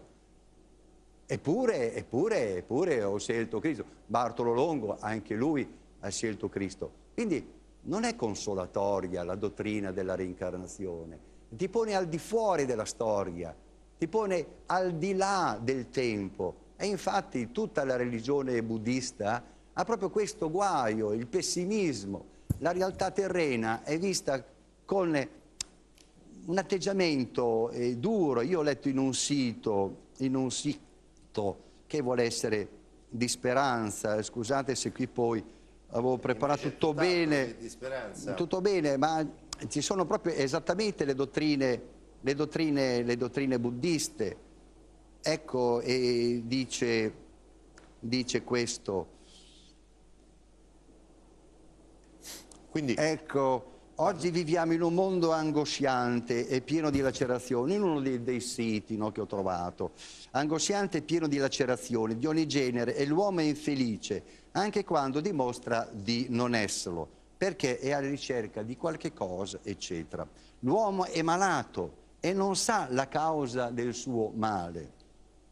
La causa è posta nel suo desiderio di vita e di felicità, entrambi uniti strettamente ad una catena che avvince e da cui si è soggiogate. È precisamente la tesi buddista induista, cioè la reincarnazione, l'avere un corpo come punizione di una vita passata che deve essere scontata in questo corpo. Ora, io voglio dire, ma dov'è la consolazione qui? Qui c'è la disperazione.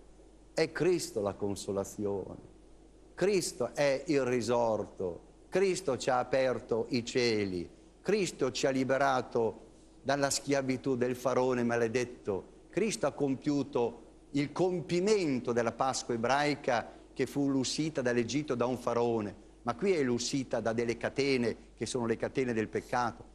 È Lui che ci apre i cieli, è Lui che ci dà la speranza. Pietro dice: tu solo, Signore, hai parole di vita eterna. Ma dove le vai a cercare queste parole di vita eterna? Dall'ombra? Da un registratore che si mette in moto? Da una matita che scrive? Le ho viste anch'io i fogli di scrittura automatica, che una mia carissima amica andò perché il fidanzato era morto, e io l'ho letta questa scrittura automatica, tutta quanta continua, senza le parole separate, e io ho visto, era piena di veleno, sottile veleno. Però c'era. C'era questo veleno. Come se c'era. Non c'è speranza lì. Lì c'è soltanto illusione. È Cristo la nostra speranza. Padre Paolo, io su queste ultime parole che lei ha detto voglio salutarla, ringraziarla per essere stato qui e soprattutto ricordare ai nostri telespettatori la replica di sabato e di domenica, e ovviamente l'appuntamento con Vade Retro torna con una nuova puntata venerdì prossimo. Grazie a tutti.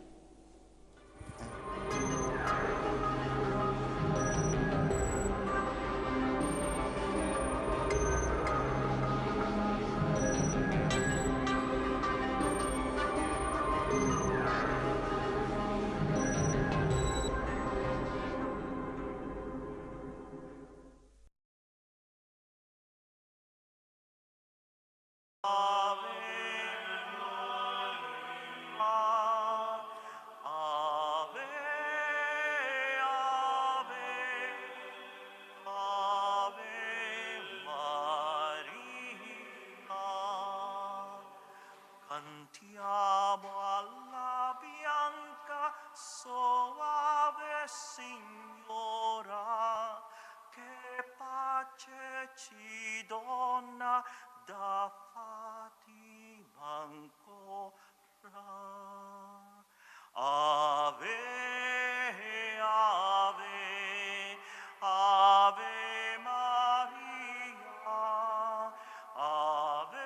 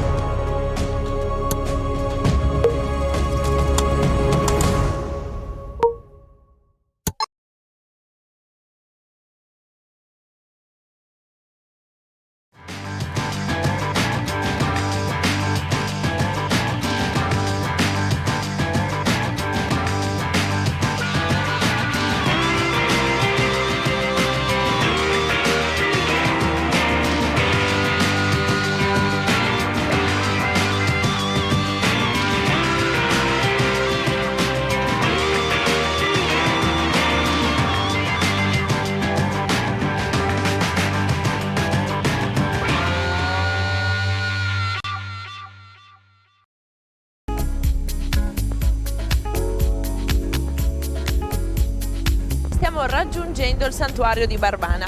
Oggi infatti andremo a visitare il santuario di Barbana, quello di Castelmonte, Tempio Nazionale di Montegrisa. Il santuario di Barbana si trova nell'omonima isola al largo di Grado ed è dunque raggiungibile solo via mare. Per chi non possiede una barca propria, può usufruire del servizio che offre la società di navigazione motoscafisti gradesi. A partire dunque dal canale della Schiusa potete imbarcarvi verso Barbana.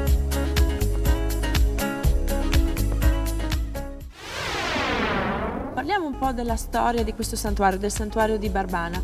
C'è una datazione precisa che può affermare la nascita di questo luogo di culto? Sì, c'è una data precisa, quindi non è una leggenda come a volte sento dire. La data precisa è il 582, quindi prima del 1000. Questo è il santuario più antico dell'Alta Italia, certamente. Il fatto risale, come dicevo, al 582. Su questa isoletta vivevano due eremiti.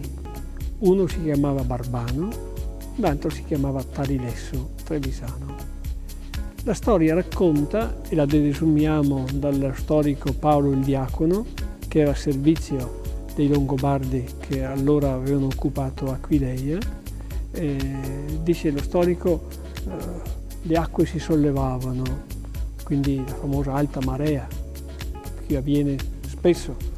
Poi diceva, venti furiosi si abbattevano su questi luoghi, che è la famosa Bora, che voi vedete spesso nella televisione anche, penso, no? Questi due eremiti videro arrivare dall'acqua, dall'est praticamente, no? Dal mare, questo che sembrava loro un troncone d'albero, c'erano tanti, però cessata la bufera si accorsero che era una statua della Madonna. Precisamente la statua venne scaraventata dalle furie del vento e dell'acqua, venne scaraventata addosso a un olmo. Dico che non è leggenda perché in sacrestia abbiamo ancora un pezzo di quel famoso olmo. Tutto il resto, dice la storia, è stato preso per souvenir dagli ammalati, come ricordi. Ecco, ma un pezzo l'abbiamo in una teca nella sacrestia. C'è poi anche un altro evento naturale, vero, che ha dato inizio alla processione importantissima e conosciuta, quella che si tiene ogni anno il 1° di luglio, il Perdon di Barbana, dal lontano 1237 dovrebbe essere, vero? Ecco, sono cose distinte. Il Perdon de Barbana nasce dal voto della parrocchia di Grado, 1237, colpita dalla peste. Questa parrocchia, il suo parroco, promise alla Madonna di venire ogni anno, alla prima domenica di luglio, a Barbana, se la peste fosse cessata, e infatti la peste cessò. Da allora, per tutti gli anni, i gradesi, con il loro parroco, sono sempre venuti, anche noti il tempo di guerra, sono venuti sempre per soddisfare questo voto.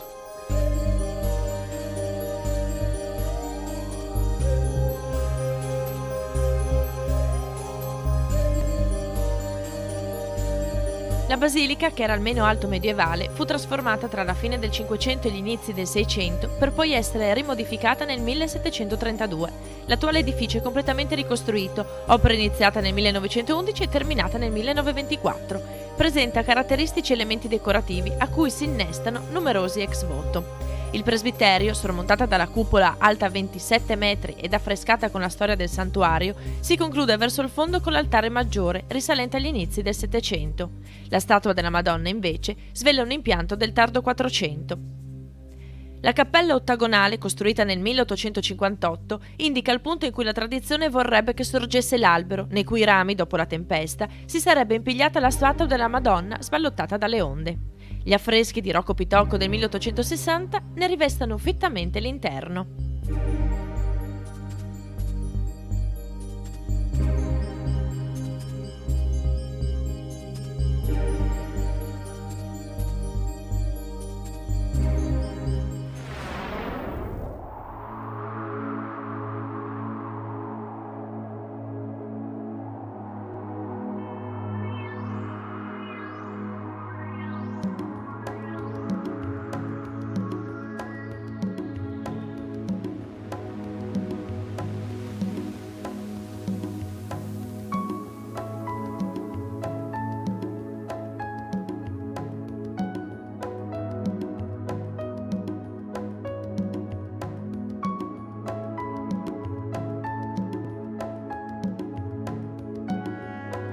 Dal mare ai monti, come si suol dire, ci siamo spostati al Tempio Nazionale di Montegrisa, in località Contovello a Trieste. Lo si raggiunge percorrendo l'autostrada A4 in direzione Trieste ed uscendo a Prosecco Trieste Centro. Varrebbe la pena visitarlo solo per ammirare lo stupendo panorama che dal piazzale si spalanca sul golfo. Questo santuario nasce nel lontano 1945, alla fine del grande conflitto mondiale. Nasce dalla volontà dell'arcivescovo della realtà triestina, Monsignor Santin, che fece un voto alla Madonna per salvare la nostra città. Nel 1959 Papa Giovanni XXIII, seguendo questo indirizzo di Monsignor Santin, decise di realizzare questo santuario in una delle più belle posizioni del Carso triestino. Il Tempio Mariano si erge maestoso sul crinale del Monte Grisa a 350 metri sul livello del mare. La chiesa, davvero maestosa, presenta una base a croce con i lati di 60 metri e un'altezza di 45. Si caratterizza per l'architettura a moduli triangolari che si intrecciano esternamente ed internamente. La posa della prima pietra avvenne nel 1959, con l'arrivo a Trieste del simulacro della Madonna di Fatima, una copia della quale si trova ora nel santuario.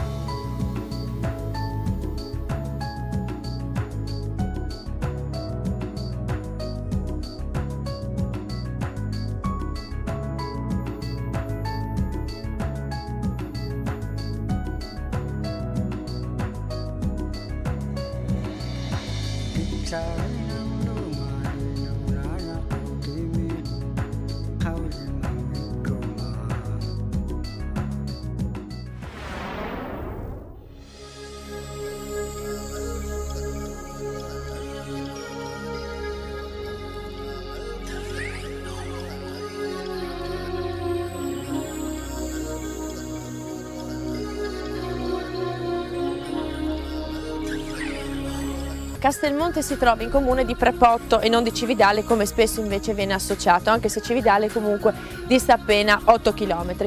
Sorge a 618 metri d'altezza. E perché questo nome? Perché un tempo, oltre ad essere luogo di culto, era anche una fortezza. Cosa fecero i cividalesi per difendersi dalle invasioni turche? Gli diedero proprio l'aspetto di un castello.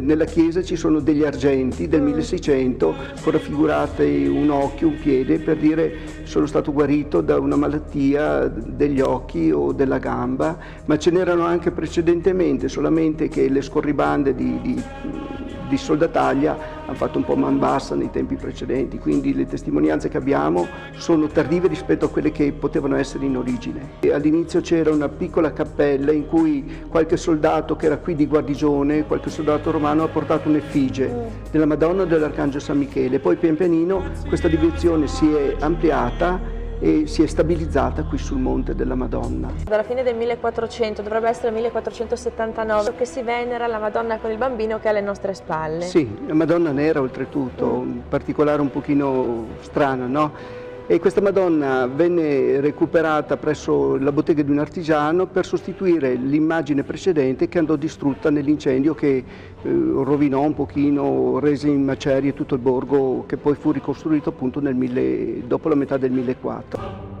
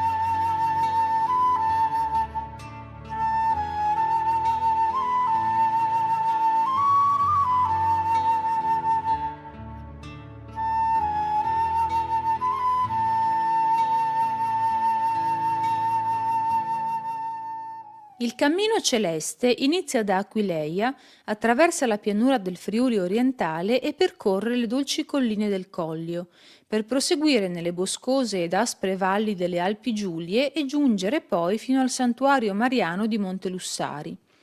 Il cammino celeste percorre soprattutto strade sterrate, viottoli di campagna e sentieri di montagna. I suoi 205 chilometri sono mediamente percorsi in 10 giorni, con tappe di alloggio ad Aiello, Cormons, Castelmonte, Masarolis, Montemaggiore, Rifugio Ana, Prato di Resia, Dogna, Rifugio Montasio e Monte Lussari. Il cammino attraversa tra paesi e borghi ben 58 località della regione, dove si possono ammirare molte bellezze architettoniche. Case, palazzi, castelli, chiese e borghi storici immersi in una natura incontaminata e a volte selvaggia. Buon cammino!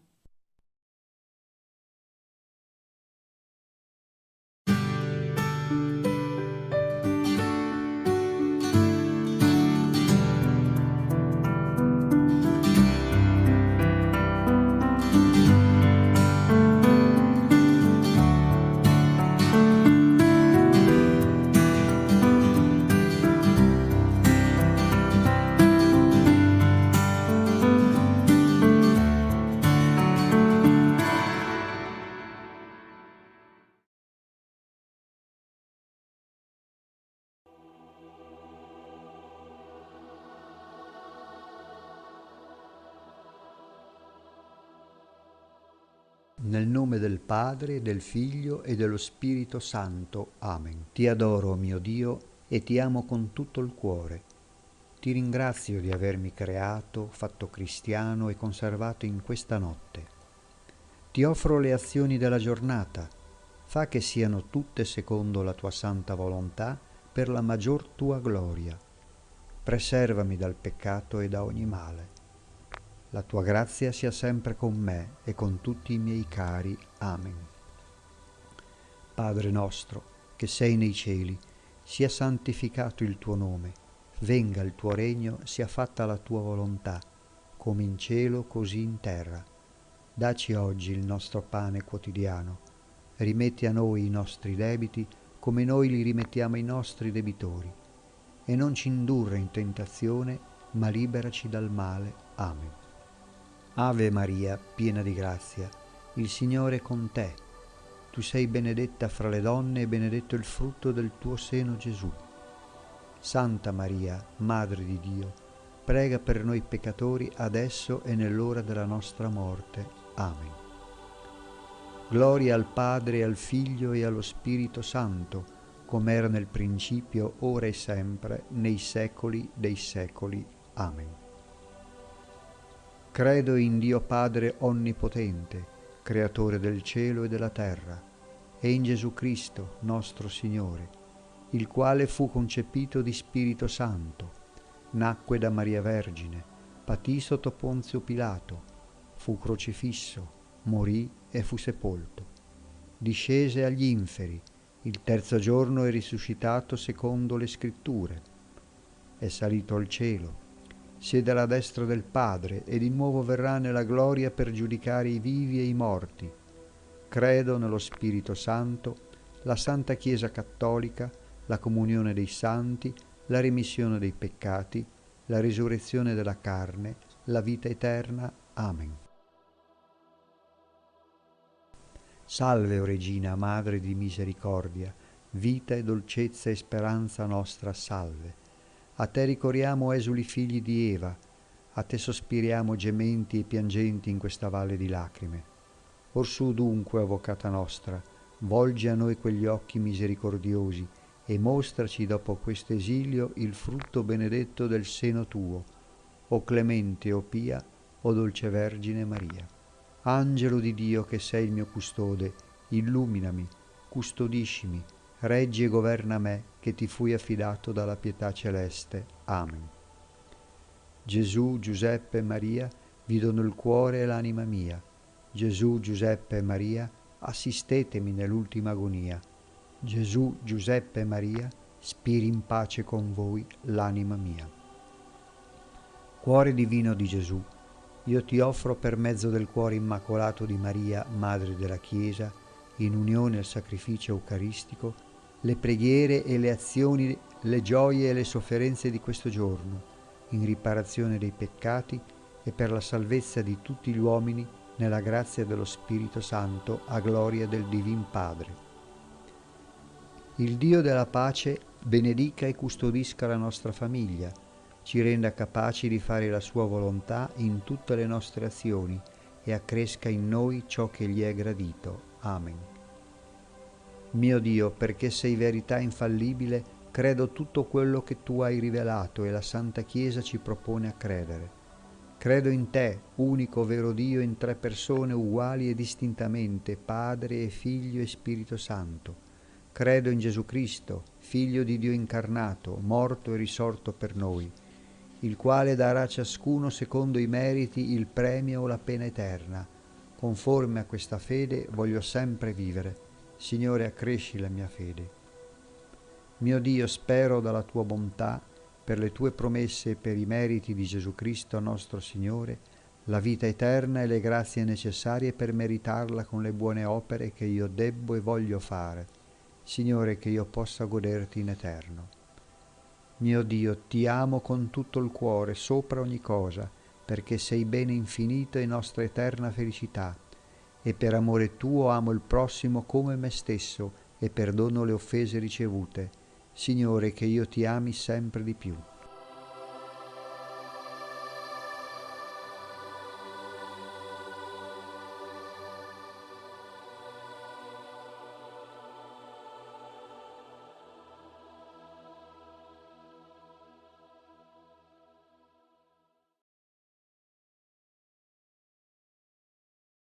Sei sicuro di saper pregare bene?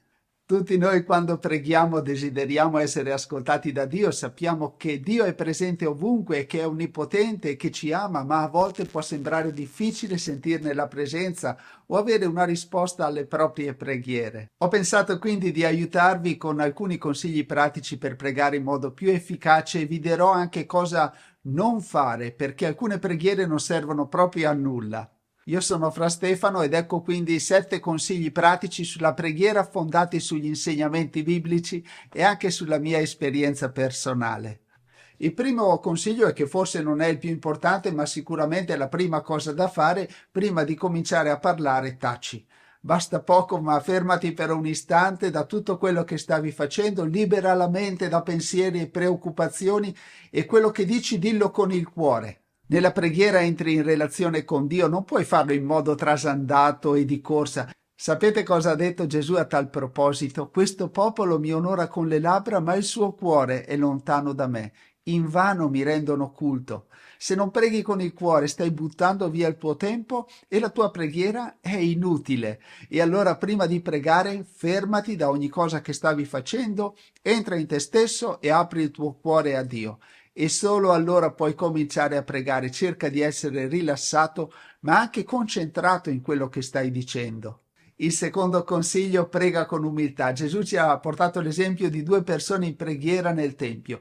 Uno dei 2 era un narcisista, un uomo religioso che stava in piedi al primo posto e si vantava davanti a Dio della sua onestà e generosità e per mostrarsi più bravo disprezzava gli altri.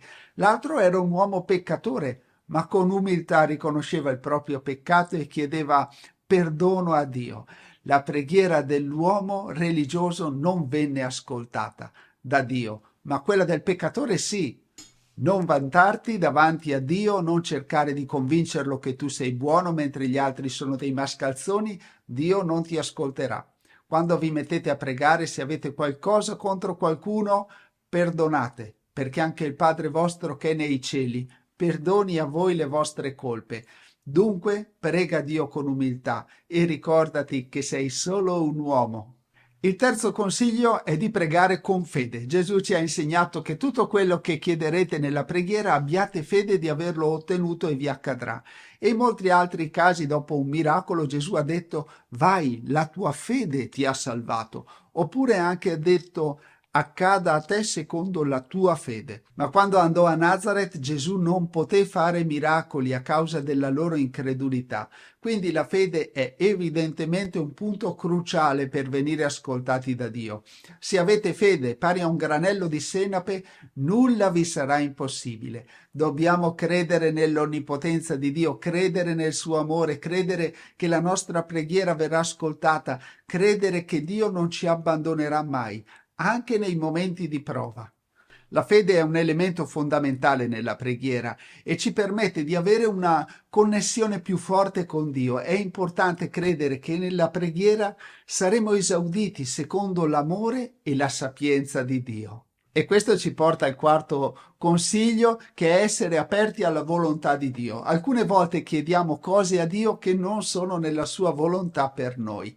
È importante essere aperti alla volontà di Dio e accettare che non sempre otterremo ciò che pensiamo. Quando ci arrendiamo alla sua volontà, possiamo avere la certezza che Dio ci sta ascoltando e che farà ciò che è meglio per noi. La preghiera verrà esaudita nella sua essenza più profonda, che è il desiderio di bene a cui aneliamo, la necessità di essere liberati dal male.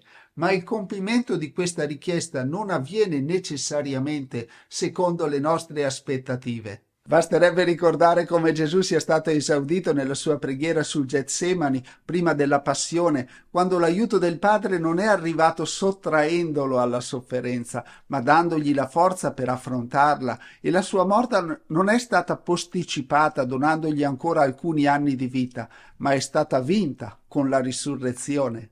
Il quinto consiglio: cercate innanzitutto il regno di Dio. Questo possiamo capire dalla preghiera che Gesù ci ha insegnato, il Padre nostro, dove prima ancora di dire sia fatta la tua volontà diciamo venga il tuo regno. Ma oltre a questo Gesù ci ha anche detto chiaramente: non affannatevi dunque dicendo che cosa mangeremo, che cosa berremo, che cosa indosseremo. Di tutte queste cose si preoccupano i non credenti. Il Padre vostro celeste infatti sa che ne avete bisogno. Cercate innanzitutto il regno di Dio e la sua giustizia, e tutte queste cose vi saranno date in aggiunta. Questo significa che quando preghiamo dobbiamo avere chiaro che il fine della preghiera, che è anche il fine della nostra vita, è quello di raggiungere il regno di Dio. Detto questo, noi possiamo anche chiedere altre cose, ma solo nella misura in cui sono orientate a questo fine, il regno di Dio. Il sesto consiglio è avere una preghiera sincera e costante. La preghiera è un modo fondamentale per comunicare con Dio. Tuttavia non basta solo pregare una volta ogni tanto, ma bisogna fare della preghiera una pratica costante nella propria vita. Con questo non voglio dire che dobbiamo convincere Dio a forza di preghiere dette a raffica, ma come Gesù ci ha insegnato, pregate incessantemente, senza stancarvi, come segno di fiducia che Dio ci ascolta e come desiderio di essere sempre in comunione con il Padre.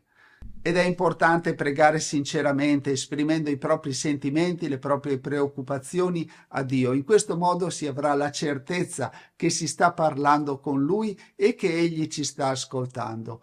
Non indossare maschere quando ti presenti al Padre. Mostrati per quello che sei e abbi fiducia in Lui che ti ama per ciò che sei. Il settimo consiglio è vivere bene con amore e compassione. Se tu infatti preghi Dio chiedendo il suo aiuto, ma tu non aiuti le persone che hanno bisogno di te, Dio non ascolta la tua preghiera. Gesù ci ha anche insegnato che se tu presenti la tua offerta all'altare e lì ti ricordi che tuo fratello ha qualche cosa contro di te, lascia il tuo dono davanti all'altare, vai prima a riconciliarti con tuo fratello e poi torna a offrire il tuo dono. Sia chiaro che il Padre ascolta anche ogni peccatore pentito che ritorna a Lui. Dio ascolta coloro che cercano di vivere in modo giusto e onesto.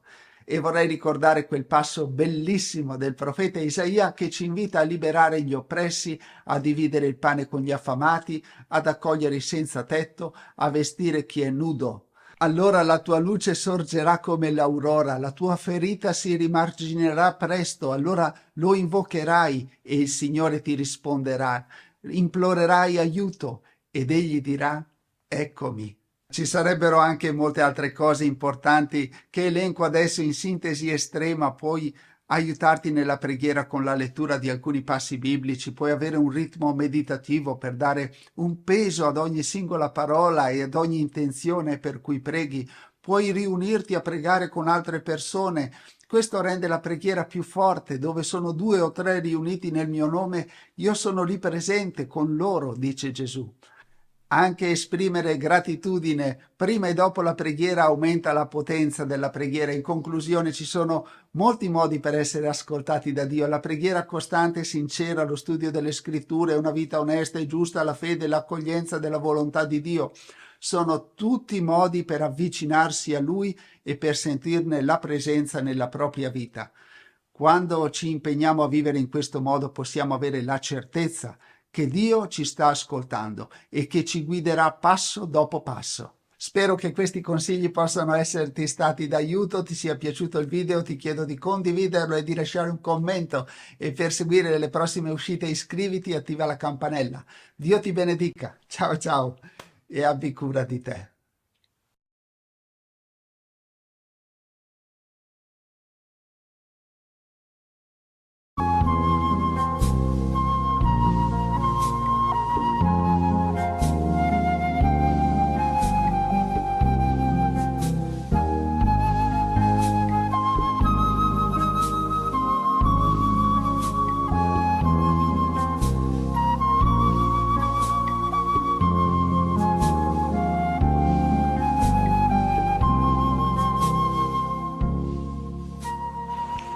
Nel nome del Padre, del Figlio e dello Spirito Santo.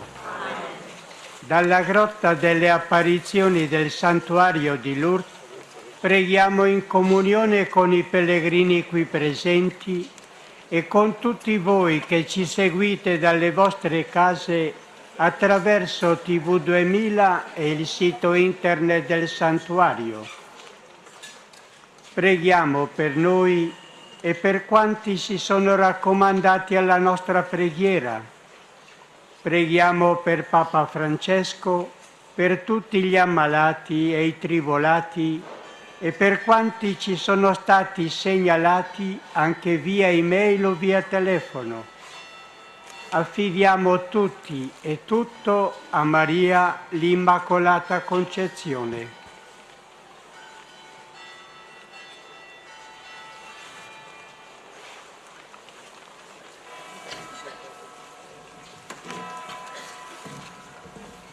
Ci guida nella preghiera di oggi la contemplazione dei misteri della gioia. Primo mistero, l'annuncio dell'angelo a Maria. Maria è una ragazza come tutte e vive la vita ordinaria del suo villaggio. Ma quel giorno, di fronte a quelle parole dell'angelo, rimase turbata. La parola di Dio non lascia mai indifferenti quando la si ascolta. Maria vince la diffidenza, anzi si fida totalmente dell'angelo. Da quel giorno cambiò non solo la sua vita, ma anche la storia del mondo. Padre nostro che sei nei cieli, sia santificato il tuo nome. Venga il tuo regno, sia fatta la tua volontà come in cielo così in terra. Dacci oggi il nostro pane quotidiano, rimetti a noi i nostri debiti, come noi rimettiamo ai nostri debitori, e non ci indurre in tentazione, ma liberaci dal male. Ave Maria, piena di grazia, il Signore è con te. Tu sei benedetta fra le donne e benedetto è il frutto del tuo seno, Gesù. Santa Maria, Madre di Dio, prega per noi peccatori, adesso è l'ora della nostra morte. Amen. Ave Maria, piena di grazia, il Signore è con te. Tu sei benedetta fra le donne e benedetto è il frutto del tuo seno, Gesù. Santa Maria, Madre di Dio, prega per noi peccatori, adesso è l'ora della nostra morte. Amen. Ave Maria, piena di grazia, il Signore è con te. Tu sei benedetta fra le donne e benedetto è il frutto del tuo seno, Gesù. Santa Maria, Madre di Dio, prega per noi peccatori, adesso è l'ora della nostra morte. Amen. Ave Maria, piena di grazia, il Signore è con te. Tu sei benedetta fra le donne e benedetto è il frutto del tuo seno, Gesù. Santa Maria, Madre di Dio, prega per noi peccatori, adesso è nell'ora della nostra morte. Amen. Ave Maria, piena di grazia, il Signore è con te. Tu sei benedetta fra le donne e benedetto è il frutto del tuo seno, Gesù. Santa Maria, Madre di Dio, prega per noi peccatori, adesso è nell'ora della nostra morte. Amen. Ave Maria, piena di grazia, il Signore è con te. Tu sei benedetta fra le donne e benedetto è il frutto del tuo seno, Gesù. Santa Maria, Madre di Dio, prega per noi peccatori, adesso è nell'ora della nostra morte. Amen. Ave Maria, piena di grazia, il Signore è con te. Tu sei benedetta fra le donne e benedetto è il frutto del tuo seno, Gesù. Santa Maria, Madre di Dio, prega per noi peccatori, adesso è l'ora della nostra morte. Amen. Ave Maria, piena di grazia, il Signore è con te. Tu sei benedetta fra le donne e benedetto è il frutto del tuo seno, Gesù. Santa Maria, Madre di Dio, prega per noi peccatori, adesso è l'ora della nostra morte. Amen. Ave Maria, piena di grazia, il Signore è con te. Tu sei benedetta fra le donne e benedetto è il frutto del tuo seno, Gesù. Santa Maria, Madre di Dio, prega per noi peccatori, adesso è l'ora della nostra morte. Amen. Ave Maria, piena di grazia, il Signore è con te. Tu sei benedetta fra le donne e benedetto è il frutto del tuo seno, Gesù. Santa Maria, Madre di Dio, prega per noi peccatori, adesso è l'ora della nostra morte. Amen. Gloria al Padre, al Figlio e allo Spirito Santo. Come era nel principio, ora e sempre, nei secoli dei secoli. Amen. Secondo mistero, la visita di Maria a Elisabetta. Maria va in fretta dalla parente Elisabetta. Il Vangelo non fa mai restare fermi dove si è, fa alzare dall'egocentrismo e spinge ad andare in fretta verso gli altri, soprattutto se sofferenti e bisognosi. Solo così saremo pienamente e profondamente gioiosi. Padre nostro che sei nei cieli, sia santificato il tuo nome, venga il tuo regno, sia fatta la tua volontà come in cielo così in terra. Dacci oggi il nostro pane quotidiano e rimetti a noi i nostri debiti, come noi rimettiamo ai nostri debitori, e non ci indurre in tentazione, ma liberaci dal male. Ave Maria, piena di grazia, il Signore è con te. Tu sei benedetta fra le donne e benedetto è il frutto del tuo seno, Gesù. Santa Maria, Madre di Dio, prega per noi peccatori, adesso è l'ora della nostra morte. Amen. Ave Maria, piena di grazia, il Signore è con te. Tu sei benedetta fra le donne e benedetto è il frutto del tuo seno, Gesù. Santa Maria, Madre di Dio, prega per noi peccatori, adesso è l'ora della nostra morte. Amen. Ave Maria, piena di grazia, il Signore è con te. Tu sei benedetta fra le donne e benedetto è il frutto del tuo seno, Gesù. Santa Maria, Madre di Dio, prega per noi peccatori, adesso è l'ora della nostra morte.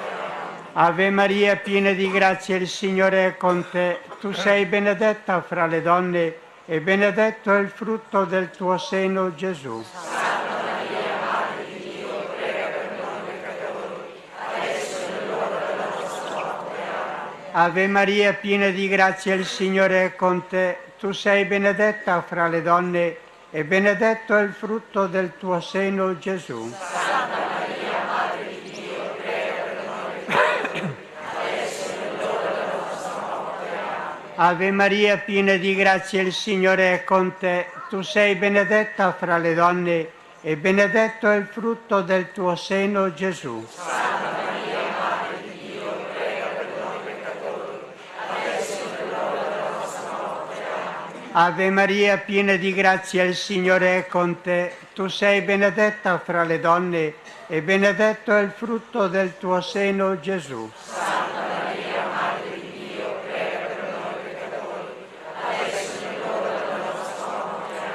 Ave Maria, piena di grazia, il Signore è con te. Tu sei benedetta fra le donne e benedetto è il frutto del tuo seno, Gesù. Santa Maria, Madre di Dio, prega per noi peccatori, adesso è l'ora della nostra morte.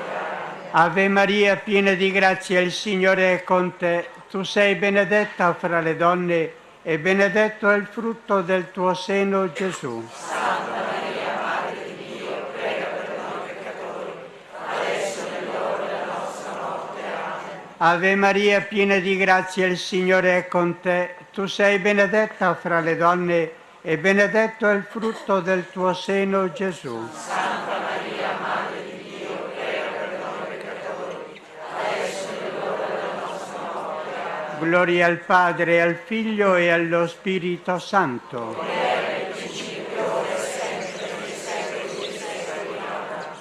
Terzo mistero, la nascita di Gesù a Betlemme. È la notte del mistero di Dio che si fa bambino e fatto da donna. A noi è chiesto di continuare ad ascoltare le parole dell'angelo. Vi è nato un Salvatore, un bambino. Alziamoci dalla nostra autosufficienza e uniamoci a quei pastori. Vedremo anche noi il bambino Gesù. Padre nostro che sei nei cieli, sia santificato il tuo nome, venga il tuo regno, sia fatta la tua volontà come in cielo così in terra. Dacci oggi il nostro pane quotidiano, rimetti a noi i nostri debiti, come noi rimettiamo ai nostri debitori, e non ci indurre in tentazione, ma liberaci dal male. Ave Maria, piena di grazia, il Signore è con te. Tu sei benedetta fra le donne e benedetto è il frutto del tuo seno, Gesù. Santa Maria, Madre di Dio, prega per noi peccatori, adesso è l'ora della nostra morte. Amen. Ave Maria, piena di grazia, il Signore è con te. Tu sei benedetta fra le donne e benedetto è il frutto del tuo seno, Gesù. Santa Maria, Madre di Dio, prega per noi peccatori, adesso è l'ora della nostra morte. Amen. Ave Maria, piena di grazia, il Signore è con te. Tu sei benedetta fra le donne e benedetto è il frutto del tuo seno, Gesù. Santa Maria, Madre di Dio, prega per noi peccatori, adesso è l'ora della nostra morte. Amen. Ave Maria, piena di grazia, il Signore è con te. Tu sei benedetta fra le donne e benedetto è il frutto del tuo seno, Gesù. Santa Maria, Madre di Dio, prega per noi peccatori, adesso è l'ora della nostra morte. Amen. Ave Maria, piena di grazia, il Signore è con te. Tu sei benedetta fra le donne e benedetto è il frutto del tuo seno, Gesù. Santa Maria, Madre di Dio, prega per noi peccatori, adesso è l'ora della nostra morte. Amen. Ave Maria, piena di grazia, il Signore è con te. Tu sei benedetta fra le donne e benedetto è il frutto del tuo seno, Gesù. Santa Maria, Madre di Dio, prega per noi peccatori, adesso è l'ora della nostra morte. Amen. Ave Maria, piena di grazia, il Signore è con te. Tu sei benedetta fra le donne e benedetto è il frutto del tuo seno, Gesù. Santa Maria, Madre di Dio, prega per noi peccatori, adesso è l'ora della nostra morte. Amen. Ave Maria, piena di grazia, il Signore è con te. Tu sei benedetta fra le donne e benedetto è il frutto del tuo seno, Gesù. Santa Maria, Madre di Dio, prega per noi peccatori, adesso è l'ora della nostra morte. Amen. Ave Maria, piena di grazia, il Signore è con te. Tu sei benedetta fra le donne e benedetto è il frutto del tuo seno, Gesù. Santa Maria, Madre di Dio, prega per noi peccatori, adesso è l'ora della nostra morte. Amen. Ave Maria, piena di grazia, il Signore è con te. Tu sei benedetta fra le donne e benedetto è il frutto del tuo seno, Gesù. Santa Maria, Madre di Dio, prega per noi peccatori, adesso è l'ora della nostra morte. Amen. Gloria al Padre, al Figlio e allo Spirito Santo. Come era nel principio, ora e sempre, nei secoli dei secoli. Amen. Quarto mistero, la presentazione di Gesù al Tempio. Il cuore dei due anziani Simeone e di Anna sono sorpresi nel vedere questo bambino che prendono in braccio. Ora il loro cuore sa che la fede non è stata vana. Ora sono consolati dalla gioia di aver visto e accolto il Dio fatto uomo, il Dio con noi. Padre nostro che sei nei cieli, sia santificato il tuo nome, venga il tuo regno, sia fatta la tua volontà come in cielo così in terra. Dacci oggi il nostro pane quotidiano e rimetti a noi i nostri debiti, come noi rimettiamo ai nostri debitori, e non ci indurre in tentazione, ma liberaci dal male. Ave Maria, piena di grazia, il Signore è con te. Tu sei benedetta fra le donne e benedetto è il frutto del tuo seno, Gesù. Santa Maria, Madre di Dio, prega per noi peccatori, adesso è l'ora della nostra morte. Amen. Ave Maria, piena di grazia, il Signore è con te. Tu sei benedetta fra le donne e benedetto è il frutto del tuo seno, Gesù. Santa Maria, Madre di Dio, prega per noi peccatori, adesso è l'ora della nostra morte. Amen. Ave Maria, piena di grazia, il Signore è con te. Tu sei benedetta fra le donne e benedetto è il frutto del tuo seno, Gesù. Santa Maria, Madre di Dio, prega per noi peccatori, adesso è l'ora della nostra morte. Amen. Ave Maria, piena di grazia, il Signore è con te. Tu sei benedetta fra le donne e benedetto è il frutto del tuo seno, Gesù. Santa Maria, Madre di Dio, prega per noi peccatori, adesso è l'ora della nostra morte. Amen. Ave Maria, piena di grazia, il Signore è con te. Tu sei benedetta fra le donne e benedetto è il frutto del tuo seno, Gesù. Santa Maria, Madre di Dio, prega per noi peccatori, adesso è l'ora della nostra morte. Amen. Ave Maria, piena di grazia, il Signore è con te. Tu sei benedetta fra le donne e benedetto è il frutto del tuo seno, Gesù. Santa Maria, Madre di Dio, prega per noi peccatori, adesso è l'ora della nostra morte. Amen. Ave Maria, piena di grazia, il Signore è con te. Tu sei benedetta fra le donne e benedetto è il frutto del tuo seno, Gesù. Santa Maria, Madre di Dio, prega per noi peccatori, adesso è l'ora della nostra morte. Amen. Ave Maria, piena di grazia, il Signore è con te. Tu sei benedetta fra le donne e benedetto è il frutto del tuo seno, Gesù. Santa Maria, Madre di Dio, prega per noi peccatori, adesso è l'ora della nostra morte. Amen. Ave Maria, piena di grazia, il Signore è con te. Tu sei benedetta fra le donne e benedetto è il frutto del tuo seno, Gesù. Santa Maria, Madre di Dio, prega per noi peccatori, adesso è l'ora della nostra morte. Amen. Ave Maria, piena di grazia, il Signore è con te. Tu sei benedetta fra le donne e benedetto è il frutto del tuo seno, Gesù. Santa Maria, Madre di Dio, prega per noi peccatori, adesso è l'ora della nostra morte. Amen. Gloria al Padre, al Figlio e allo Spirito Santo.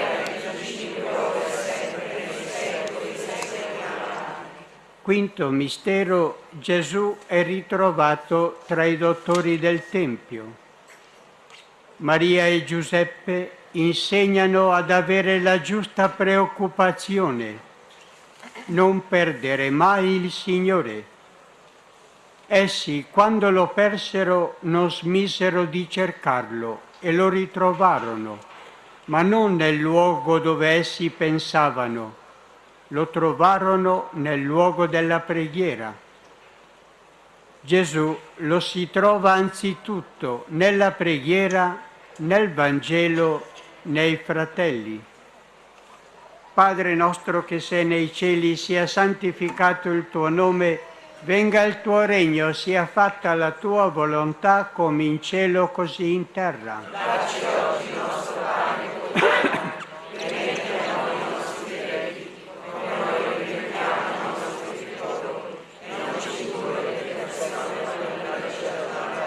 Ave Maria, piena di grazia, il Signore è con te. Tu sei benedetta fra le donne e benedetto è il frutto del tuo seno, Gesù. Santa Maria, Madre di Dio, prega per noi peccatori, adesso è l'ora della nostra morte. Amen. Ave Maria, piena di grazia, il Signore è con te. Tu sei benedetta fra le donne e benedetto è il frutto del tuo seno, Gesù. Santa Maria, Madre di Dio, prega per noi peccatori, adesso è l'ora della nostra morte. Amen. Ave Maria, piena di grazia, il Signore è con te. Tu sei benedetta fra le donne e benedetto è il frutto del tuo seno, Gesù. Santa Maria, Madre di Dio, prega per noi peccatori, adesso è l'ora della nostra morte. Amen. Ave Maria, piena di grazia, il Signore è con te. Tu sei benedetta fra le donne e benedetto è il frutto del tuo seno, Gesù. Santa Maria, Madre di Dio, prega per noi peccatori, adesso è l'ora della nostra morte. Amen. Ave Maria, piena di grazia, il Signore è con te. Tu sei benedetta fra le donne e benedetto è il frutto del tuo seno, Gesù. Santa Maria, Madre di Dio, prega per noi peccatori, adesso è l'ora della nostra morte. Amen. Ave Maria, piena di grazia, il Signore è con te. Tu sei benedetta fra le donne e benedetto è il frutto del tuo seno, Gesù. Santa Maria, Madre di Dio, prega per noi peccatori, adesso è l'ora della nostra morte. Amen. Ave Maria, piena di grazia, il Signore è con te. Tu sei benedetta fra le donne e benedetto è il frutto del tuo seno, Gesù. Santa Maria, Madre di Dio, prega per noi peccatori, adesso è l'ora della nostra morte. Amen. Ave Maria, piena di grazia, il Signore è con te. Tu sei benedetta fra le donne e benedetto è il frutto del tuo seno, Gesù. Santa Maria, Madre di Dio, prega per noi peccatori, adesso è l'ora della nostra morte. Amen. Ave Maria, piena di grazia, il Signore è con te. Tu sei benedetta fra le donne e benedetto è il frutto del tuo seno, Gesù. Santa Maria, Madre di Dio, prega per noi peccatori, adesso è l'ora della nostra morte. Amen. Ave Maria, piena di grazia, il Signore è con te. Tu sei benedetta fra le donne e benedetto è il frutto del tuo seno, Gesù. Santa Maria, Madre di Dio, prega per noi peccatori, adesso è l'ora della nostra morte. Amen. Gloria al Padre, al Figlio e allo Spirito Santo.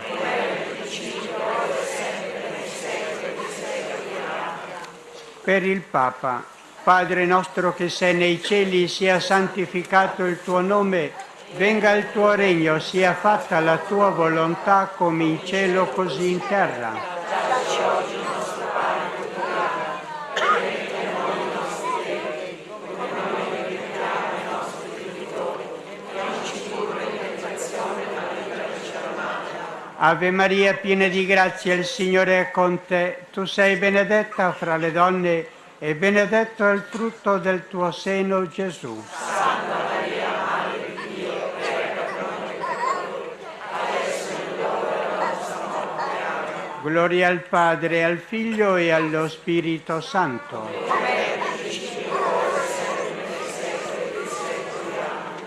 Salve Regina, Mater misericordiae, vita dulcedo, et spes nostra salve. A te clamamus, exules filii Eve, a te suspiramus, gementes et plentes, in lacrimarum vallem. Eia ergo, advocata nostra, illos tuos misericordes oculos, a nos converte. Et Iesum, benedictum fructum ventris tui, nobis post hoc exilium ostende.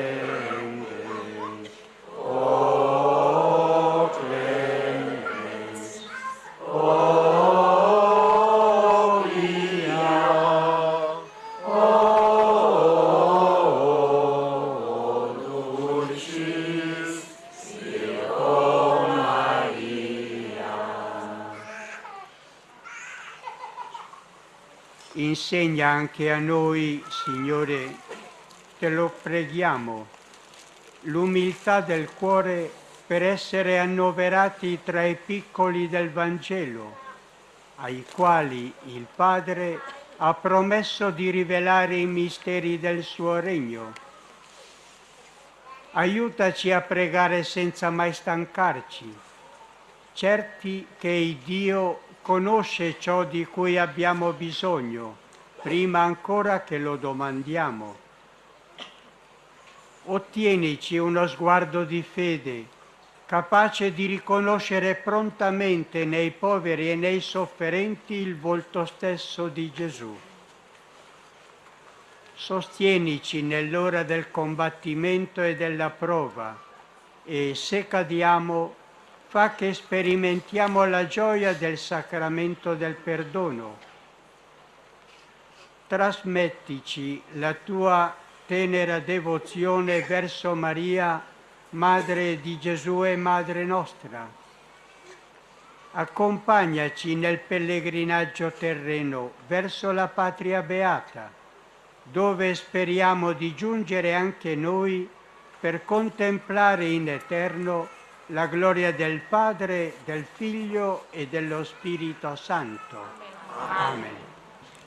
Nostra Signora di Lourdes, prega per noi. Maria Madre della Consolazione, Prega per noi. Santa Bernardetta, Prega per noi. e la benedizione di Dio Onnipotente, Padre, Figlio e Spirito Santo discenda su di voi e con voi rimanga sempre. Amen.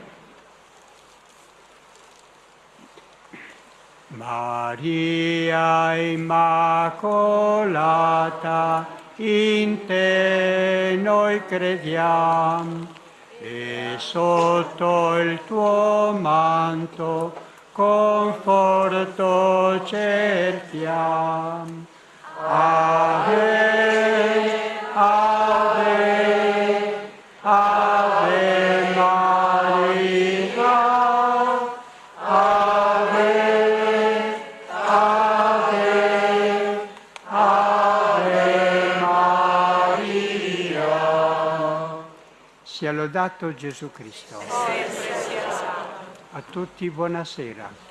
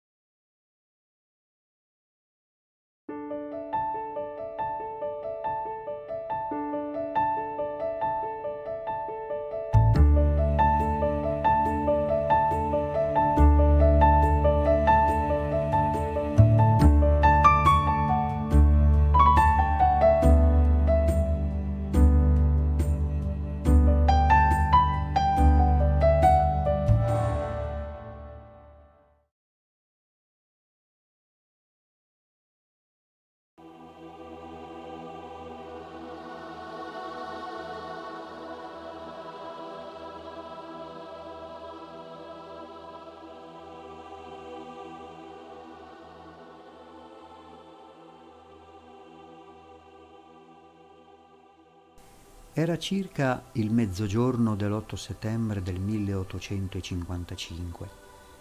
Teresa Dus, una giovinetta di Porzus, tornava come al solito a casa con la sua mucca. Teresa pensava che la sua mucca non fosse abbastanza sazia e decise di prendere la gerla ed il falcetto per tagliare un po' d'erba. Mentre era sul prato, situato fuori del paese, udì una voce che le chiedeva che cosa facesse lì. Vide una signora e le rispose che stava tagliando un po' d'erba per la mucca. La signora le fece notare che quel giorno era festivo e che Dio ha proibito di lavorare nei giorni di festa, pertanto era un peccato. Poi le chiese il falcetto e l'aiutò. La esortò poi di raccomandare alla popolazione di pregare e di fare una processione partendo da Attimis e Forame verso la chiesa di Porzus. Aggiunse di raccomandare a tutti di non lavorare, di non profanare le feste in nessun modo e che si smetta di bestemmiare, perché il suo buon Gesù con il Padre Eterno è molto sdegnato per questo. Le disse che la sua preghiera ha molto valore di fronte all'immensa misericordia di Dio ed è per questo che il mondo continuava ad esistere. Se un buon cristiano pregherà e si accorderà con lei, aggiunse, la sua misericordia non avrà termine, ma aumenterà sempre di più. Teresa le domandò chi fosse e la signora le rispose che per ora non aveva tempo di spiegarglielo perché aveva ancora figli e figlie a casa, ma sarebbe tornata ancora entro breve tempo. Poi ritornò a raccomandarle di correre a casa gridando che non lavorino più la festa, altrimenti grandi malattie e il colera sarebbero ritornate se avessero continuato a comportarsi in quel modo. Ammonì che il male causerà persino la malattia delle mele, dell'uva, delle patate e di qualsiasi frutto. Ribadì inoltre di non bestemmiare perché è un gravissimo peccato che offende molto Dio.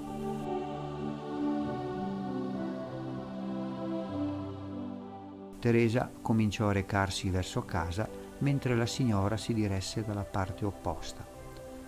Dopo 10 metri la piccola Teresa si voltò indietro e gradualmente la vide sparire.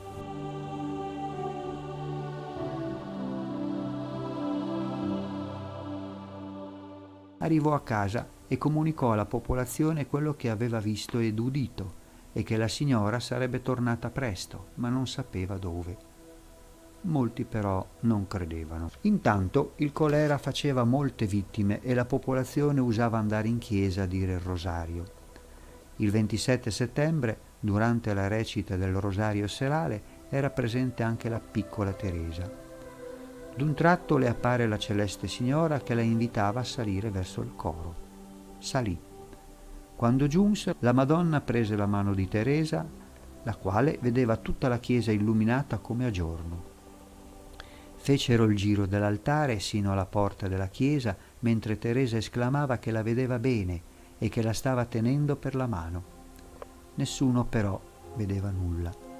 Giunti alla porta della chiesa, la Madonna la salutò dicendole addio e sparì. Ma la gente era ancora rimasta un po' incredula e voleva un segno. 3 giorni dopo, il 30 settembre, durante la recita del rosario, Teresa vide per la 3ª volta la Vergine Maria che le faceva cenno di salire sulla parte sinistra del coro. Le persone presenti la incitarono a salire e a farsi rilasciare un segno. Quando Teresa si trovò dietro all'altare, la celeste signora le impresse una croce bianca sulla mano destra. Uscita dalla chiesa, si diresse verso il borgo mentre la gente la seguiva e chiedeva dove fosse la Vergine. Ella rispondeva che era proprio lì, accanto a lei, e che poteva toccare le sue vesti. Ma la popolazione che stava pregando non la vedeva. Il padre, venuto a conoscenza dei fatti, vedendola, la chiamò. La Madonna, a pochi metri da casa sua, le raccomandò per la 3ª volta di dire a tutti che non bestemmiassero e che santificassero le feste non lavorando. Poi scomparve alla sua vista. Tutti, dopo quell'apparizione, poterono vedere la croce sulla mano e si misero a pregare e ringraziare la Madonna per quei fatti.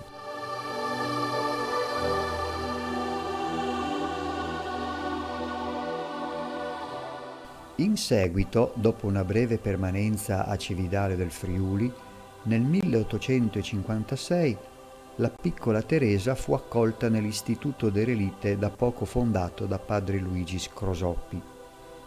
Vi rimase per 4 anni. Poi uscì e tornò a Cividale nella casa del parroco Don Pietro Bernardis e continuò per 4 anni ad essere seguita dalla sua maestra. Desiderava farsi religiosa, ma era in difficoltà perché non sapeva né leggere né scrivere. Probabilmente durante un pellegrinaggio a Castelmonte le apparve di nuovo la celeste signora, che le disse: va pure in convento, e quando dovrai recitare l'ufficio lo saprai come le altre suore. E così fu. Nel 1864 fu ammessa tra le aspiranti della Congregazione delle Suore della Provvidenza. Nel 1868 abbracciò i voti solenni assumendo il nome di Suor Osanna Maria. Fu mandata per un certo tempo a Cormons, a Orzano e ad Udine.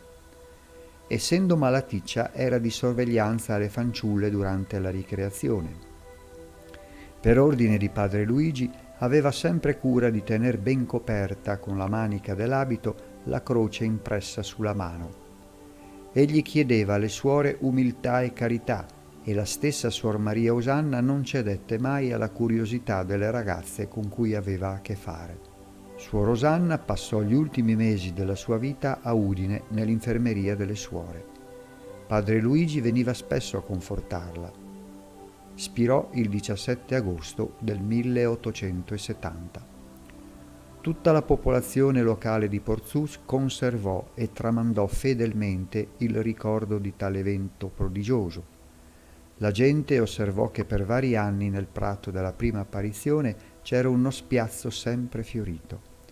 Nel 1855, con l'aiuto e il sacrificio di tutti, sorse una piccola e graziosa cappella che divenne punto di riferimento e di preghiera per tutta la popolazione.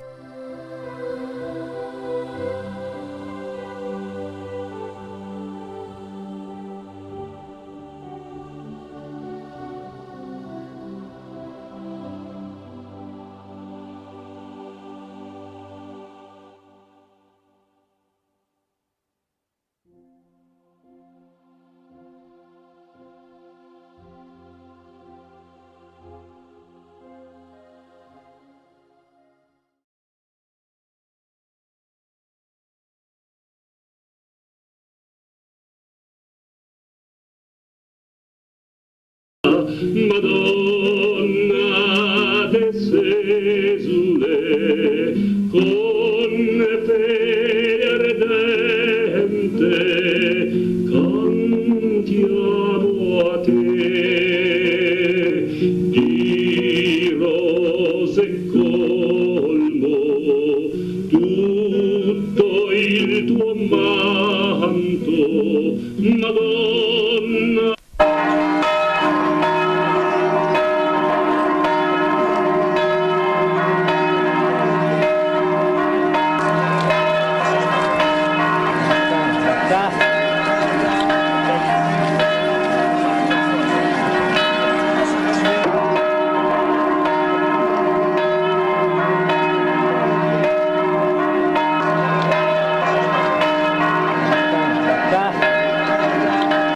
Di pietà mariana, se questa cappella che dopo 150 anni è stata riscoperta come luogo di preghiera, di pietà, aiuta i friulani a rispettare il messaggio della Madonna che avrebbe dato Teresa, cioè di non bestemmiare il Signore ma onorarlo. Secondo, di fare penitenza perché si recuperi il valore morale e spirituale del popolo di cui ha tanto bisogno anche il Paese Italia in questo momento. Si santifica poi la festa mediante il rispetto del riposo festivo, soprattutto l'anta messe domenie, per convertire il cuore con la parola di Dio. Credo che questo momento di incontro sia stato una benedizione e un segno di speranza.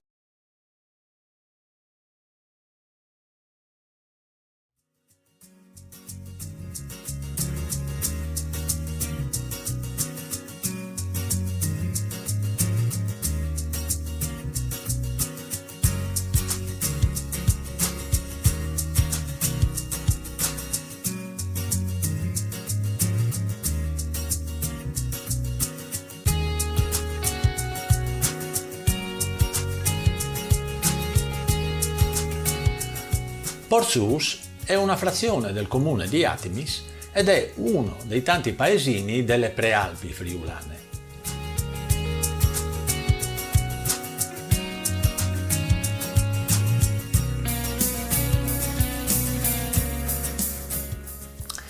Le malghe di Porzus sono conosciute a livello nazionale per il famoso eccidio dei partigiani della Brigata Osopo che è avvenuto nel febbraio del 1945. partigiani che sono stati poi sepolti nel Bosco Romagno, come abbiamo ricordato anche sul video che trovate nella scheda sopra. È conosciuto però anche per un evento mistico avvenuto nel settembre del 1855. Si tratta della nota apparizione della Madonna alla piccola Teresa d'Us, una bambina del paese che non aveva ancora compiuto 10 anni.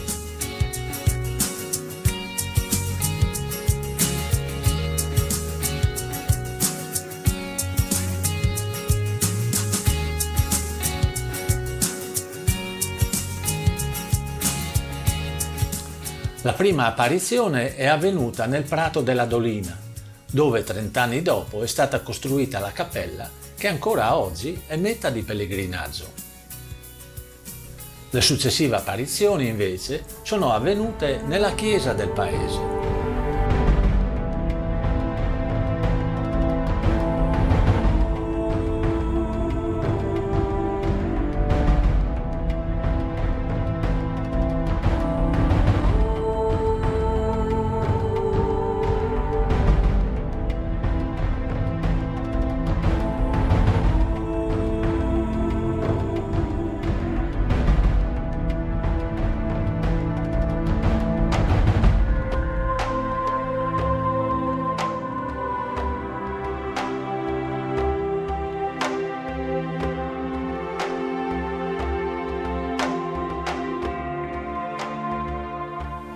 In un primo momento i genitori e la comunità non credevano a questi racconti della bambina.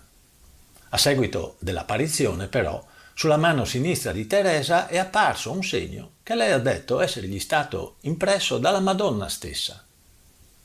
Si trattava di un segno che ha destato molto clamore nel paese e che consisteva in una crocetta di circa 3 centimetri di colore oro. Nonostante i genitori e anche altre persone incredule avessero cercato di cancellarla sfregando e lavando, la crocetta dorata risultava assolutamente indelebile. Poco tempo dopo, a causa di un'epidemia di colera, Teresa è rimasta orfana. Fu portata così a Udine, nella casa delle derelitte di Don Luigi Scrosoppi, il prete friulano che nel 2001 è stato dichiarato santo da Giovanni Paolo II per l'esempio di carità che ha testimoniato in favore delle tante bambine orfane a causa di queste epidemie che allora imperversavano in Friuli. Qui la giovane, nonostante i problemi di salute, nel 1867 inizia il noviziato e diventa una suora della Provvidenza con il nome di Suor Maria Osanna. Muore però giovanissima di tubercolosi il 17 agosto del 1870 e le suore della sua comunità hanno testimoniato che la croce dorata, che era sempre ben visibile sulla sua mano, con la morte è diventata di colore bianco. Chi volesse approfondire questo avvenimento lo può fare documentandosi su internet o leggendo uno dei vari libri che trattano di questa apparizione.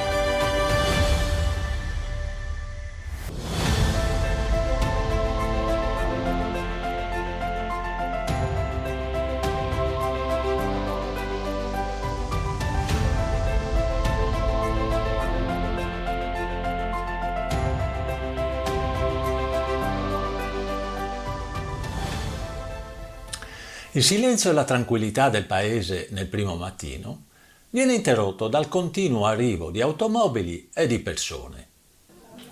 Oggi, infatti, 16 agosto 2020, si fa memoria dei 150 anni della morte di Teresa d'Us, Suor Maria Osanna, e nella chiesa parrocchiale si celebra una Santa Messa solenne a cui partecipa la comunità locale, ma anche molti pellegrini e devoti che arrivano da ogni parte del Friuli e non solo.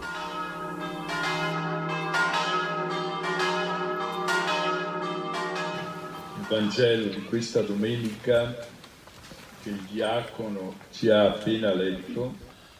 La Santa Messa è presieduta dall'Arcivescovo Monsignor Andrea Bruno Mazzocato con l'assistenza e la presenza delle Suore della Provvidenza, di Don Vittorino e altri religiosi e religiose devoti alla Madonna di Porzus.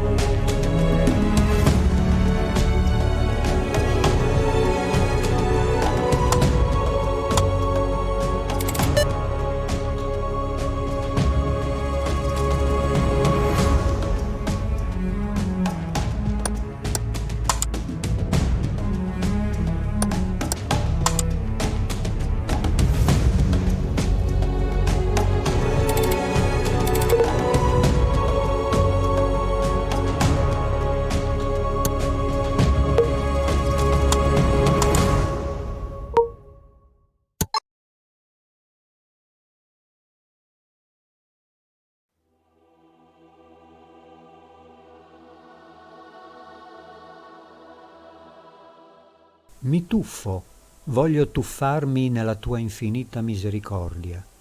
Non vale a salvarmi ogni momento che questa tua infinita misericordia. Sono sospinto al largo fino a perdere di vista le rive rassicuranti della tua grazia. Sono piccolo e debole, una barchetta leggera che è gioco anche per le più lievi ondate. Non ti rimprovero di nulla come tante volte sono tentato di fare. Anzi, ti ringrazio perché sei grande e i tuoi disegni non possono essere i miei e i tuoi mezzi non sono quelli di cui mi varrei per il mio viaggio pieno di insidie. Ti ringrazio perché sei grande. Cosa farei se non ci fosse un grande accanto a me? Padre, ti ho offerto anche oggi tuo figlio assieme alla mia miseria, assieme ai miei gemiti, assieme ai gemiti di tutte le persone che mi stanno nell'anima. Padre, perdona la moltitudine dei miei peccati e dammi la gioia.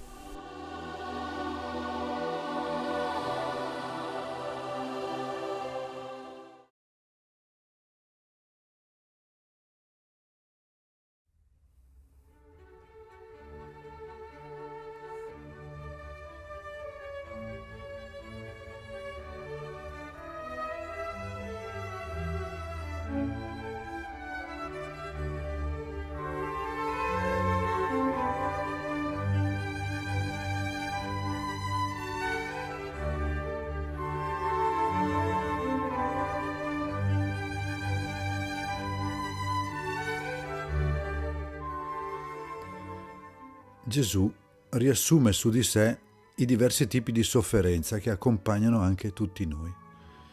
La sofferenza della perdita dell'amico Lazzaro, la sofferenza della paura, quando suda sangue per fattori esterni su cui non può nulla, la sofferenza dell'umiliazione davanti alla propria gente.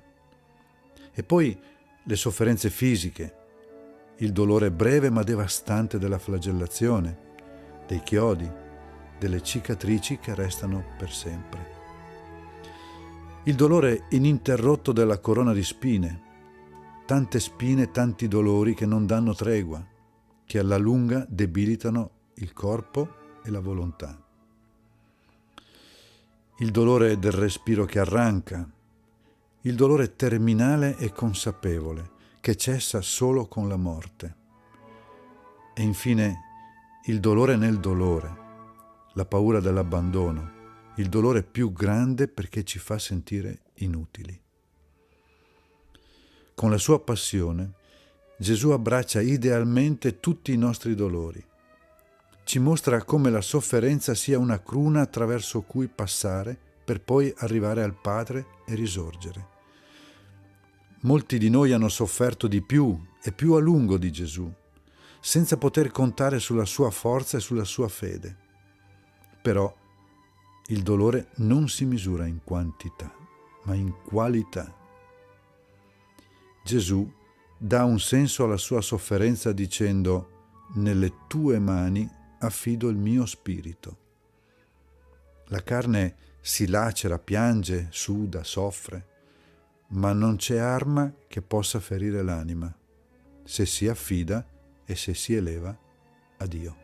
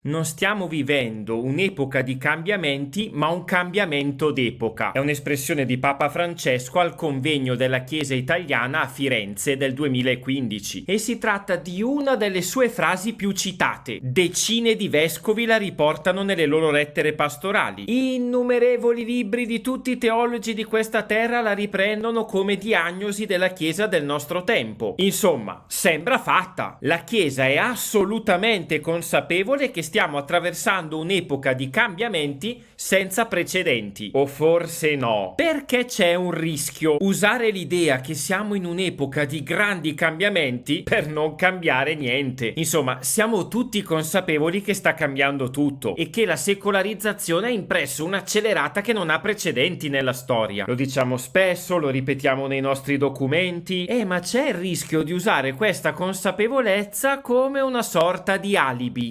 Cosa vuoi farci? Ormai viviamo in un mondo secolarizzato e così la strada della riforma, che sembra la più urgente, la più importante e la più sensata, si arena nella paura e nella rassegnazione. Mi lasciate fare un po' di esempi? Parliamo di preti e di ministero. Io sono entrato in seminario nel 1996 e già allora si parlava tutti i giorni dopo i pasti di crisi. Ogni prete ricorda che 10 anni prima di lui c'erano 100 seminaristi in più in seminario. Insomma, lo sanno tutti che i tempi stanno cambiando e lo sappiamo da tempo. Ci si accorge che il clero si sta riducendo e siamo ormai al lumicino. I seminari non sono una cosa che Gesù ha ordinato nei Vangeli, fino a prova contraria. Al Concilio di Trento ci si è accorti che serviva una riforma radicale della formazione del clero e hanno avuto il coraggio di inventarsi una cosa che non c'era e che erano i seminari. Noi ce l'abbiamo sto coraggio. Anche oggi ci stiamo accorgendo che servirebbe qualcos'altro. Eppure l'impressione mia è che stiamo cercando in tutti i modi di fare accanimento terapeutico su questa istituzione che ha compiuto i suoi bei 500 anni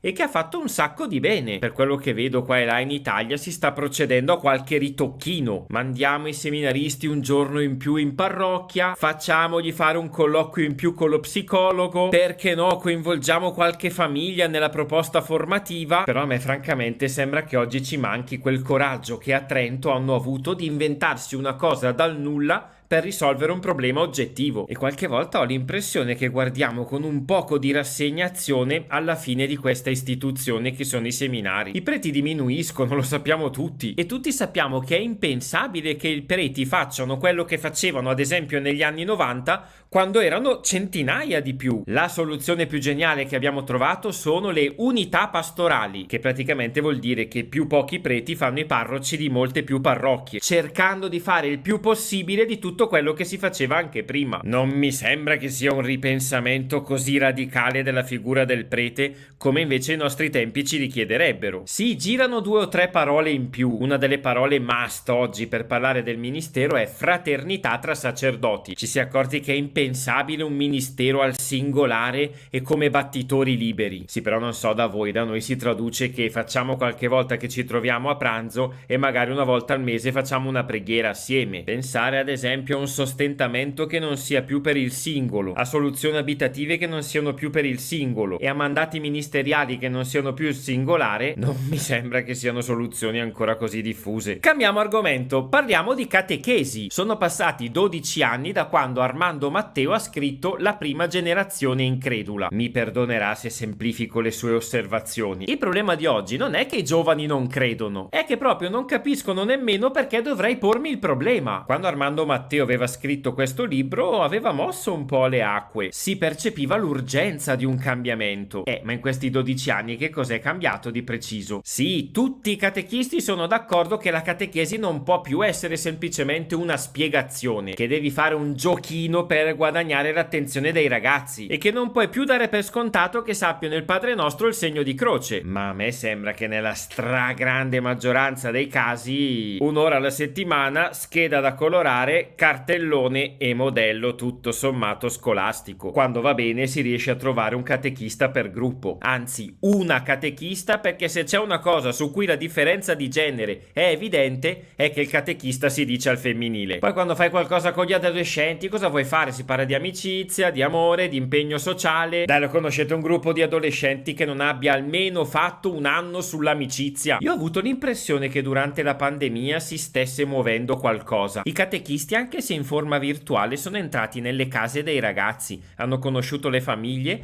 e hanno cercato un'attenzione al singolo. Abbiamo provato a fare un'estate di piccole cose, senza l'ansia dell'organizzazione, senza grandi numeri, cercando di costruire una relazione che tanto c'era mancata durante il lockdown. Insomma, le avevamo intuite delle cose, delle possibilità di fare in modo diverso e di riformare anche la nostra pastorale giovanile. Ma a me sembra che sia bastato il 2021 per tornare a fare tutto quello che abbiamo sempre fatto. Intratteniamo molto e poi qua e là si è provato a muovere qualcosa sull'iniziazione cristiana. Qualcuno ha provato a rivedere l'ordine dei sacramenti anticipando la cresima e l'eucarestia, come avrebbe senso dal punto di vista teologico. E spesso si parla di intonazione catecumenale del cammino di iniziazione cristiana anche per i ragazzi. A me però sembra di percepire un po' di stanchezza e che tutto sommato anche chi ci ha provato si è reso conto che cambiando l'ordine degli addendi il risultato tanto non cambia se non riformi radicalmente l'intenzione di fondo. Parliamo di liturgia? Impressione personale. A me sembra che la riforma liturgica si sia quasi completamente arenata. I maestri del movimento liturgico e i padri del Concilio Vaticano II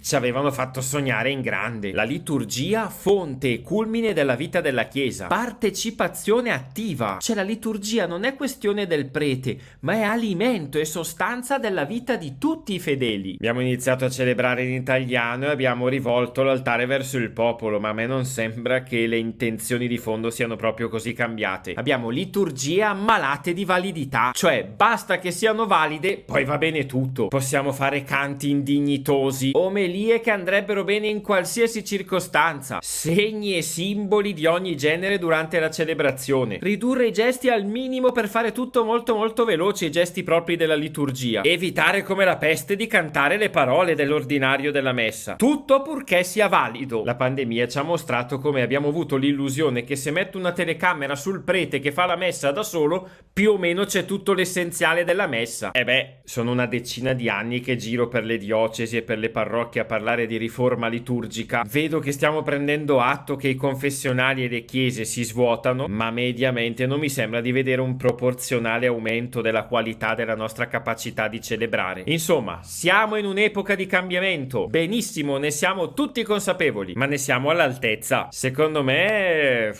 Insomma, mi ci metto io per primo e non mi sto chiamando fuori col compito del giudice, è un mea culpa prima di tutto. Però qualche idea ogni tanto mi frulla per la testa quando mi metto a sognare. Rivedere un po' radicalmente il ministero dei preti, provare a rimettere mano seriamente, senza ritocchini, alla formazione del clero, ripensare con un po' di coraggio ai cammini di iniziazione cristiana, rinunciando all'ansia dei numeri e provando a rivedere il connubio catechesi-sacramenti, provare a ripensare seriamente al modo con cui la Chiesa gestisce i suoi beni e provando magari a declericalizzare questa gestione. Ci mancherebbe, io sono solo un buffone che dice cose su internet perché c'ha tempo da perdere e questo video non rappresenta altro che l'opinione di un clown da YouTube. Mi rendo anche conto di aver un po' calcato i toni per fare un po' effetto, ma personalmente mi sembra che oscilliamo tra due estremi. Da un lato la rassegnazione di chi vede che sta cambiando tutto ed è un po' scoraggiato e ha paura a ritoccare cose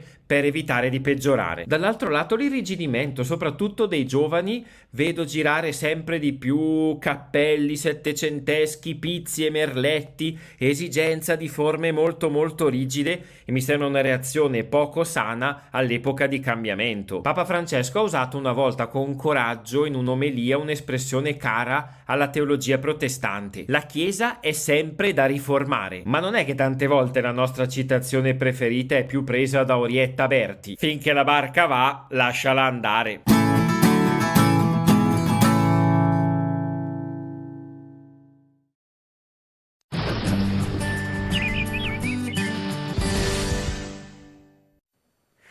Bentrovati, un aggiornamento con la tendenza per la nuova settimana, una nuova settimana che vedrà un ruggito atlantico anche per l'Italia. Difatti ritroveremo sempre il passaggio oltre Alpi di perturbazioni con moto ovest verso est, ma come possiamo notare martedì sarà la volta anche della nostra penisola. Già lunedì sera le prime piogge al nord-ovest e poi martedì e mercoledì transiteranno delle piogge anche sul nord-est e al centro-sud con venti umidi e precipitazioni un po' più consistenti proprio sul lato tirrenico. Ulteriori dettagli su questa breve fase piovosa scaricando l'app di Trebi Meteo o visionando gli articoli sul nostro sito web.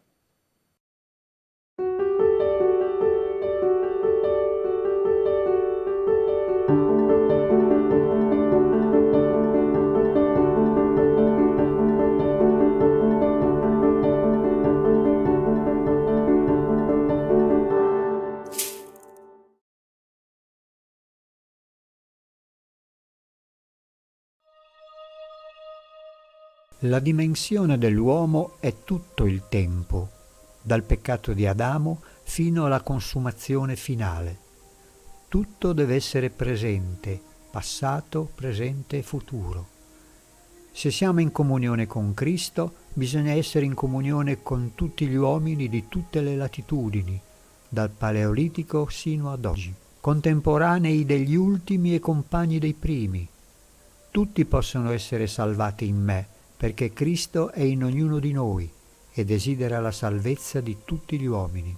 La salvezza di tutti gli uomini del passato remoto dipende anche da me, quindi li assumo tutti nel mio cuore e li porto a Dio. Essere cattolici significa avere un rapporto con i patriarchi, con i santi dell'Oriente e dell'Occidente, con i mistici induisti, con la sapienza cinese, con il sufismo, con l'antica sapienza egizia, con la tradizione dei Maya, degli Aztechi e degli Incas, con l'antico popolo etrusco, con il mondo primitivo dei popoli della Sardegna, con la cultura raffinata del Giappone feudale, con i vichinghi, eccetera.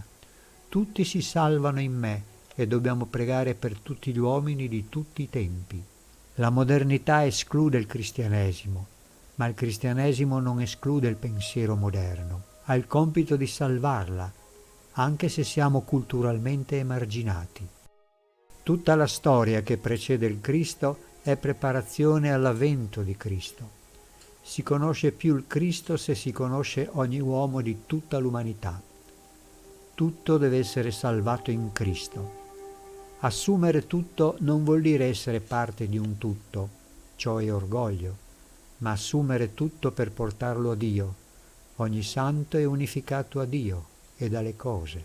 L'uomo autentico si fa uno con tutto proprio nella vita di povertà che affonda nel silenzio, cioè nel proprio intimo. Nel fondo dell'anima io divento il cuore del mondo. È Dio che ci chiama dolcemente nell'intimo per unificare ciò che è frazionato. Nel mio intimo sono in faccia a Dio ed è Lui che unifica in me quello che è frazionato. Se tutto non si fa intimo a te, tu non sei salvo. Solo con la preghiera possiamo essere unificati in Dio con tutti e tutto. Salvando me, Gesù deve salvare tutti, anche coloro che non vogliono la salvezza. Tutto il mondo deve vivere in me, devo assumere tutta l'esperienza degli uomini di sempre. Se togliamo Gesù, tutto ritorna un deserto. Bisogna vivere nella divina presenza, la presenza di Cristo risorto nell'unico atto di morte e risurrezione. Una sola messa è più grande di tutta la storia. Cristo estende il suo atto a tutta la creazione, per cui sono io che offro il Cristo al Padre. In ogni tuo atto devi vivere l'assoluta presenza. Tu sei il sacramento di Dio. Se l'uomo non vive in questa presenza di Dio, semplicemente non è, perché l'unica realtà è Dio, il Cristo risorto.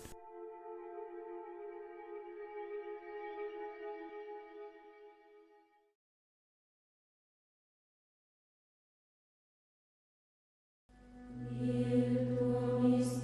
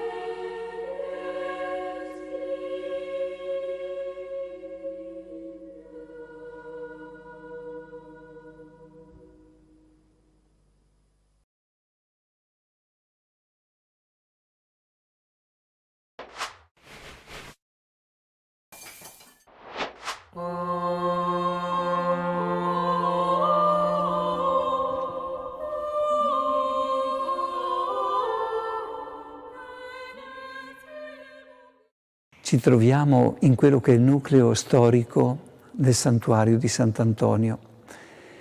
Il santo, ministro provinciale del nord Italia, arrivò qui nel 1227 e trovò una comunità di pochi religiosi, la cui presenza è attestata da un documento del 1219, di edificare una chiesa dedicata alla Vergine Maria. Si intravede in un affresco trecentesco, quindi un bel periodo dopo la morte di Sant'Antonio, con la Vergine Maria che è intenta allo studio della parola di Dio e che è visitata da un angelo. Naturalmente la chiesetta doveva essere ben più alta perché si intravede solamente il fondo inferiore della tunica dell'angelo, ma non abbiamo disegni che riportino com'era in origine. Si può notare un cartiglio con una scritta. Bisogna pensare che l'affresco venne alla luce dopo il terremoto del 1976, quindi quella scritta molto antica iniziava comunque a sbiadire e i frati fecero scolpire una lapide nel Cinquecento che riportava ciò che era scritto sull'affresco. Questa lapide parla di come Messer Antonio da Padova fece edificare questa cappella a onore della gloriosa Vergine Maria delle Grazie. Al giorno d'oggi, se si introduce un termine qualsiasi, attraverso i social, i mezzi di comunicazione, questa idea, questo neologismo viene comunicato quasi istantaneamente in tutto il mondo, non così naturalmente nel Medioevo. Quindi alcuni storici propendono per l'ipotesi che la Chiesa fosse dedicata all'annuncio dell'angelo a Maria, cosa che invece non è reale.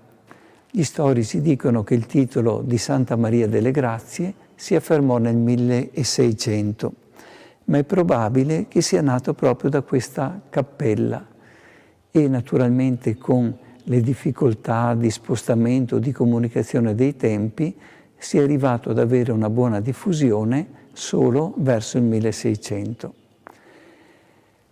Sant'Antonio affermò, e questo è stato riportato in un libro, che chi devotamente visiterà questa cappella avrà ogni grazia dalla Vergine delle Grazie.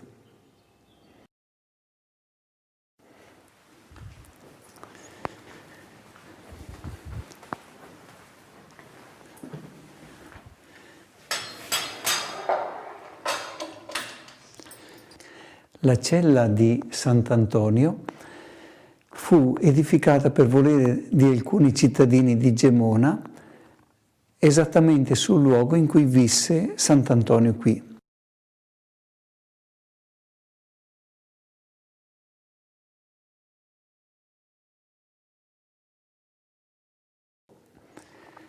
Potete vedere la situazione attuale dopo l'incendio che nel 1902 portò dei danni. Vediamo questo trittico, il Beato Dorico da Pordenone, la Vergine degli Angeli e il Beato Luca Belludi. Si possono osservare le mura costruite da muratori esperti con dei mattoni inframmezzati alle pietre secondo un disegno geometrico ben preciso. Questo insieme di materiali diversi permetteva una notevole elasticità alla costruzione e il terremoto del 1976 portò dei danni molto lievi. Sulla lapide trecentesca si può osservare il nome di coloro che offrirono del denaro perché in questo luogo fosse edificata la cappella dedicata a Sant'Antonio.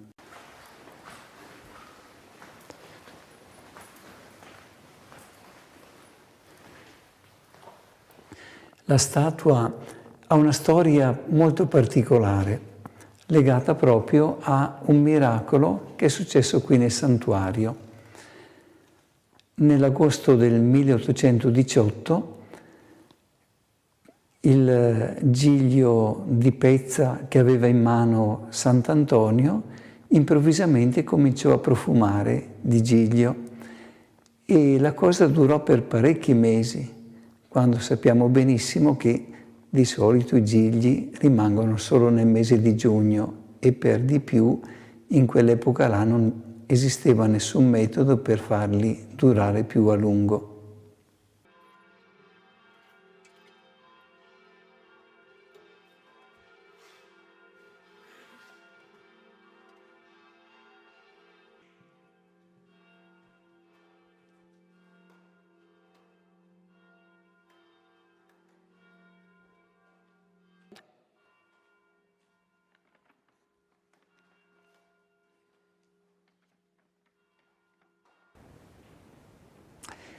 Ci troviamo nella biblioteca del santuario.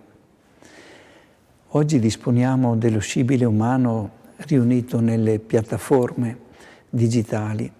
Possiamo attingere gran parte di quello che è stato scritto nel corso dei secoli, ma nessuna opera trascritta che si può trovare su internet ha il fascino e l'importanza di quello che è un libro.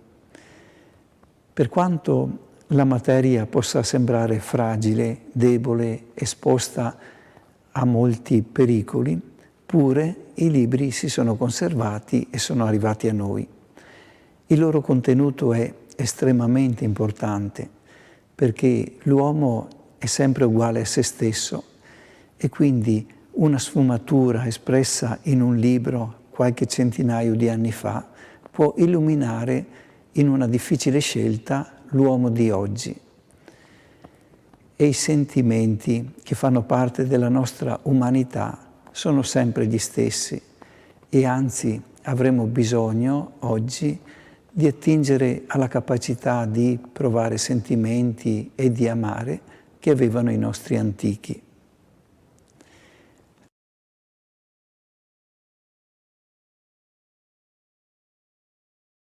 Le opere che si possono ammirare qui hanno una storia particolare.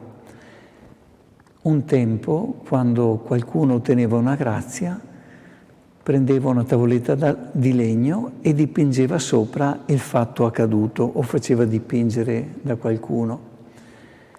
Per cui si vedono ferite guarite, soprattutto ulcere che un tempo erano al di là delle capacità della scienza medica o altri fatti, e tutto il santuario era pieno di questi ex voto. Le armate di Napoleone fecero razzia e quindi quelli che ci sono ora datano dal 1800 nella seconda metà e queste che si possono ammirare invece sono attorno al 1650, quindi in qualche modo misterioso i soldati di Napoleone non le hanno scovate.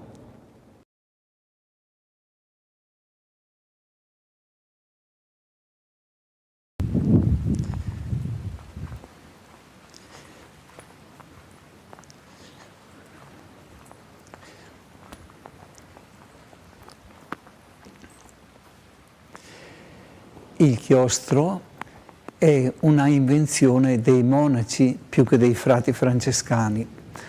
Esso permette di raggiungere da qualsiasi parte, qualsiasi altra parte del convento o del monastero, senza prendere pioggia, caldo o freddo.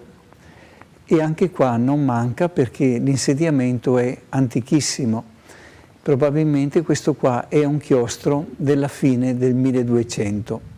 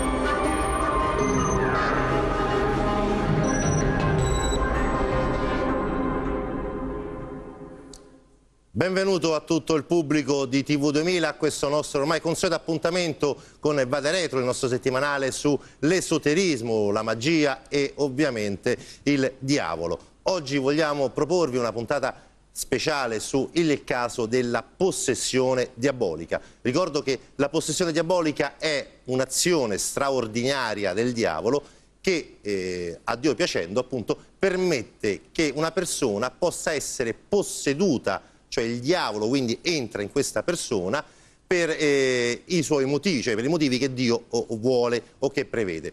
Per liberarsi dalla possessione diabolica ovviamente occorre un esorcista. L'esorcista chi è? È esclusivamente un sacerdote, questo è bene ricordarlo, anche perché poi qui a Vade Retro arrivano tante chiamate. Gli unici che possono esercitare il ministero dell'esorcismo sono i sacerdoti, e non tutti i sacerdoti, ma solo quelli che sono autorizzati dal vescovo locale, quindi dall'ordinario della diocesi.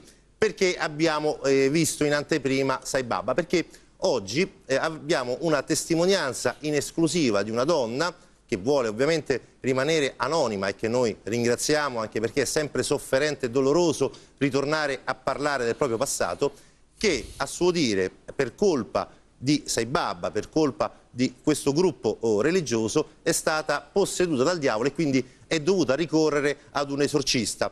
E non è un esorcista qualunque questo a cui si è rivolta, ma è padre Gabriele Amort. E noi vogliamo discutere e capire, lo facciamo insieme a un rappresentante della comunità scientifica, quanto può essere vero. Noi ovviamente ci crediamo, però vogliamo mettere in dubbio anche questo, cioè è possibile che parliamo di possessione diabolica o invece parliamo di semplice problema psichiatrico. Vado a presentare subito il nostro ospite, che ringrazio, Francesco Cecere, uno psichiatra. Una domanda così, subito, a bruciapelo. La possessione diabolica, lei ci crede? Io personalmente sì. Da credente appunto credo anche alla possessione diabolica, soprattutto diciamo anche nella pratica clinica a volte può capitare che, pur seguendo dei protocolli internazionali per la cura di alcune malattie, le più gravi, per esempio la psicosi schizofrenica o appunto disturbi comunque gravi tipo il disturbo delle personalità, il paziente non risponde come ci si aspetterebbe ai protocolli di cura, che ripeto ormai sono internazionali, non ci dobbiamo inventare nulla. Cioè, quindi questi protocolli internazionali sono sostanzialmente delle ricette che il medico deve applicare quando una persona ha un presunto disturbo. Sono dei percorsi terapeutici e ci sono per tutte le malattie, dell'oncologia, la cardiologia e anche la psichiatria, dove appunto le persone vengono sottoposte a tutta una serie di trattamenti di diverse intensità e ci si aspetta di avere un certo tipo di risposta. Sicuramente, come dice padre Amort nei suoi libri, uno psichiatra dovrebbe sospettare che c'è qualcosa che non funziona quando, avendo applicato accuratamente questi protocolli internazionali, il paziente non reagisce. Cioè, quindi quando voi imponete questo programma terapeutico, se la persona non ha nessun miglioramento, evidentemente, o addirittura può avere un peggioramento, evidentemente c'è un problema, cioè il disturbo potrebbe essere di altra natura. Sicuramente. Ma io mi chiedo, la comunità scientifica come giudica, al di là della credenza personale di ognuno, come giudica il caso di possessione diabolica? Cioè lo ammette, lo concepisce o a priori dice no, non può essere? Guardi, io distinguerei un attimo i paesi diversi, cioè l'impressione, essendo stato anche spesso negli Stati Uniti, è che la mentalità appunto statunitense è molto laica, cioè non si fanno grossi problemi come per tutta una serie di temi a parlare in termini, tra virgolette, religiosi. Sicuramente la tradizione europea, in quella particolarmente quella italiana, che è molto influenzata da una parte dal pensiero psicoanalitico, dall'altra parte dalle dottrine marxiste, molto difficilmente ammette che ci possa essere qualcosa del genere. Quindi ci crede, non ci crede, a volte sì, a volte no. Esatto. Però mi chiedo poi, quando c'è una guarigione, quindi per i cattolici una liberazione da parte del demonio, come fa poi lo psichiatra, chi come lei comunque ha a che fare con queste persone, a dare poi una spiegazione alla liberazione? Questo non lo dovrebbe chiedere a me, nel senso che io la spiegazione la do da credente, eccetera. E credo che sia un po' lo stesso discorso al rovescio rispetto ai miracoli di Lourdes, eccetera. Nonostante appunto ci siano miracoli ormai accertati scientificamente, eccetera, c'è sempre chi dubita. C'è sempre chi dubita e anche noi vogliamo dubitare e vogliamo comunque ragionare insieme per vedere dove ci porterà questo viaggio. A questo punto io vi faccio vedere l'intervista e la testimonianza esclusiva. Ovviamente abbiamo camuffato l'audio perché sono cose, ricordo, sempre molto dolorose, soprattutto per chi le ha vissute insomma, chi ha vissuto queste situazioni. Sentiamo e poi torniamo in studio.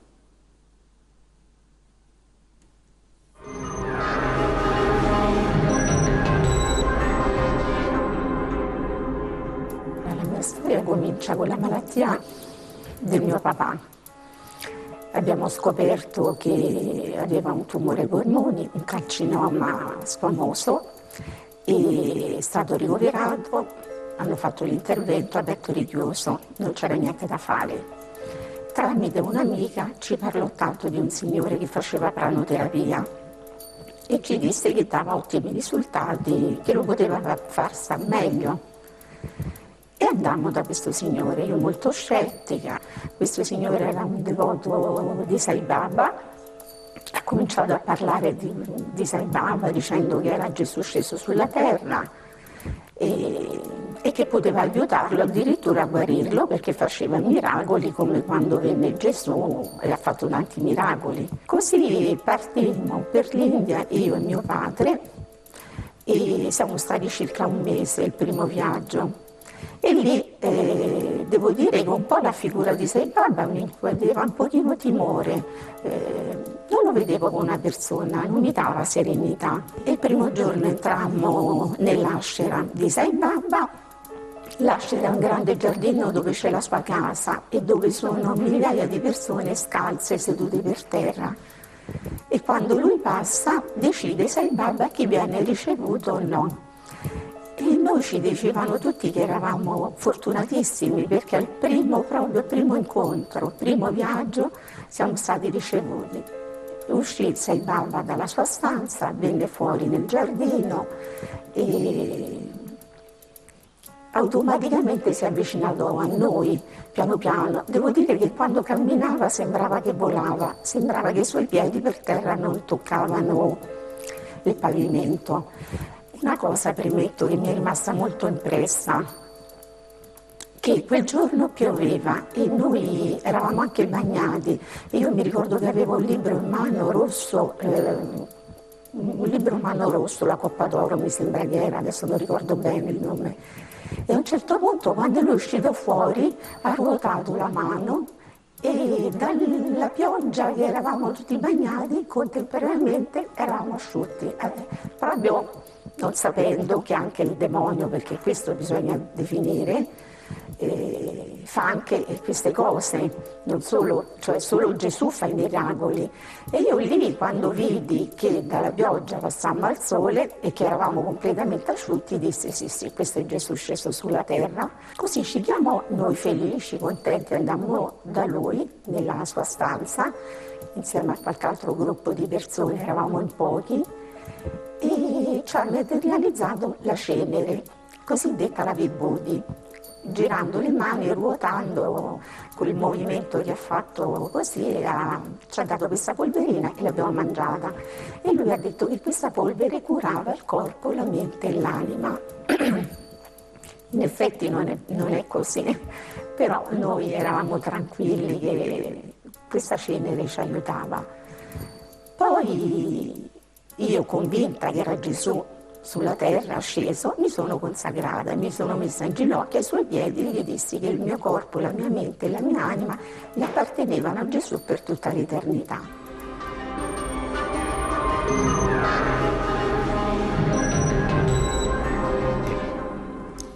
Quindi con molta chiarezza questa donna si è andata da questo predicatore indiano convinta che fosse Gesù. Perché convinta che fosse Gesù? Perché faceva miracoli, operava guarigioni, materializzava questa cenere, poi vedremo cos'è questa cenere in realtà, e soprattutto passava senza sembrava che non toccasse neanche il pavimento mentre camminava. Insomma, e alla fine si è consacrata a Sai Baba. Dottore, la consacrazione a qualsiasi Sai Baba, Gesù, la Madonna, insomma, che atto è? Cioè, è un atto così forte, secondo lei? Consacrarsi a qualcuno, cosa vuol dire? Bella domanda, nel senso che sicuramente la consacrazione di cui stiamo parlando nel caso di Sai Baba la lascerei un attimo da parte. Il fatto di una consacrazione religiosa o appunto consacrarsi è un qualcosa che sicuramente per un cristiano è una risposta a una chiamata, a una vocazione, e il coronamento di un progetto di vita è un qualcosa che per un cristiano non è un atto semplicemente volontario, ma è la risposta appunto a una chiamata precisa che uno sente di aver ricevuto. E invece io sono colpito dal fatto che una persona riesca e voglia ingerire delle ceneri, cioè è questo rapporto tra una materia, in questo caso la cenere che si dice Sai Baba materializzava, e il proprio corpo. Cioè sembra quasi un'associazione molto forte. Cioè, Sì, però ecco, intendiamoci, mi sembra evidente che questa situazione di cui stiamo parlando, Sai Baba o altre situazioni del genere, funzionano molto su elementi suggestivi, cioè sulla facilità che hanno alcune persone di essere suggestionabili, di cadere in trappole, per cui diciamo a tutti i livelli si possono assistere appunto a cose strane, basterebbe pensare ai tatuaggi o al piercing eccetera, quindi non è così strano vedere che una persona possa ingerire della cenere se gli è stato richiesto da qualcuno. È chiaro che probabilmente, non lo so, noi non lo faremmo, però perché è curioso, perché anche i cristiani poi ingeriscono quello che è il corpo e il sangue di Cristo. Sì, però è profondamente diverso. Certo, è profondamente parliamo di un sacramento, è chiaro. Volevo ritornare su quella situazione di cui stiamo vedendo la testimonianza.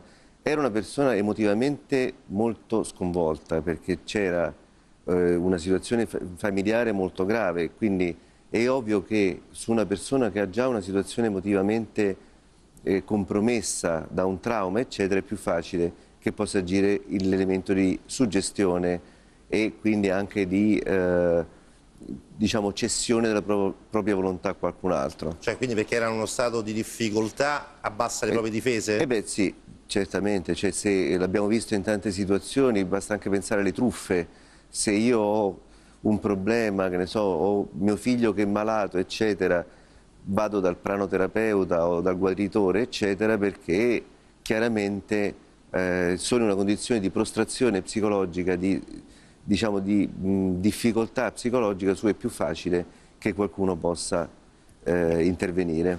Ecco, secondo lei, e lo dico appunto da uomo da un professionista, quando ci si accorge, perché poi lo vedremo con il resto della testimonianza di questa signora, quando ci si accorge di aver superato il limite, cioè si è coscienti mentre si cammina?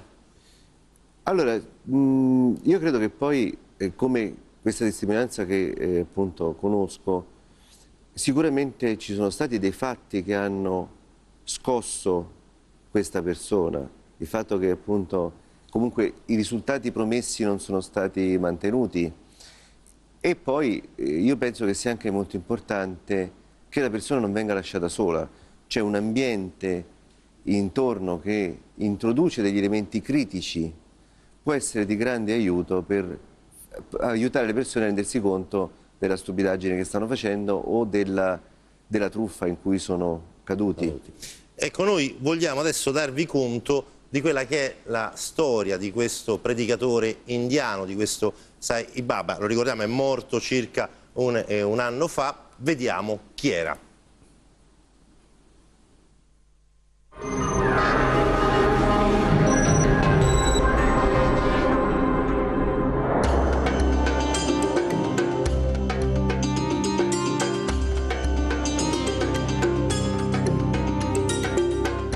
Per molti era considerato un avatar, una sorta di incarnazione divina, per altri invece un grande truffatore o solamente un imbroglione. La sua effigie è venerata in tutto il mondo dai suoi discepoli, ma sono migliaia le denunce e le segnalazioni in tutto il pianeta di ex fedeli truffati o peggio che hanno subito abusi sessuali, tanto che il governo americano è stato costretto a mettere in guardia i viaggiatori statunitensi da questo leader religioso. Sri Satya Sai Baba, il leader spirituale e predicatore indiano, è morto all'età di 85 anni nell'ospedale di Puttaparthi, da lui fondato il 24 aprile del 2011, e l'India gli ha dedicato funerali di Stato.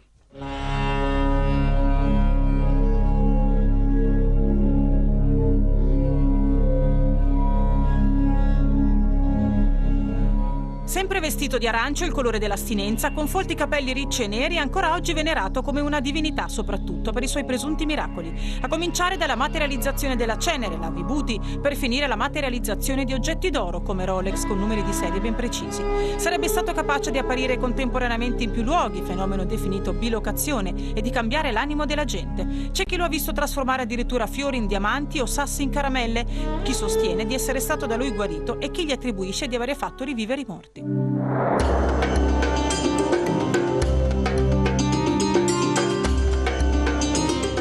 Satya Sai Baba, forse il più popolare guru indiano della seconda metà del secolo XX, ha riscosso grande successo anche in Occidente, in particolare in Italia, dove ha trovato seguaci fra ex sessantottini affascinate dall'Oriente, ma anche tra i professionisti, fra cui diversi medici che hanno scelto addirittura di andare a lavorare nell'ospedale da lui fondato in India, e perfino un sacerdote la cui scelta senza riserve per Sai Baba lo ha condotto fino alla scomunica. Migliaia di occidentali affollavano le sue udienze, dalle 4 del mattino aspettavano e speravano in un posto dove poterlo vedere, toccare, parlargli, dargli lettere. Per aspirare a un'udienza occorre contribuire allo sviluppo della fondazione che porta il suo nome. Per questo molti occidentali prestano gratuitamente la loro opera nelle cucine della fondazione, a pelare patate, a pulire le stanze dei dormitori, senza ricompensa, per la gloria di Satya, il quale ha gruppi di preghiera sparsi per il mondo e siti internet.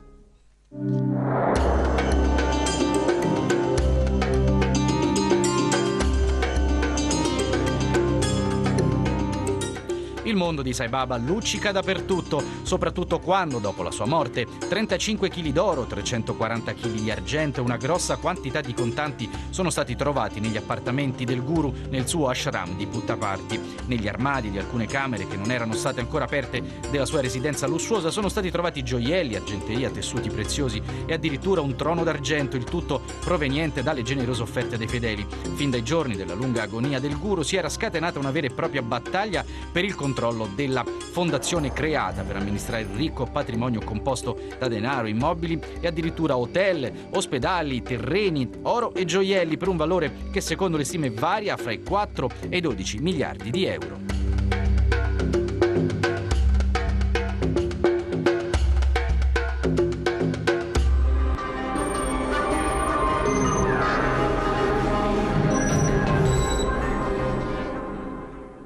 Questa la biografia su Sai Baba, insomma una persona molto, sicuramente molto controversa, per alcuni ovviamente un ingannatore, per altri un santone, sicuramente per la Chiesa cattolica una persona che con la religione, o quantomeno con quella cristiana e con Gesù Cristo, c'entrava veramente poco. Francesco Cecere, materializzare gli oggetti, la scienza cosa dice? Quando si materializzano gli oggetti? Beh, lei sa bene che appunto David Copperfield, il famoso illusionista, può fare di tutto, cioè esistono appunto gruppi tipo quello di Piero Angela che appunto tendono a smascherare i trucchi eccetera, quindi francamente ecco, penso che la risposta sia evidente, cioè ormai è possibile fare dei trucchi fantastici per cui si può fare veramente di tutto. Ma mi permette un'osservazione, no? Vedendo questo servizio, alla fine che cos'è Sai Baba rispetto a qualsiasi altra setta? Credo che alla fine incontrano un bisogno dell'uomo, cioè di sfuggire al dolore. Cioè quindi gli effetti speciali che possono essere messi in campo da quella setta piuttosto che da quell'altra serve fondamentalmente a un bisogno dell'uomo, che è quello di appunto cercare di evitare il dolore, fuggire il dolore, invece di accettarlo. A questo proposito volevo citare uno studio scientifico condotto negli Stati Uniti, dove per esempio si è visto l'effetto che ha una fede religiosa rispetto all'accettazione di una malattia del dolore anche in casi sia psichiatrici che non psichiatrici. La forza della preghiera sostanzialmente. La forza della preghiera, esattamente. Si è visto che sicuramente gruppi di pazienti controllati da un punto di vista quindi scientifico, statistico, in maniera molto accurata, confrontato con gruppi di pazienti che non avevano una fede religiosa, il risultato rispetto alla malattia era molto migliore in persone che avevano una fede. E questo senza bisogno di ricorrere a effetti speciali, a trucchi più o meno sofisticati. Perché alla fine, ripeto, la religione cristiana, la religione cattolica, per noi che ci crediamo, non ha grandi effetti speciali. Gesù non è che ha fatto grandi effetti speciali, non ha avuto bisogno di far materializzare dei Rolex d'oro cifrati. Casomai ha guarito delle persone, ha sfamato popolazioni intere. E continua a farlo. E continua a farlo, ma non ha usato questi trucchi un po' da baraccone, mi perdoni, per attirare l'attenzione di persone che indubbiamente, non mi permetto di dire che sono ingenue, persone che probabilmente si trovano in difficoltà per tante questioni della vita, che combattono col dolore e pensano in questo modo di poter bypassarlo. Quello che invece un medico, o comunque non solo un medico, dovrebbe fare è quello di aiutare le persone ad accettare il dolore, a combattere il dolore, ma da una base di accettazione.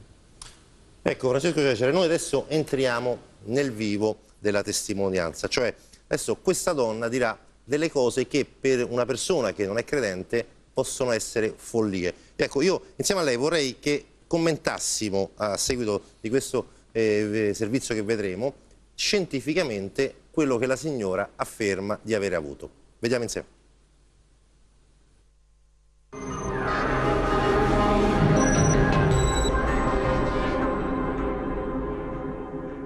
Tornati dall'India, papà invece di migliorare peggiorava.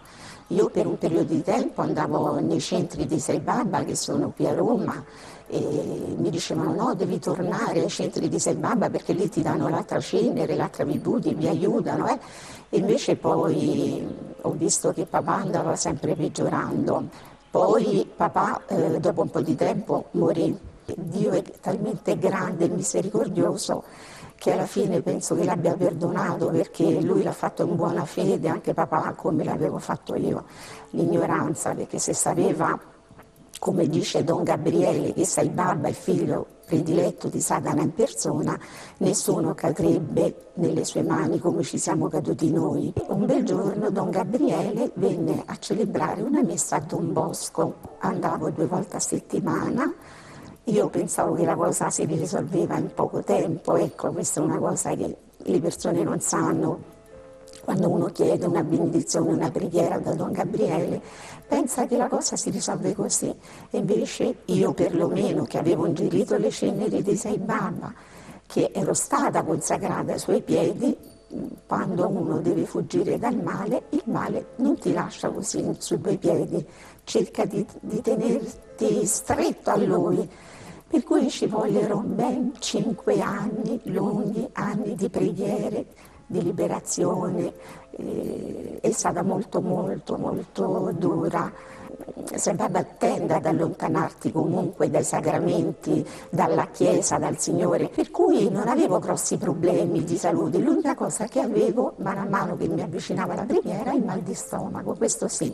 Avendo ingerito delle polveri di Sai Baba, io avevo sempre mal di stomaco. Quando andavo da Don Gabriele e mi faceva la preghiera di liberazione, io in teoria vomitavo tutte le volte e dovevo, finché non vomitavo l'ultimo granellino delle ceneri, io non mi potevo liberare, non stavo bene. Don Gabriele dice che queste polveri sono delle ossa di persone sconsacrate. Ecco, c'è tutto un rito dietro che fanno.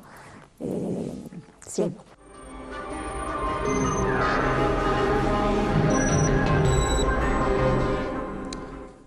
Quindi intendiamoci, la signora a un certo punto decide perché stava poco bene, di andare in una chiesa incontra Don Gabriele Amorth, il noto esorcista, si accorge Don Amorth che c'è un disturbo di altra natura e dice: guarda, tu non hai bisogno dello psichiatra, ma hai bisogno di un esorcista.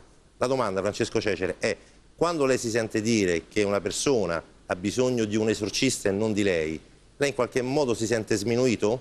Assolutamente no, nel senso che, intanto mi perdoni, un'osservazione generale: dobbiamo abbandonare un'idea che è molto diffusa, che la scienza possa spiegare tutto. Nel senso che la scienza sicuramente col suo progresso arriva a spiegare molte cose, ma ci sono cose molto banali, ripeto, anche nella vita quotidiana, che non vengono spiegate dalla scienza. Quindi attribuire questa potenza straordinaria alla scienza già secondo me è un primo errore, un grosso errore.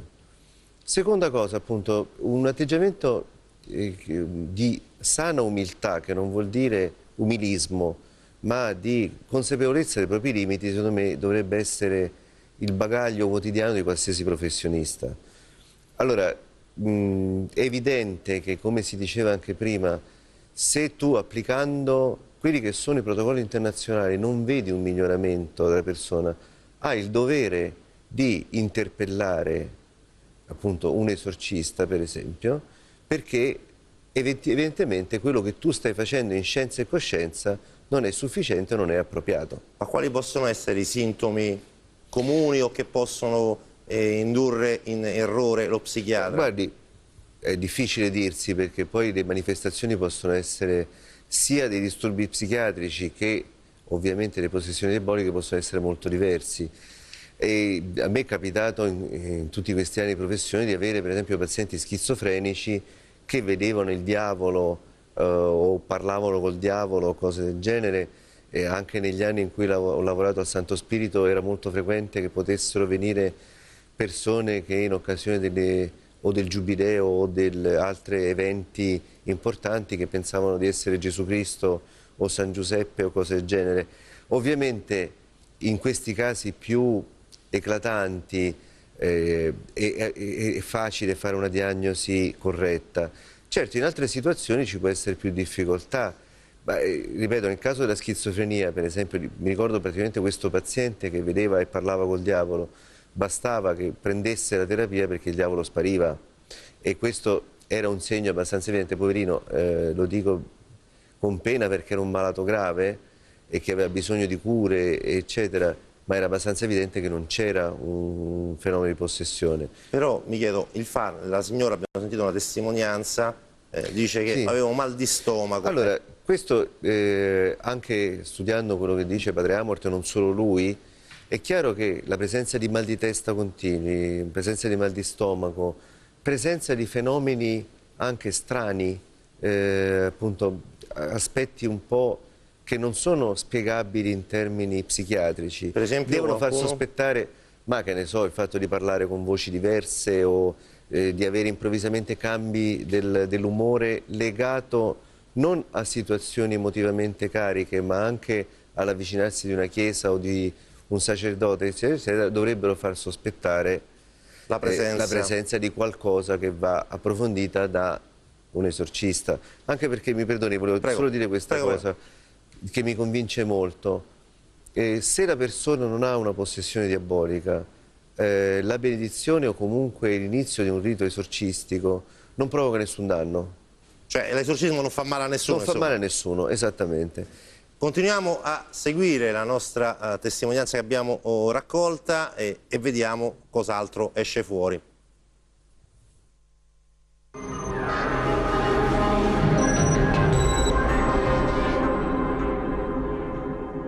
Inizialmente tutte le cose sembra che vanno bene quando state con Sai Baba, ma poi piano piano le cose non sono così. Io ho avuto tante disgrazie, ho avuto incidente stradale io, mio figlio, molte cose sul lavoro sono andate male, anche verso mio marito. Non è una suggestione, perlomeno io l'ho sperimentato sulla mia pelle, perché intanto quando uno ricevi l'ostia consacrata, ricevi Gesù, io la sentivo proprio cattiva, amara, cioè avevo proprio disgusto, per cui quello non può essere suggestione. E poi anche l'acqua un'acqua imbottigliata, chiusa, te ne accorgi quando è un'acqua esorcizzata perché comunque la senti amara, la senti cattiva, ti fa venire dei grandi dolori allo stomaco, non può essere suggestione, perché poi mano a mano che vai avanti con le preghiere di liberazione questi sintomi vanno via, spariscono e non è possibile che uno sta male soltanto nel momento in cui riceve Gesù oppure quando bevi quest'acqua. No, non può essere suggestione. Mi ricordo che un giorno Don Gabriele, alla fine diciamo dei 5 anni, quasi alla guarigione totale, mi disse: tu sei stata protetta e sai perché non ti sei persa, non sei stata veramente catturata dal demonio, perché tu da piccola ti hanno consacrato alla Madonna. Io non ne sapevo niente, tant'è vero che quel giorno tornai a casa e chiesi a mia madre: mamma, ma da piccola io sono stata consacrata alla Madonna? E lei mi dice: ma chi te l'ha detta questa cosa? Non la sa nessuno. Dico: sono stata da un sacerdote così, poi mamma col fatto che stava male non avevo raccontato tutte le cose a mamma. E lei mi ha detto: sì, da piccola tu stavi morendo, tuo padre non c'era, stava lontano per il lavoro, e vennero le dame di San Vincenzo e ti portarono e ti consacrarono alla Madonna. Ecco, io dico a tutti: consacrate i vostri figli, i vostri bambini alla Madonna, al cuore immacolato di Maria, perché solo con la sua consacrazione il demonio non può strappare queste persone. Io, nonostante io mi sono consacrata con la mia mente, con la mia volontà proprio ai piedi di Sai Baba, ma sono stata protetta da questa consacrazione da piccola che mi avevano fatta la Madonna. Senza di questo io sarei stata un'anima perduta sicuramente.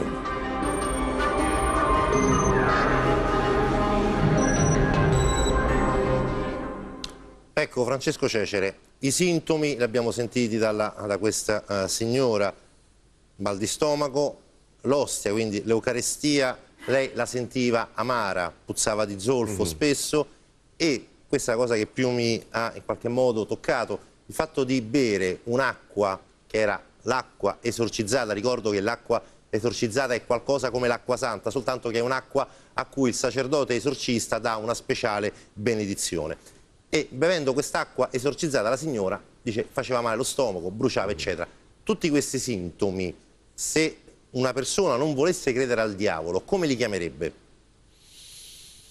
Ma appunto è difficile la risposta. Certo, si può pensare a un aspetto di suggestione, no? Di una sudditanza psicologica rispetto all'esorcista, per cui queste cose sembrano indotte dal rapporto speciale che c'è con l'esorcista.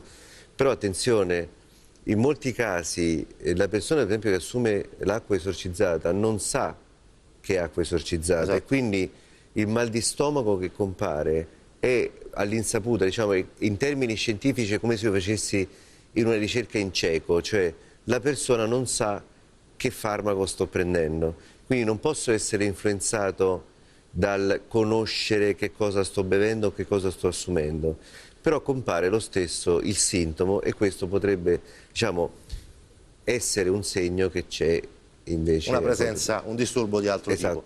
E il fatto invece che la signora dice, cioè tutte queste cose miracolosamente, parlavamo di miracoli appunto, miracolosamente svanivano nel momento in cui io mi sentivo, grazie all'esorcismo, mi sentivo più liberata, più, insomma, più aiutata, eccetera. Certo. Quindi sembra che quella era la terapia. Quella era la terapia, e in questo caso sicuramente sì. E se invece di fare quella terapia avessimo continuato ad applicare i famosi protocolli? Purtroppo appunto è chiaro, ma questo succede per qualsiasi situazione. Continuare ad applicare una terapia sbagliata, anche se un po', diciamo, mi trovo in difficoltà a chiamare terapia l'esorcismo, sono due cose molto diverse. È un mistero l'esorcismo, sicuramente. Attenzione, cioè nel senso, una cosa è una terapia farmacologica o psicoterapeutica, eccetera, una cosa è l'esorcismo. Non bisogna neanche confondere, proprio per quel discorso che facevo prima, la scienza non può spiegare tutto e non possiamo applicare il metodo scientifico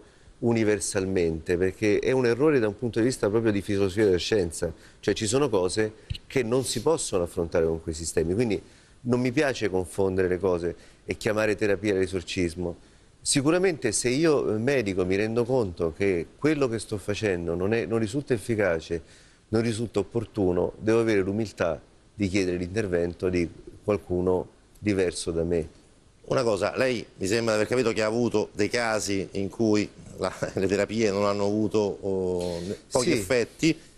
Mi chiedo, ma la persona poi come ha reagito quando lei ha detto guardi, forse il suo problema non è un problema psichiatrico ma tutt'altro? Parliamoci chiaro, parliamo di un fenomeno che comunque, come anche dice Padre Amort e gli altri esorcisti, non è così diffuso, cioè non parliamo di milioni di persone o migliaia, quindi bisogna anche stare attenti, perché se ne parliamo anche male di questi fenomeni possiamo indurre, proprio per i fenomeni suggestivi che hanno per esempio i mass media o cose del genere, cioè che tutte le persone pensano di essere indemoniate, e quindi bisogna essere estremamente prudenti su come vengono fatte certe comunicazioni. A me è capitato in questi tanti anni di professione, devo dire pochissimi casi. Di solito la media è 1% sui casi. Sì, forse anche meno, forse anche meno. Devo dire che la difficoltà è stato anche recentemente in una situazione in cui ho avuto il serio sospetto, proprio perché applicando questi benedetti protocolli internazionali non ho visto il miglioramento. La difficoltà è stata quella di trovare un esorcista, di accedere facilmente a un esorcista, perché la mia idea era quella di far vedere questa persona che seguivo all'esorcista, perché appunto potesse dirmi no, guarda, ti sbagli oppure hai ragione. Non è facile. Cioè non è facile anche accedere? Non è assolutamente facile. Accedere a un esorcista? No, anche da professionista? Anche da professionista. Cioè lei come psichiatra chiamava ovviamente chi di dovere? Non è stato facile. E invece il comportamento della persona che aveva questo... È chiaro che la persona è rimasta molto turbata da questa ipotesi, che io non è che ho presentato così. No, era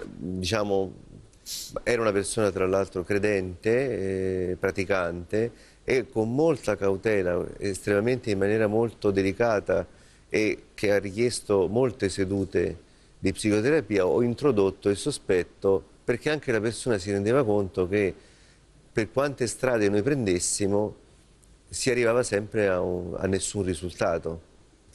Quindi e anche la persona alla fine è riuscita ad accettare questa possibilità.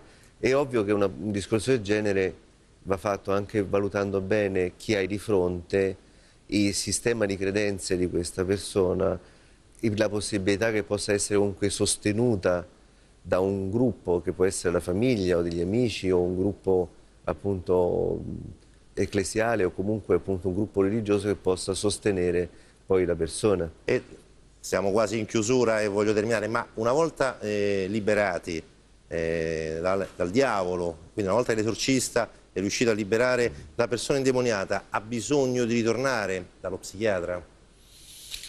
A volte sì, perché diciamo che poi queste cose hanno dei percorsi che sono proprio indipendenti. Ecco per cui dicevo, non confondiamo la terapia psichiatrica con l'esorcismo.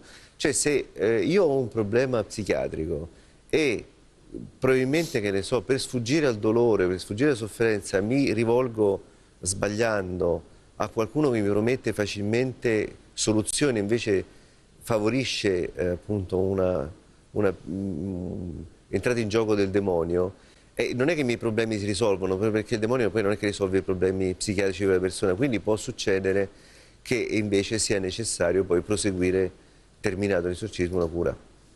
Il nostro viaggio sul mondo della possessione per ora finisce qui. Ricordo quindi, per riassumere, che i casi di possessione diabolica non sono così frequenti, ovviamente bisogna accertarsene, e non si può essere, ovviamente, non possono essere le stesse persone che hanno il disturbo a capire se si è o non si è comunque indemoniati, quindi c'è bisogno di un percorso scientifico, quindi lo psichiatra, lo psicologo, e poi si arriva comunque dall'esorcista, che alla fine è l'ultimo che dice la parola esatta, sì, esatto. Cioè che boccia o promuove. Vade Retro continua anche ovviamente nelle prossime settimane, continueremo sempre a parlare delle azioni straordinarie del diavolo, possessione, vessazione e infestazione dei luoghi. Continuate a seguirci sempre il sabato alle 15:30. Grazie ancora.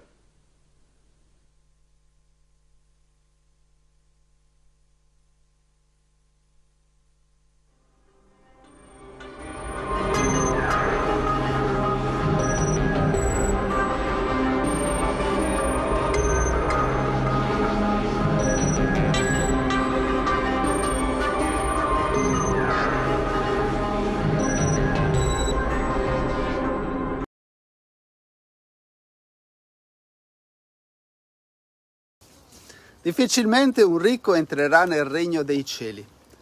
Per la verità nessun ricco entrerà nel regno dei cieli, perché nel regno di Dio si può entrare solo a mani vuote. E non c'è bisogno di insistere su questo punto, perché è evidente che non è possibile portare nessuna ricchezza nella vita futura. Tutto quello che accumuliamo sulla terra rimane sulla terra. L'unica cosa che potremo portare è ciò che siamo. E devo dire che questa affermazione può suscitare qualche preoccupazione, ma d'altra parte la verità, io potrò portare con me solo ciò che sono stato, ciò che sono diventato. Troppo tempo noi dedichiamo a costruire e a modellare il mondo intorno a noi e poco tempo lo utilizziamo per modellare noi stessi. Non è del tutto vero, molto tempo lo dedichiamo anche alla cura personale, della salute, dell'estetica, del fisico, che sono tutte cose buone. Eppure non sono nemmeno queste cose essenziali.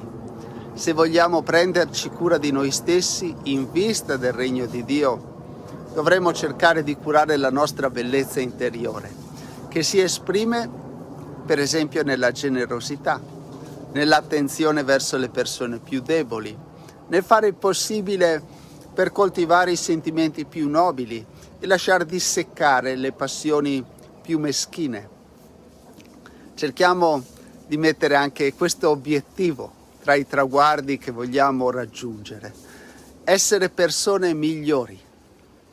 E sarebbe anche un buon esame di coscienza, quello di verificare i nostri progressi non solo considerando quello che abbiamo fatto o non abbiamo fatto, ma guardando anche a ciò che stiamo diventando.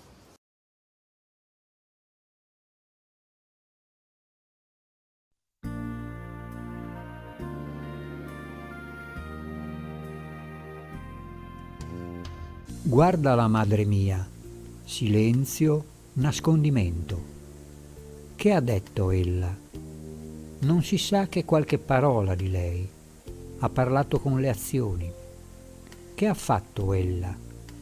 Il suo dovere quotidiano, ordinario, senza rumore. Rese una grandissima gloria a Dio perché fu. Accettò d'essere ciò che Dio desiderava. Basta essere. Guardati dal comparire, dal cercare di spiegarti, dal giustificarti, dal farti conoscere se c'è un errore. Basta essere. Questo solo resta e davanti a Dio e davanti all'eternità.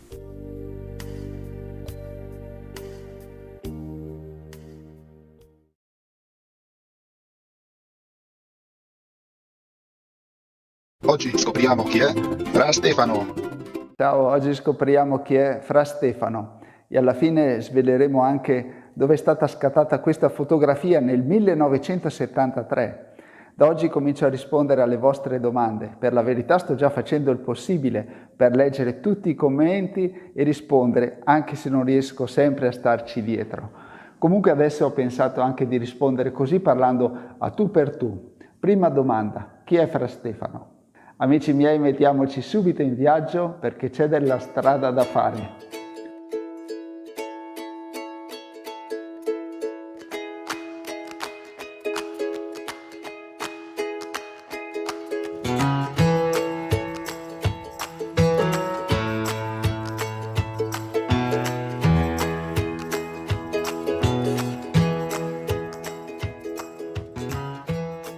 Mentre siamo in viaggio vi racconto qualcosa. Sono ormai alcuni mesi che ci vediamo tutti i giorni, ma oltre al nome sapete poco o niente di me. E sapete come me ne sono accorto? Ehi Beppi, guarda qui cosa mi scrivono. Buongiorno Don Stefano, grazie per la riflessione. Don? Grazie Fra Stefano, scusi la domanda, ma lei è anche un prete? Un prete? Serena giornata Fra Francesco. Grazie. Francesco, vedi, mi chiamano Francesco. È importante stabilire questa conoscenza reciproca perché noi ci troviamo per qualcosa di importante che riguarda la vita interiore. Allora cominciamo col nome. Io sono Stefano Bordignon e siccome sono un frate mi chiamo Fra Stefano. Faccio parte dell'Ordine dei Servi di Maria, un antico ordine religioso fondato nel 1233 a Firenze, una famiglia religiosa molto bella. Siamo servi di Maria perché, come Maria, vogliamo essere docili allo Spirito Santo per seguire Gesù Cristo, nostro Signore, ed essere a servizio del Padre, della Chiesa e di tutta l'umanità. Mi piacerebbe parlarvene in futuro, ma per il momento aggiungo solo questa curiosità. Noi frati servi di Maria, quando diventiamo frati con la professione religiosa, aggiungiamo al nome di battesimo anche il nome Maria, per cui il mio nome completo è Fra Stefano Maria. Qualcuno mi ha chiesto se sono un italiano, forse per il mio accento, che non si capisce bene da quale dialetto salta fuori. Comunque, la risposta è sì, sono italiano, nato vicino al confine tra Lombardia e Veneto, e poi quando sono diventato frate sono passato per diversi conventi e questo mi ha portato a mescolare un po' i dialetti. Da 3 anni sono in comunità nel convento della Santissima Annunciata di Rovato, in provincia di Brescia, che tra l'altro è il primo convento in cui sono entrato, proprio 20 anni fa, nel 2001. Qui siamo solo in 2 frati, Fra Ermanno e io, e portiamo avanti con serenità la nostra vita comunitaria e le celebrazioni nella Chiesa, e naturalmente anche questa bellissima famiglia del Vangelo del giorno. Quando ho detto che vi avrei ricordati nella Santa Messa, qualcuno è rimasto stupito. Ma come? Allora sei anche un prete? Sì, sono stato ordinato sacerdote a Vicenza nel 2010. In quel tempo ero in comunità a Monteberico, una bellissima comunità, santuario dedicato a Santa Maria.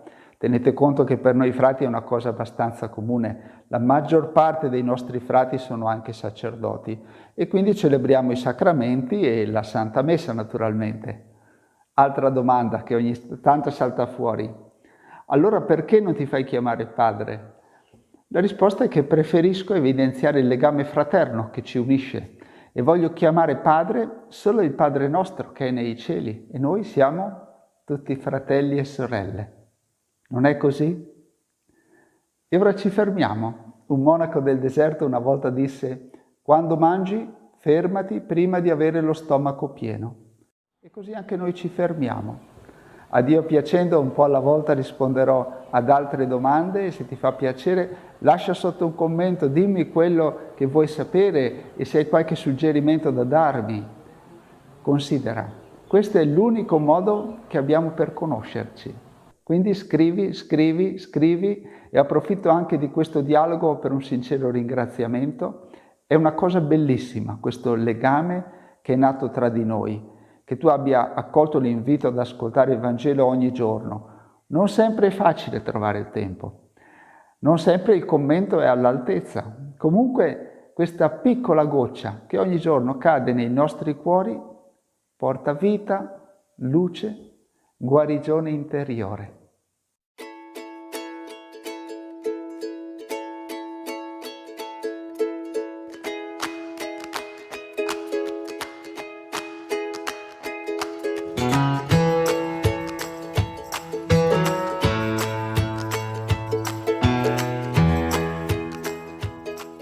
Eccoci, siamo arrivati alla fine del nostro viaggio. Questa è la casa dove sono nato nel 1972 e andiamo anche a vedere dove è stata scattata quella foto che abbiamo visto all'inizio, nel 1973. Andiamo!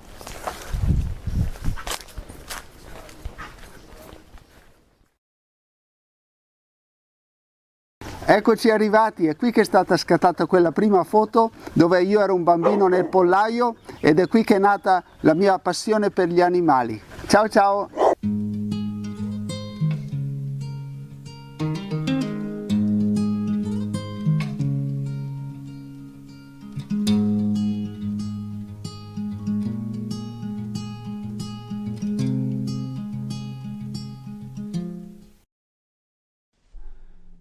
Tu, Padre, conosci ogni cosa.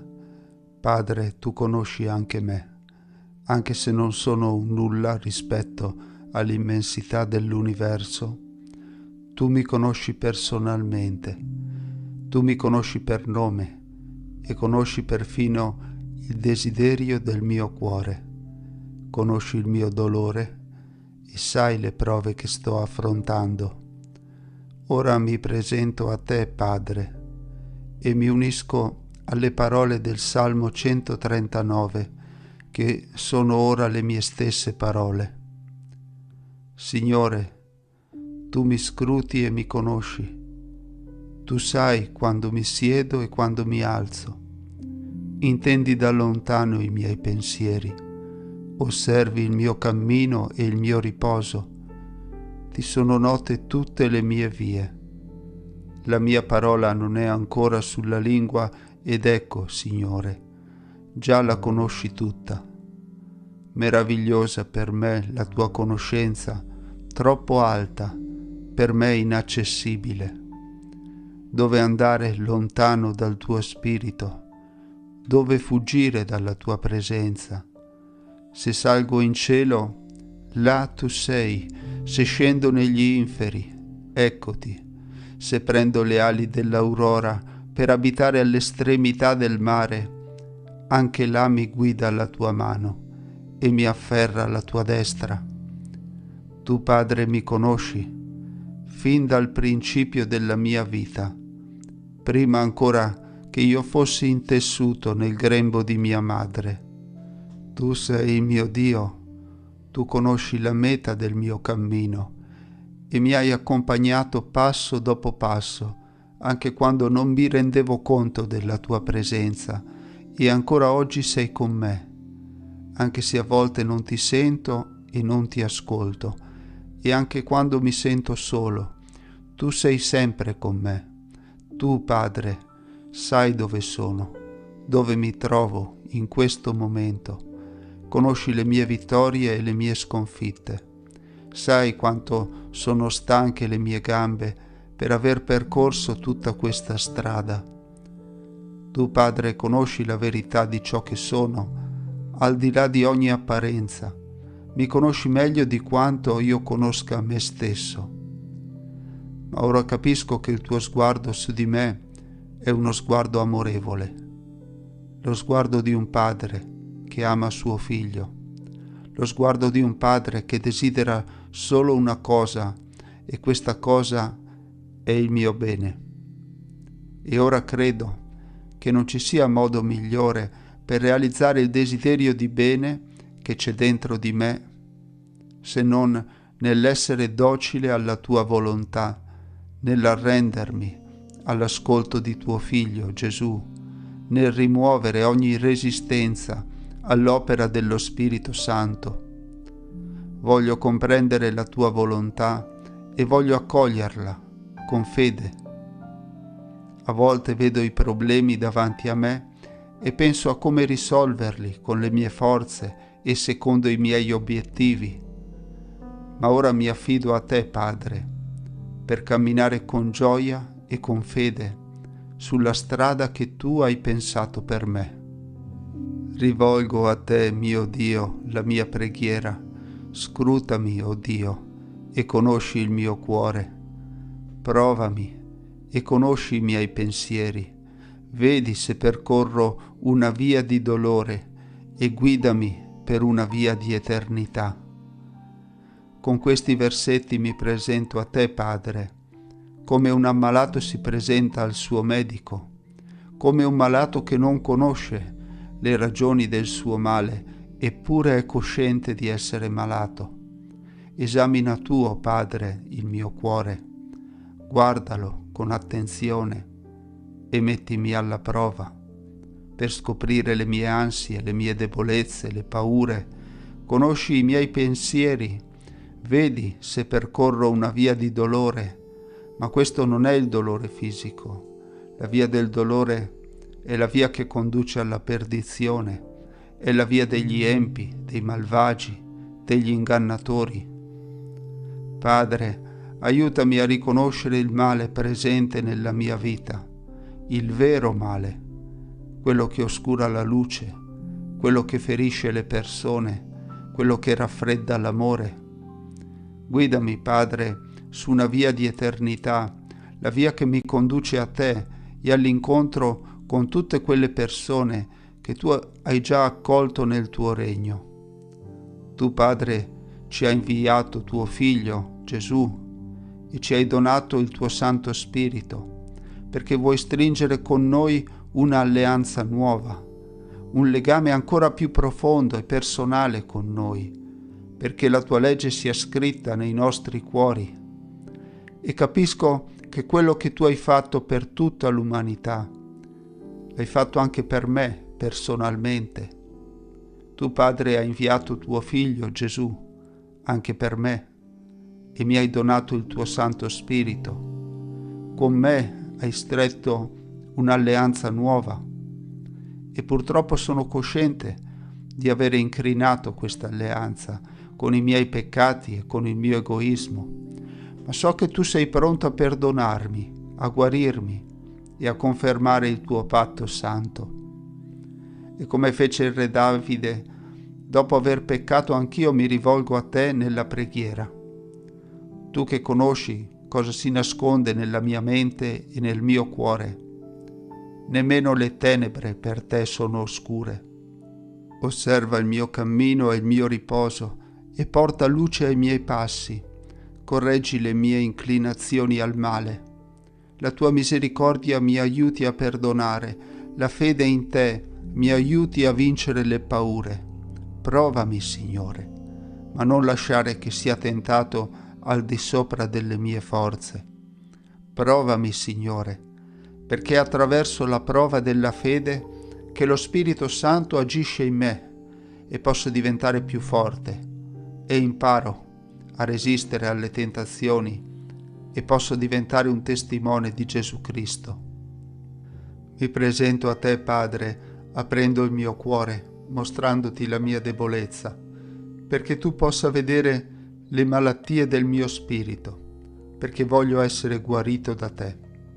Prendimi per mano e conducimi sulla via della verità. Tu, Padre, sei la forza della mia salvezza e rendo grazie al tuo santo nome. Desidero avvicinarmi a te, Signore, e comincio con il pentimento. Perdonami per i miei peccati, perdonami per tutto quello che ho fatto di sbagliato. So che il peccato è l'unica cosa che mi allontana da te.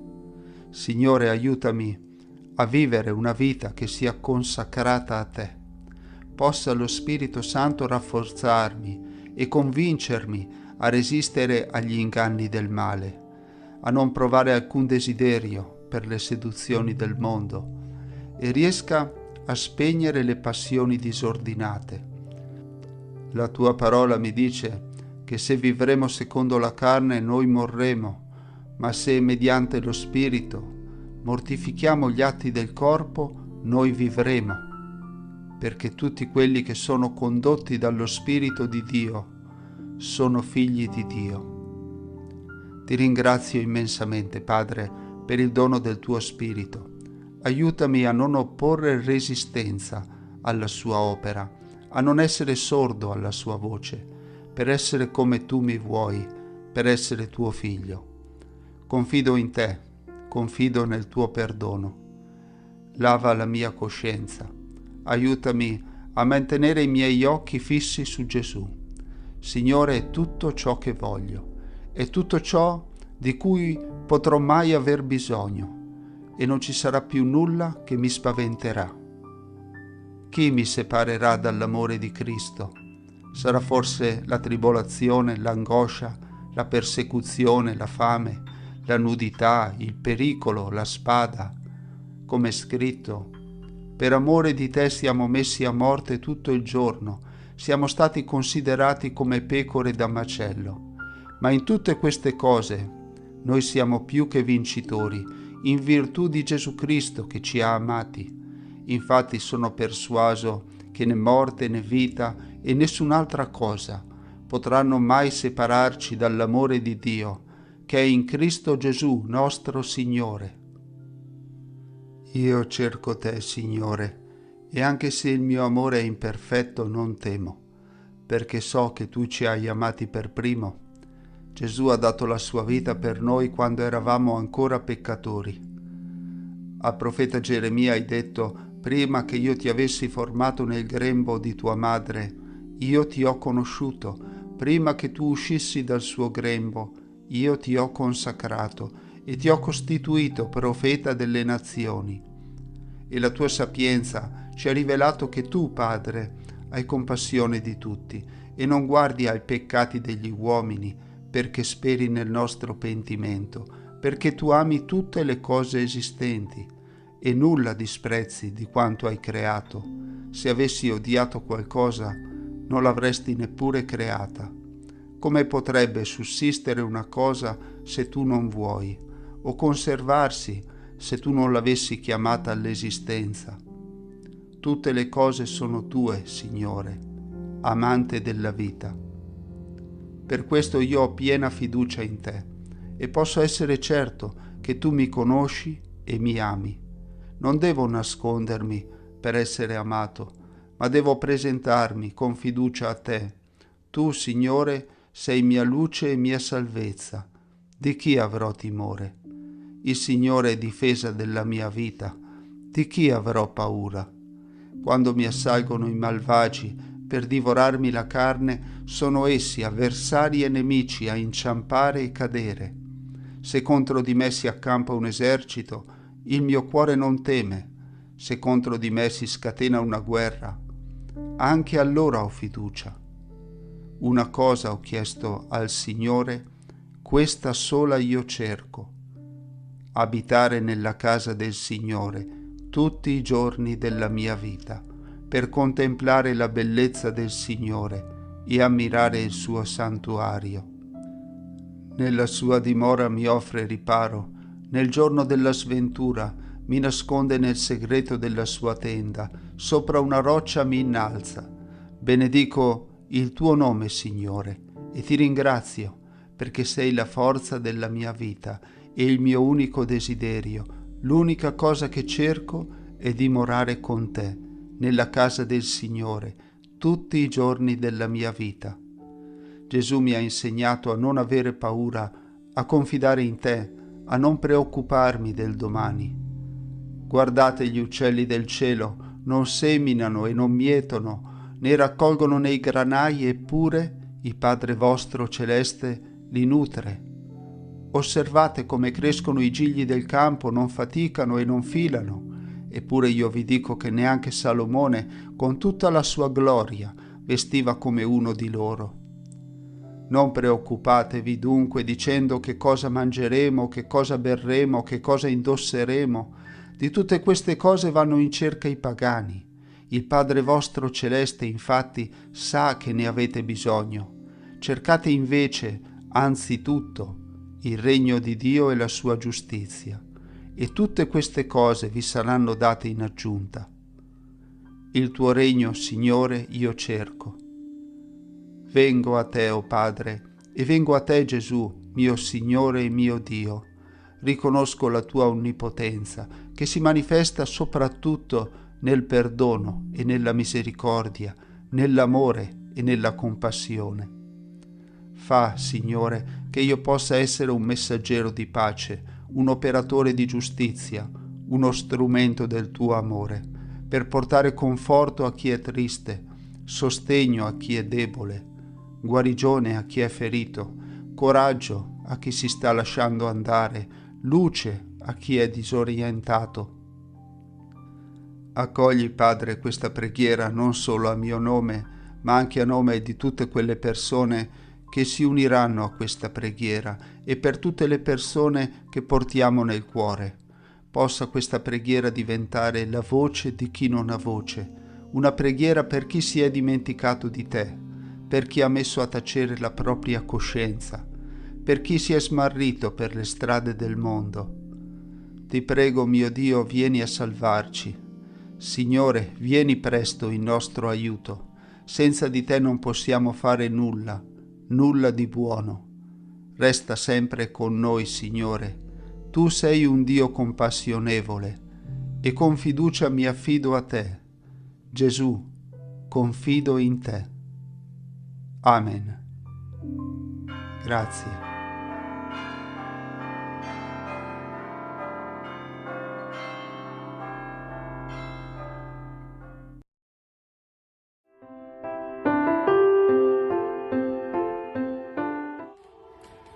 Sia lodato Gesù Cristo.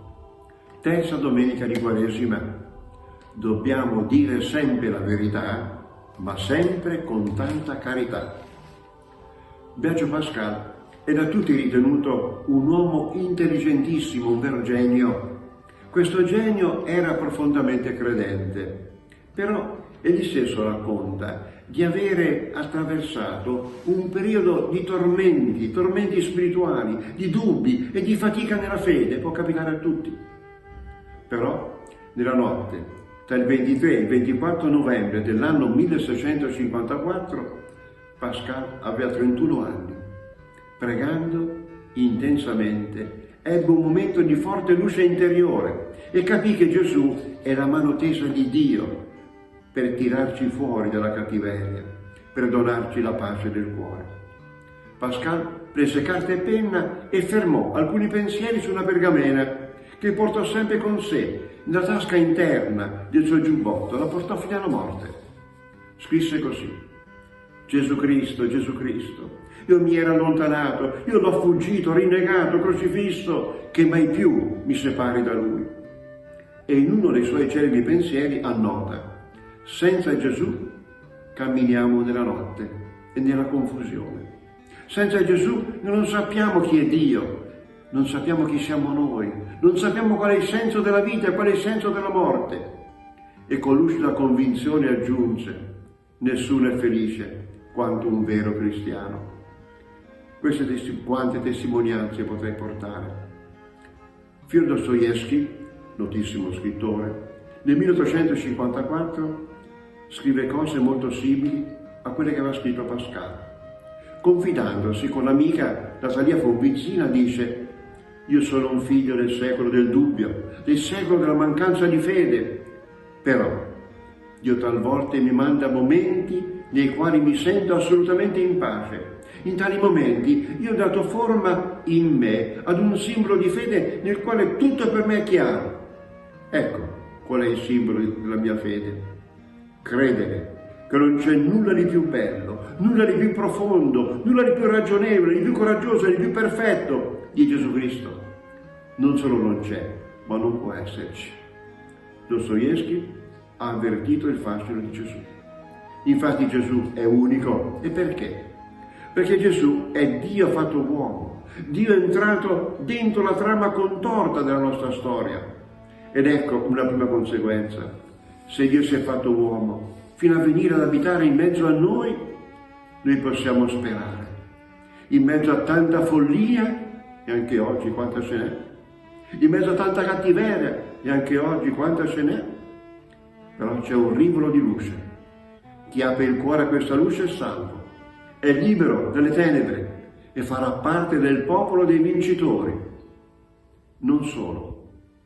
Se Gesù è Dio fatto uomo, guardando Gesù, noi possiamo capire qual è la sensibilità di Dio, qual è il cuore di Dio, qual è lo stile con cui Dio si muove nel mondo.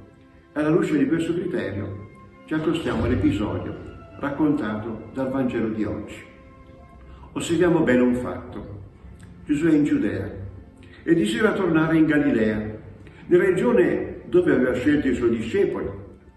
Poteva passare lungo il fiume Giordano, seguendo una strada ombreggiata e fresca. Invece decide di passare all'interno, attraversando la Samaria, che era una terra assolata e arida, abitata da gente ritenuta infedele e lontana da Dio. I samaritani, infatti, erano disprezzati e ritenuti eretici, al punto tale che dire ad una persona "tu sei un samaritano" era considerata un'offesa gravissima. Ma Gesù decide di passare nella terra dei Samaritani e si siede addirittura sull'orlo di un pozzo, aspettando una donna samaritana, disprezzata dagli stessi samaritani. Perché? Perché Dio non ha le nostre ripugnanze. Dio desidera salvare, è felice di tendere la mano, prova sentimenti di misericordia verso coloro che peccano e fa festa quando una persona esce dal fango del peccato e ritorna a Lui con il cuore pentito. Quanto è consolante questo fatto e quanto abbiamo da imparare dal comportamento di Dio. Chiediamoci allora: da noi abbiamo gli stessi sentimenti di Dio? Oppure seminiamo disprezzo e spingiamo più lontano coloro che hanno avuto la disgrazia di cadere nel peccato? Abbiamo mai teso la mano con misericordia ad una persona che abbiamo visto nel fango? Se siamo discepoli di Gesù, dobbiamo seguire il suo esempio. O seguiamo ancora Gesù? Egli non solo aspetta una donna peccatrice, ma quando la vede non la insulta dicendole: tu sei una poco di buono, tu sei una persona miserabile. Chiunque, se avesse conosciuto quella donna come la conosce Dio, l'avrebbe riempita di insulti e mai sarebbe abbassato a chiederle qualcosa. Ma Gesù non fa così. Cerca di toccarle il cuore, e con grande delicatezza e con grande umiltà. Ecco infatti un'altra caratteristica impressionante di Dio, che Gesù ci ha fatto conoscere. Dio è umile. In Dio non esiste una briciola di arroganza, una briciola di orgoglio, di risentimento, una briciola che fa umiliare chi è nel peccato, chi è nel fango. Per questo motivo Gandhi, anima autenticamente religiosa, amava ripetere: chi vuole incontrare Dio deve farsi più umile della polvere. L'orgoglio impedisce l'incontro con Dio. È verissimo. Senza umiltà non si può arrivare ad incontrare Dio. Ultimo particolare. Gesù svela alla donna che c'è un'acqua che toglie definitivamente la sete. Un'acqua, cioè, che riempie il cuore e lo rende veramente felice. Quest'acqua la possiede soltanto Dio. Ed è l'amore che spinge ad uscire dall'egoismo per vivere donando se stessi agli altri. I fatti confermano le parole di Gesù: accostatevi a chi fa del bene, frequentate i luoghi dove si vive la carità, dove si pratica la misericordia, e ritroverete una gioia incredibile, un senso di appagamento che non può dare nessun divertimento e nessuna ricchezza del mondo. È profondamente vera una cosa: soltanto le persone buone, le persone che fanno del bene, sono persone felici. Dio ci aiuti a percorrere questa strada. Un'ultima riflessione. Dio è umile, è infinitamente buono, però non scende mai a compromesso con la menzogna, con il peccato, che è una menzogna e ci fa male. Gesù infatti fa capire alla donna che la sua vita è sbagliata, è costruita sul fango e pertanto questa vita non la renderà felice. Per questo le dice: va a chiamare tuo marito e poi ritorna qui. La donna è costretta a rispondere: ma io non ho marito. Infatti passava con disinvoltura da un uomo all'altro.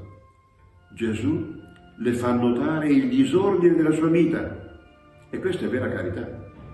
La donna sicuramente uscì dall'incontro con Gesù profondamente cambiata, senza ricevere alcuna offesa.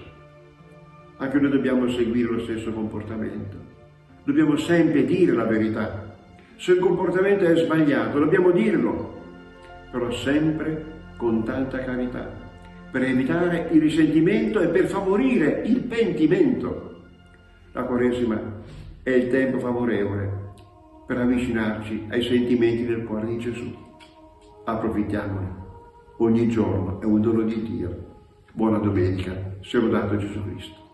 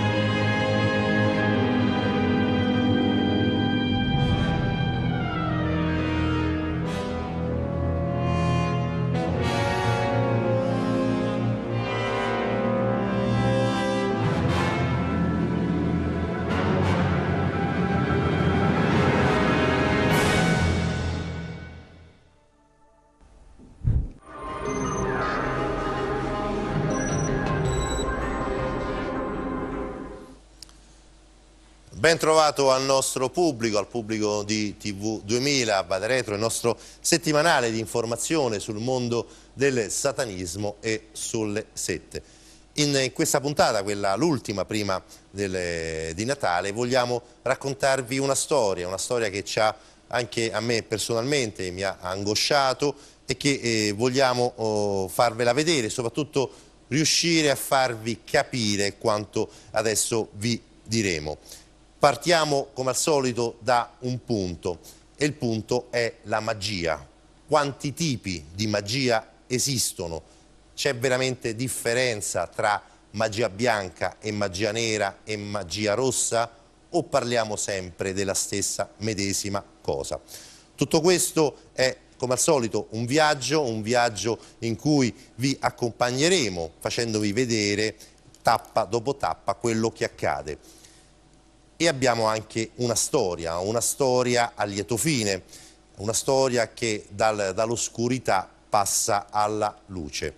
Questa storia ha un nome e un cognome e noi ringraziamo chi a Vade Retro mette la propria faccia, mette quindi la propria anche dignità, se vogliamo, davanti ad una telecamera.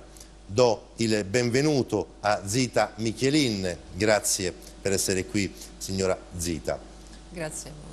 La storia di Zita è una storia molto particolare, un'ex Magade, una delle poche che io conosco, anzi forse l'unica che conosco, che ha deciso, dopo un periodo passato tra tarocchi, tra altre forme, se vogliamo, di spiritismo, ha rinunciato ad una vecchia vita per abbracciare una nuova vita, no? Quindi il cristianesimo, la vita cristiana e riconoscere quella che è la figura di Gesù Cristo. Brevemente, signora Zita, come comincia la sua vita? Cioè la sua scelta di cominciare a dedicarsi all'occulto, al mondo dell'occulto, ha una radice familiare? Io ho iniziato per caso, mi sono trovata a fare un lavoro in un call center dove tra le tante tipologie di chiacchierate c'era anche la cartomanzia. Un giorno mi chiedono di rispondere a una telefonata per fare le carte, cosa che io non volevo assolutamente fare perché non le conoscevo, non ero una cartomante, non ne sapevo niente di occulto, ero proprio all'oscuro di tutto. È successo che la telefonata me la passano lo stesso perché non c'era nessun'altra ragazza a rispondere e io mi ritrovo con un mazzo di carte davanti che non conosco, mi ritrovo con una voce femminile al telefono che convinta di avere la cartomante dall'altra parte del filo. E ho preso sto mazzo di carte e l'ho buttato nel tavolo.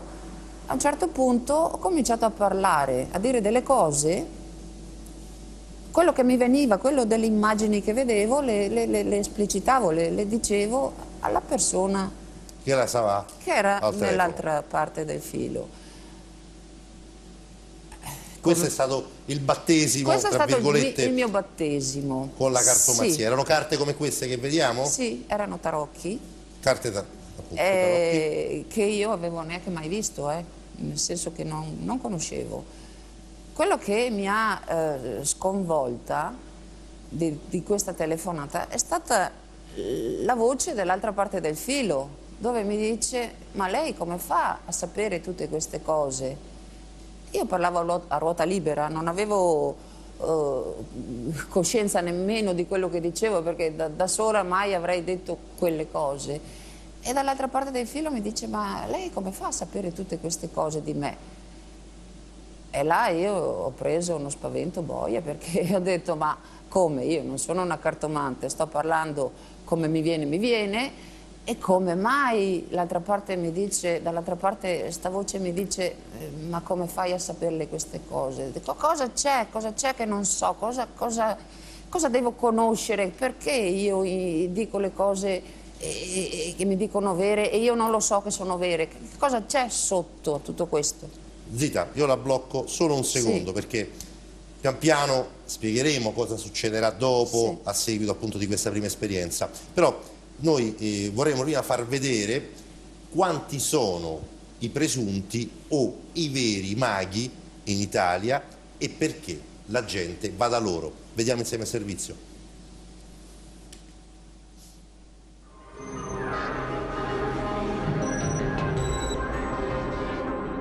La vedovanza, il dispiacere, le amiche ti hanno pugnalato alle spalle, i parenti ti hanno girato tutto, amica, tu non vai nemmeno al mercato.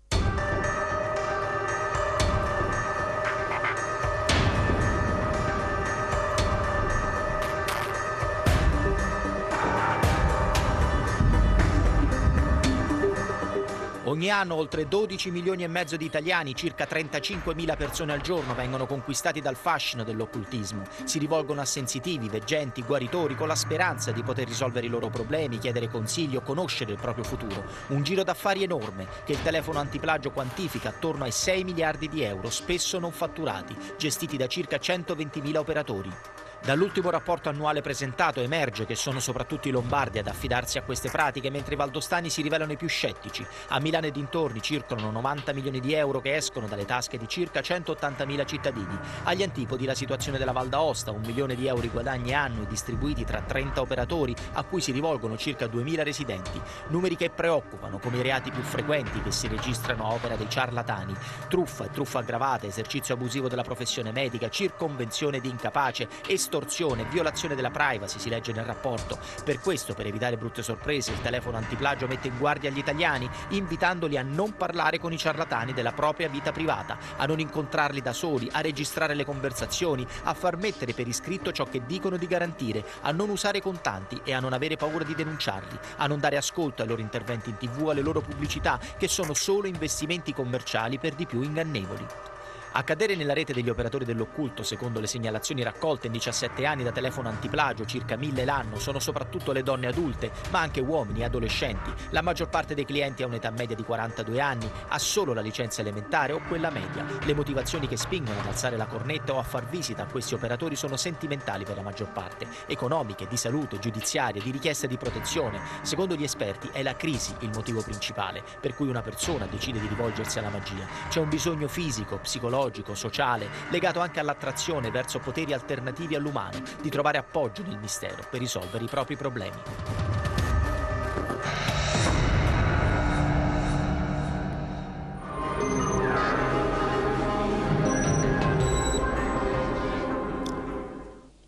Zita, 12 milioni e mezzo sono più o meno le persone che si rivolgono alle professionisti che svolgevano il servizio che lei faceva. Lei comincia a fare la cartomante per gioco, per scherzo, o per necessità, anche visto che era appunto inserita in un contesto di lavoro. Poi che succede? Dopo questa prima esperienza, che cosa succede? Dopo questa esperienza mi sono incuriosita verso queste cose nascoste a me finora e mi sono comprata un mazzo di tarocchi. Dentro c'era un libricino con le istruzioni per conoscerle. Su sto libricino e ho scoperto che c'era una ricerca di un risveglio interiore. Questo risveglio interiore ha svegliato anche il mio risveglio, ha fatto sì che anch'io scoprissi la voglia di conoscere l'oltre a quello che già conoscevo. Per cui ho cominciato con i tarocchi, poi tutto quello che mi capitava sotto mano oppure lo cercavo per trovare risposte a una fame che avevo interiore. Io non sono mai stata religiosa, non andavo in chiesa, non avevo conoscenze oltre al catechismo di quando ero piccola. Non avevo avuto persone intorno che mi trasmettessero l'essenza di qualcosa.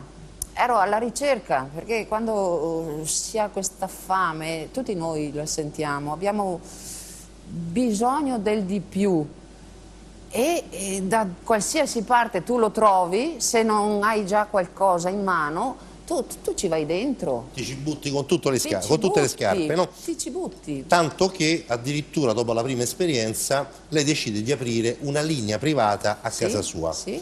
Cosa le chiedeva alla gente che le chiamava? Che lei Ma io facevo cercava? i tarocchi per telefono sempre e quello che mi chiedeva era l'amore, era il lavoro, il tornerai ragazzo, sono giù, cosa devo fare, ma mi hanno fatto qualcosa, mi dicevano così e io ho detto ma che cosa ti avranno fatto? Cioè io ero proprio fuori dal mondo esoterico. E cosa ti avranno fatto? Queste persone io ho imparato, io che avevo la linea, che facevo le carte, ho imparato dalle persone che mi chiamavano che c'era un mondo sconosciuto a me, sotterraneo, che muoveva forze che io rimanevo allibita solo a sentirne parlare. Io ho imparato dalle persone che chiamavano che esisteva questo mondo.